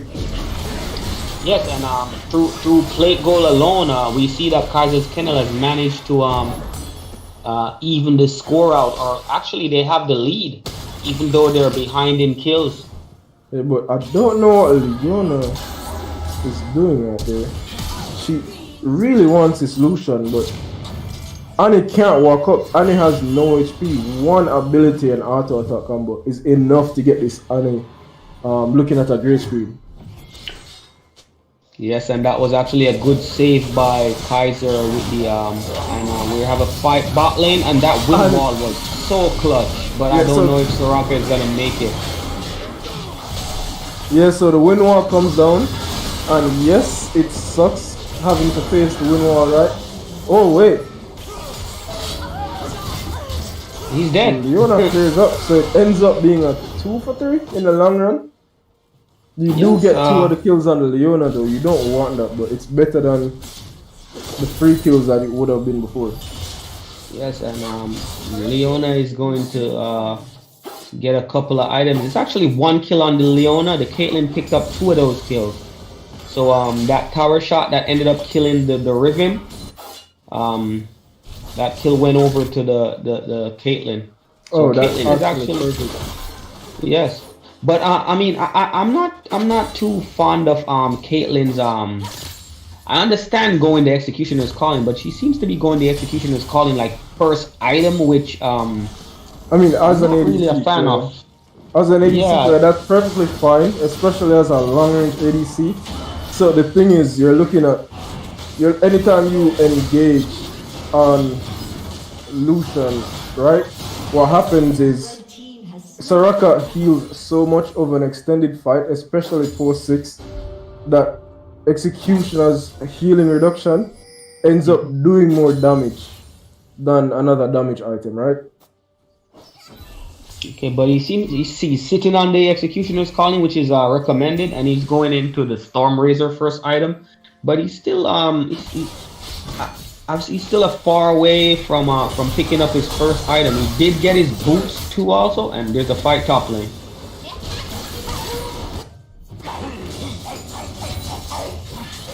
Oh, the tower. Oh, there's fights happening everywhere. Yeah, it's hard to keep up with these fights. And bot lane, are they gonna Caitlyn die? does have her R though. Yeah, I think it's done. She's dead. And Caitlyn is getting fed. I think they underestimated the power of the Savages. They thought the Savages were done and out, and the Savages came to play game. Yeah, they're playing around the map really well. They're taking these fights very intelligently in most cases.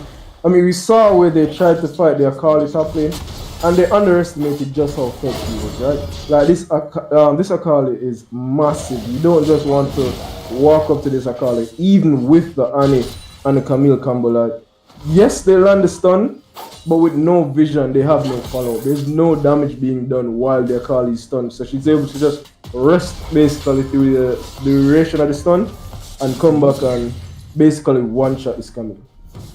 Yes, I think Kaiser's Kennel went into this game and thought it was gonna be, a walk in the park. So they, made a lot of, I would say, unconventional picks in different lanes. Like they went the Yasuo, which I mean the Yasuo you can play bot lane, but it's not a standard AD carry. And they went the Riven jungle, who's not typically a jungler. And I feel like they're kind of disrespecting Savages, and Savages is showing them that if you disrespect us, we're gonna make you pay. And they're actually up a little bit of gold right now. And even though they lost the first tower, they're up in kills. They're up a little bit of gold, and they're not looking bad. Yeah, we just need for them to keep this performance up into the rest of this game, because we see there where they sent 4 members from Kaiser's Kennel topside, right? And they made the right choice backing off, but they had no one elsewhere on the map doing anything. Like, no one was pushing for the mid tower, and Lucian was bot lane also pushing, so they lost a lot of priority basically there. And Warwick, I think Warwick will be fine right here. Actually, maybe I'm wrong. Actually, no, he's fine. no, And he's dead. yeah, That he was just a bounced- bunch of flips. It was like it went from he's fine to he's dead to he's fine to he's dead. I couldn't guess what would have happened, but in the end he ended up dying. Yeah, he did well to survive for that long, but there's not much you can do when there's an Akali that's that good walking up here. And we see this skirmish in the mid lane. Leona is actually doing really well, landing as much as she can, but the wind wall completely removes Caitlyn from the fight. Yeah, this Leona is peeling so well for this Caitlyn, giving her the opportunity to, fend off this Yasuo and Ooh, that's a massive chop shot from Caitlyn. wow, Caitlyn is gonna get so big, but there's I think Kaiser's Kennel has some options. If Caitlyn does get big, they can dive her with the Riven, they can dive her with the Akali, they can dive her with the Yasuo. So they have pretty much 3 champions here that's probably gonna try to dive this Caitlyn, no matter how big she gets. So Leona has to work overtime in peeling for this Caitlyn.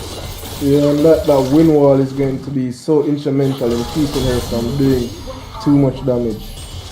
And is Ravy Inton again? Yeah, he seems to be running it down. I don't know if he's gonna make it out of this one. And he gets a kill. Leona Yep. again. Camille was just Wow. a little bit too far for that follow-up, but she sees... Oh, Annie gets it. She wanted to give that shutdown to the Leona, but Annie ends up landing the Q in the end. But yeah, so Camille sees that he can't fight the Akali, so he's using his ult and other defensive tools to try to play around the tower, get the tower to do as much work as possible. And River decides it's not worth it. He's going to just move from under the tower. Oh, the flash double stun from Annie. There are so many fights happening in this game. Wow, and I think that Savages is showing that they came to play. They're not joking around with this match. This is do or die for Savages, and they went and they picked some very simple, easy champions like the Annie, like the Warwick. They picked the Leona for the engage, and they're actually playing very well this game. This is actually the best game I've seen them play against Kaiser's Kennel. Yeah, the only issue is they're getting kills, right? But that's the first Drake they've gotten. They got the bot lane tower. Yes, they did also get Richter up. But as it stands right now, they're even in goal. They're slightly ahead. But like this is not what you want to see from a team that's up 7 kills, right? From a team that's made these movements, from a team with 600 gold bounties, right? Like 600 in total gold on bounties, right? 300 mid, 300 bot. Like this is not the state you want the gold graph to be in. Yes, and it seems like that most of the goal tying is because of that Lucian. That Lucian is about 50 CS up on the Annie. Apart from that Lucian, you know, also in the top lane we see Ravi's about close to 50 CS up on the Camille also. So that's 100 CS difference between just those two laners, and everywhere else is pretty much, you know, respectable, but those two laners have not been able to you know, pick up farm, and that's why we see the goal being you know, so close, even though we have a, you know, a 7 kill lead from Savages.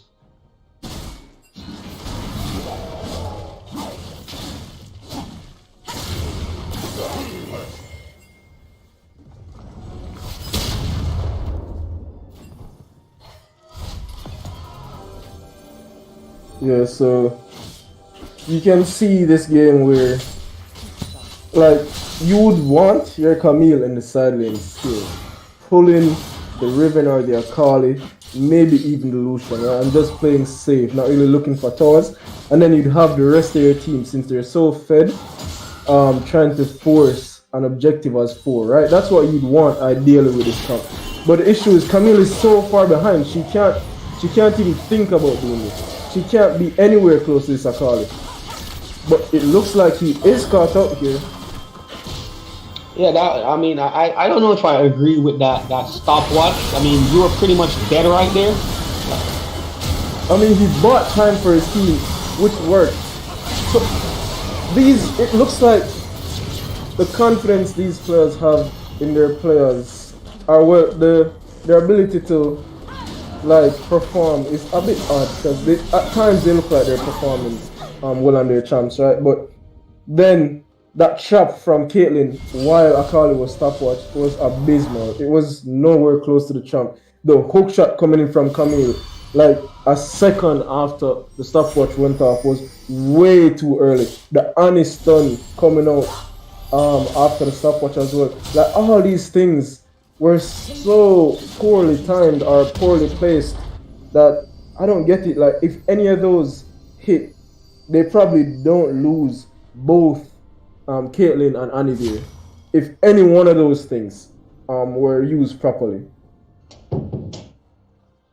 Yes, that I see exactly where you're coming from. It's maybe it's a little bit of nerves. These guys are a bit nervous. It's potentially the last game that they're gonna play, and you know, it's really stressful. So they're misplaying a little bit, but they need to clean that up a little bit if they wanna take this game. The game is tied.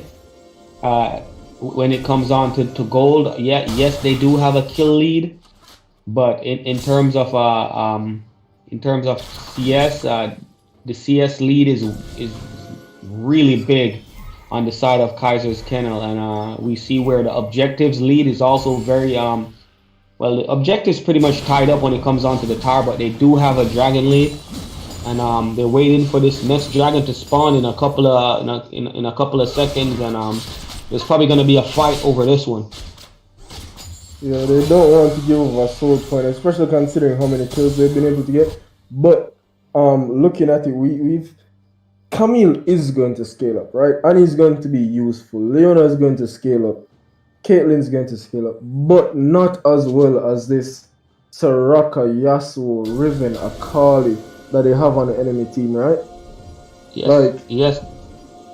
Being even while being up on kills, while being down a Drake in a Mountain Drake composition, like a Mountain Drake game, this is not where you want to be. Like, I want to be hopeful for this team, but it looks more dire than it would at first glance, right? Yes, and I'm not sure what's going on here, but there was a really bad timing on that recall.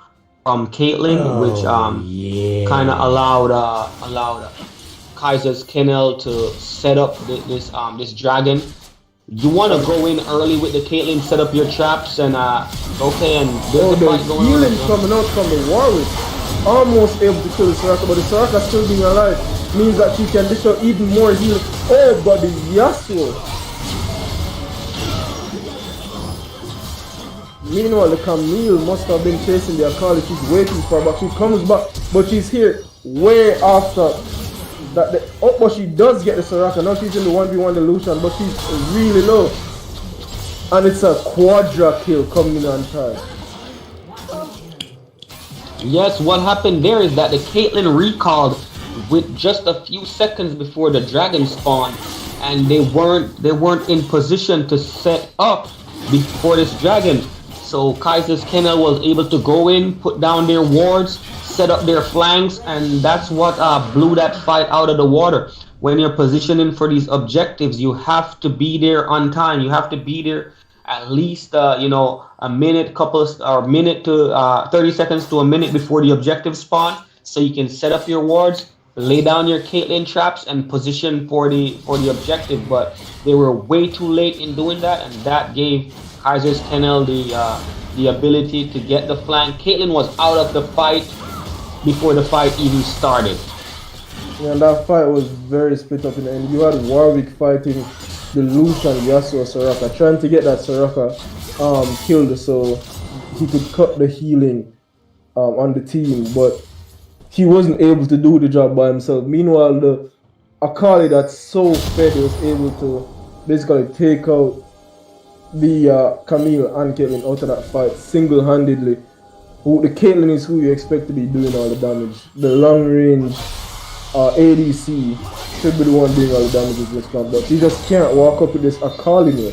And Ty chose that fight as one he wanted to pop off it. Like, just a reminder, that was a quadra kill, right? Yeah. That was he a had quadra 0 kill. kills before that fight. Wow. That was the fight where he made his stand. He's now 4-3, 600 goal shutdown. With a massive CS lead as well, the most CS in this game.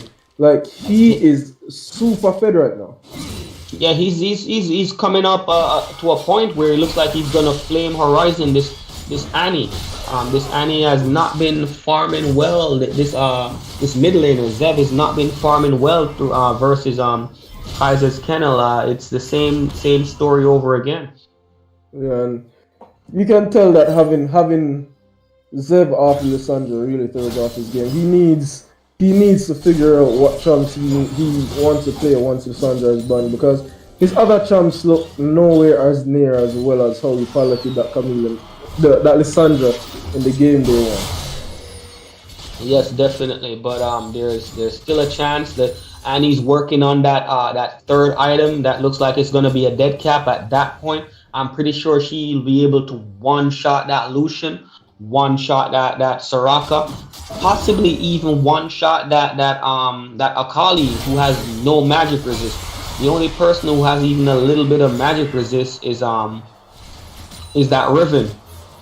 Yeah, but will she be able to get on these champs though? The mobility of the Akali and the explosiveness of the team fight, so much damage they expect to be coming out near instantly from this Lucian that just got such a big influx of gold, from this Akali that's been fed for so long, from this Riven that's doing fairly well in the jungle.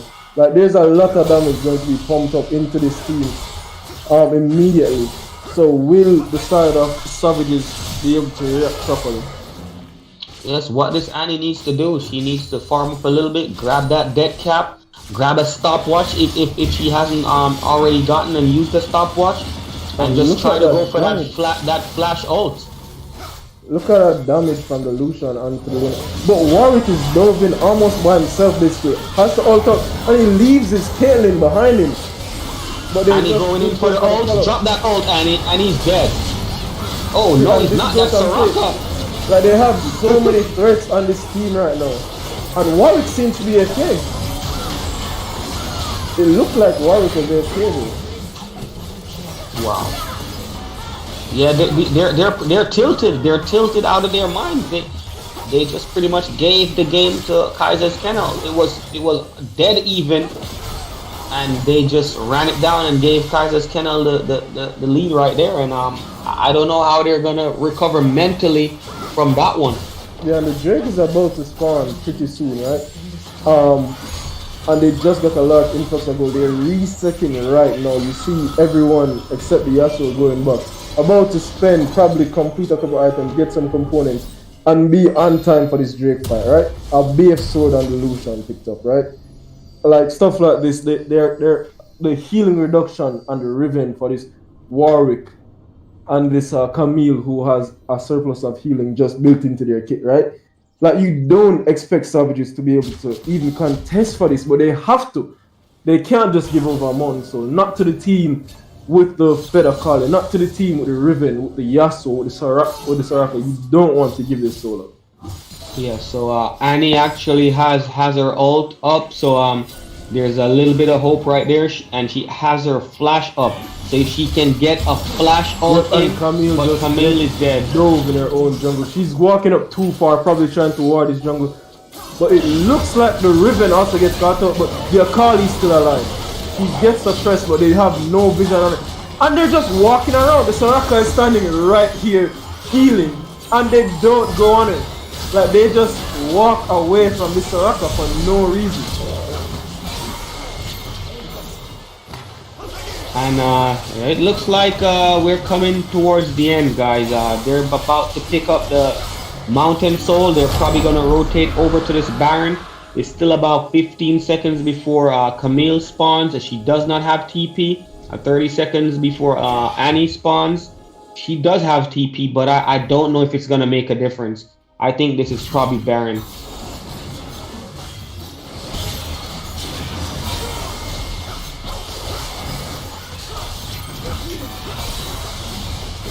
Yeah, and that might just be it. That's so. This is Baron, and you'll see they'll. Yeah, Revis should be able to spawn and pick up this buff, especially since they're doing it slow. But yeah, this should definitely be game, especially considering that in that fight, Soraka walked up to heal the Akali, right? And no one turned on the heavy healing support with Ardent and Grail. Like, they just let her be in their presence, waiting around, dropping Qs, dropping Es while the stopwatch was on. They could have at least killed the Soraka. That would have been less healing for the Akali. It would have died faster, and then maybe, just maybe, with all their members up, they could have done something about the rest of the team. Yes, definitely. It seems like they're making some bad decisions, and yeah, it seems like Kaiser's Kennel is gonna have a perfect tournament. They have not lost the game all tournament, and it seems they plan to keep it that way.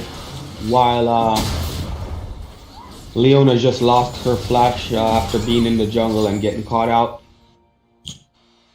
Yeah, this game, they were doing fairly well earlier on, but now they're just falling apart slowly. Yes, it feels like the inevitable. So Caitlyn is here and setting up traps at the making her last stand at the base. I'm not sure if she's gonna be able to hold. So Annie actually bursts down the Soraka. That's one down, and Leona is going in by herself. Drops the ult, and yeah, Caitlyn is dropping some headshots there. Caitlyn is dropping, and Camille goes in. Yeah, oh my God. This is possibly the best fight that they could have had, right? But even then, they end up losing their Warwick, and their Akali is still alive. They get the GA from the Lucian, but they lose at all. They're all low. The Lucian is still able to free fire in the back. And yeah, that's a dead Annie. The only one up for 30 seconds is the Leona. There's nothing to be had here.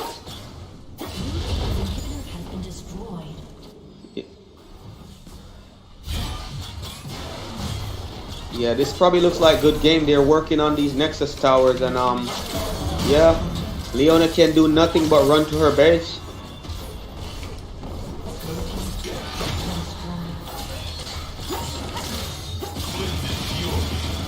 And they're just BMing right now. Ty is BMing this Leona.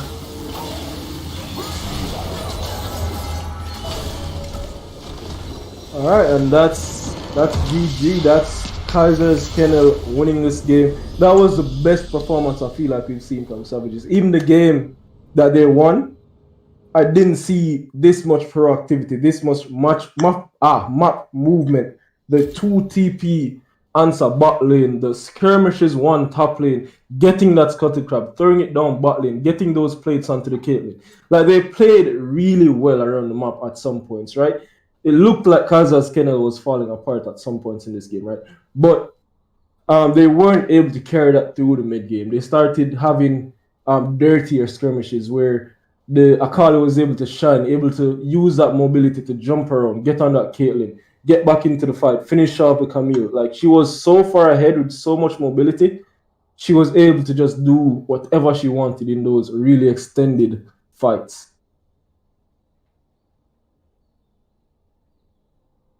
Well, that was a very interesting tournament.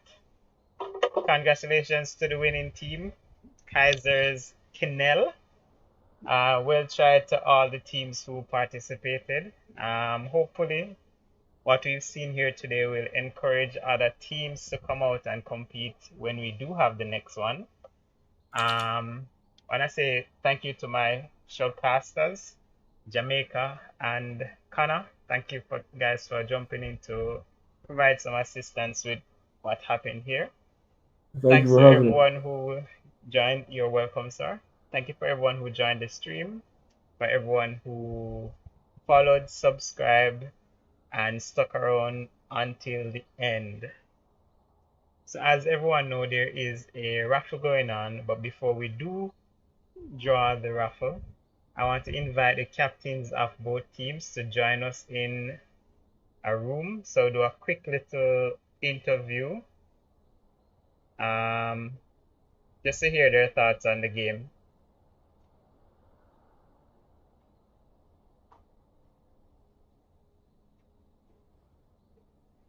While we wait on that, how was it for you guys? For me, this was one of the most exciting competitions I've ever witnessed. All these players coming in, putting in their all, doing the best that they can do. And, in the end, I'm sorry we did not go to all 3 games. I was hoping that we had a long, drawn-out series, but Kaiser's Kennel, showed that, they are the better team today, and they went undefeated throughout this whole tournament. A bunch of quadra kills, and most impressive for me was the bot lane Rage. He did pretty well, and yeah. All right, good stuff. Yeah. So I'm gonna add Kaiser from Kaiser's Kennel to the chat so we can hear his thoughts. Kaza, if you say anything toxic, we're fining you $15 from your winnings. We have Ecomet instead. Ecomet. Yes, sir. Yes, sir. What's up, guys? We're doing good. Yeah. What's up? Alright, so I'll start it off. How was the match for you, Ecomet? First of all, am I pronouncing your name properly?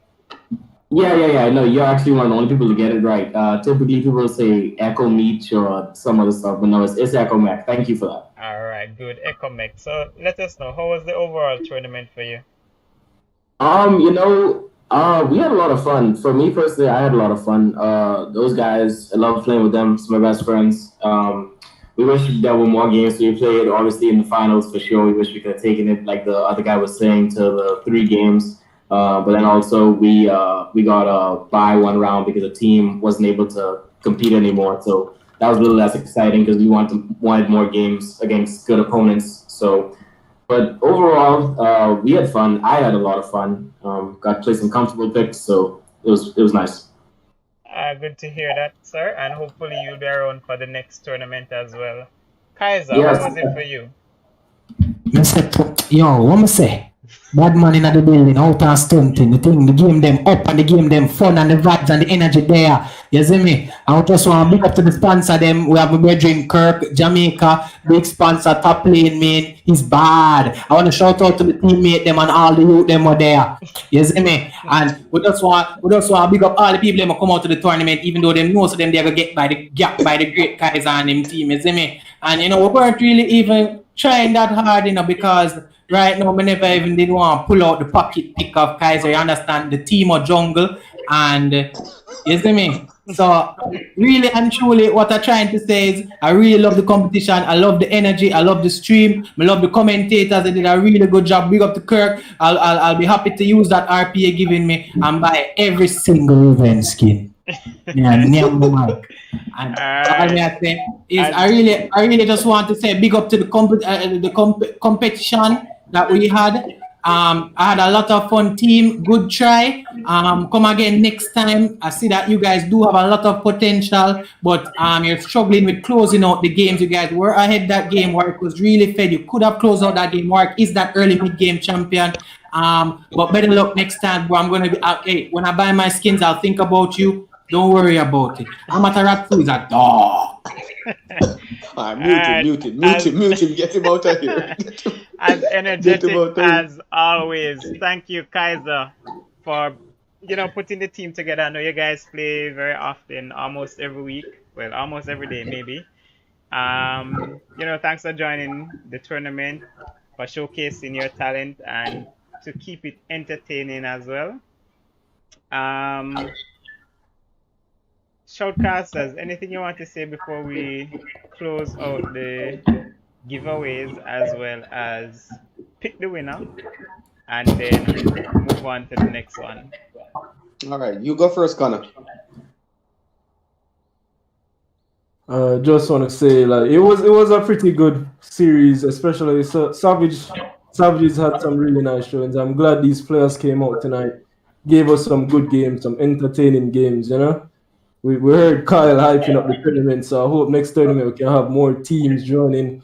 We see the impromptu $150 winnings that got added after the tournament starts. So you never know what can happen, right? You're there in the stream and you watch it and you never join this time. Yo, just know so next time you better there, dog. You see me, like Dex don't make a note say, yo, any sales from him thing next month, right? December. Starting tomorrow. Yeah, starting basically November 1st. Minutes, dog. You see me? Yeah. I got add the tournament tally in December, dog. So yo, get your team, start practice. We can't have Kaiser's Kennel come in at the next tourney and I thump up people, dog. You see me? So yo, just start practice and get the thing ready and good games tonight. Yeah, some person. And I would like to say, congratulations to the winner, but congratulations most of all to all the viewers. You are the real winners here. You just witnessed history in the making, one of the biggest tournaments, and this tournament is going to get bigger and better. So everybody watching, make sure you get your squad together. Pick up your friends, pick up your friends, and go in some games and get your practice on. I want to big up JA squad, even though you forfeit because of some miscommunication and thing. Yeah. Thank you for entering, and hopefully JA squad can come back around next time and show what JA squad is made of. Wasteman, enough respect to Wasteman, love the name. Come back again next year. Savages, you put out a good fight, but unfortunately it wasn't enough. But believe me, man, I see the potential in Savages, and I think you guys have a lot of potential. So just practice again and come back for the next competition. And don't make Kyle and him out, get the best out now. That's just Kyle. Just shake it off and come back with revenge in our eyes. All right. So with that, we're going to close the giveaway and then pick the winner. So the person who wins must be in the stream. So I'm closing right now. Becky asking who won. It's Kaiser's Kennel. There it is on the screen. Probably is asking about who won the raffle. Anyways, we're closing it now. No more entries in 5, 4, 3, 2, 1. Boom. And we are going to pick the winner. in 5, 4, 3, 2, 1. Boom. And the winner is Zana on. Woo, woo, woo. Congrats, Zana. Congrats. Yep. So to win me, just connect with me on the Esports Jamaica server, and I will send you your winnings within 24 hours, because that's the minimum. Well, add me on League. I think you already had me on League, and I'll send you your winnings within 24 hours. Again, Yeah, and thank also, you. hold on, before you go, Dex, remember the winnings for the first place winner for the competition. Tell them, you want to coordinate it, or you want them to get in touch with me, and then I'll take care of it.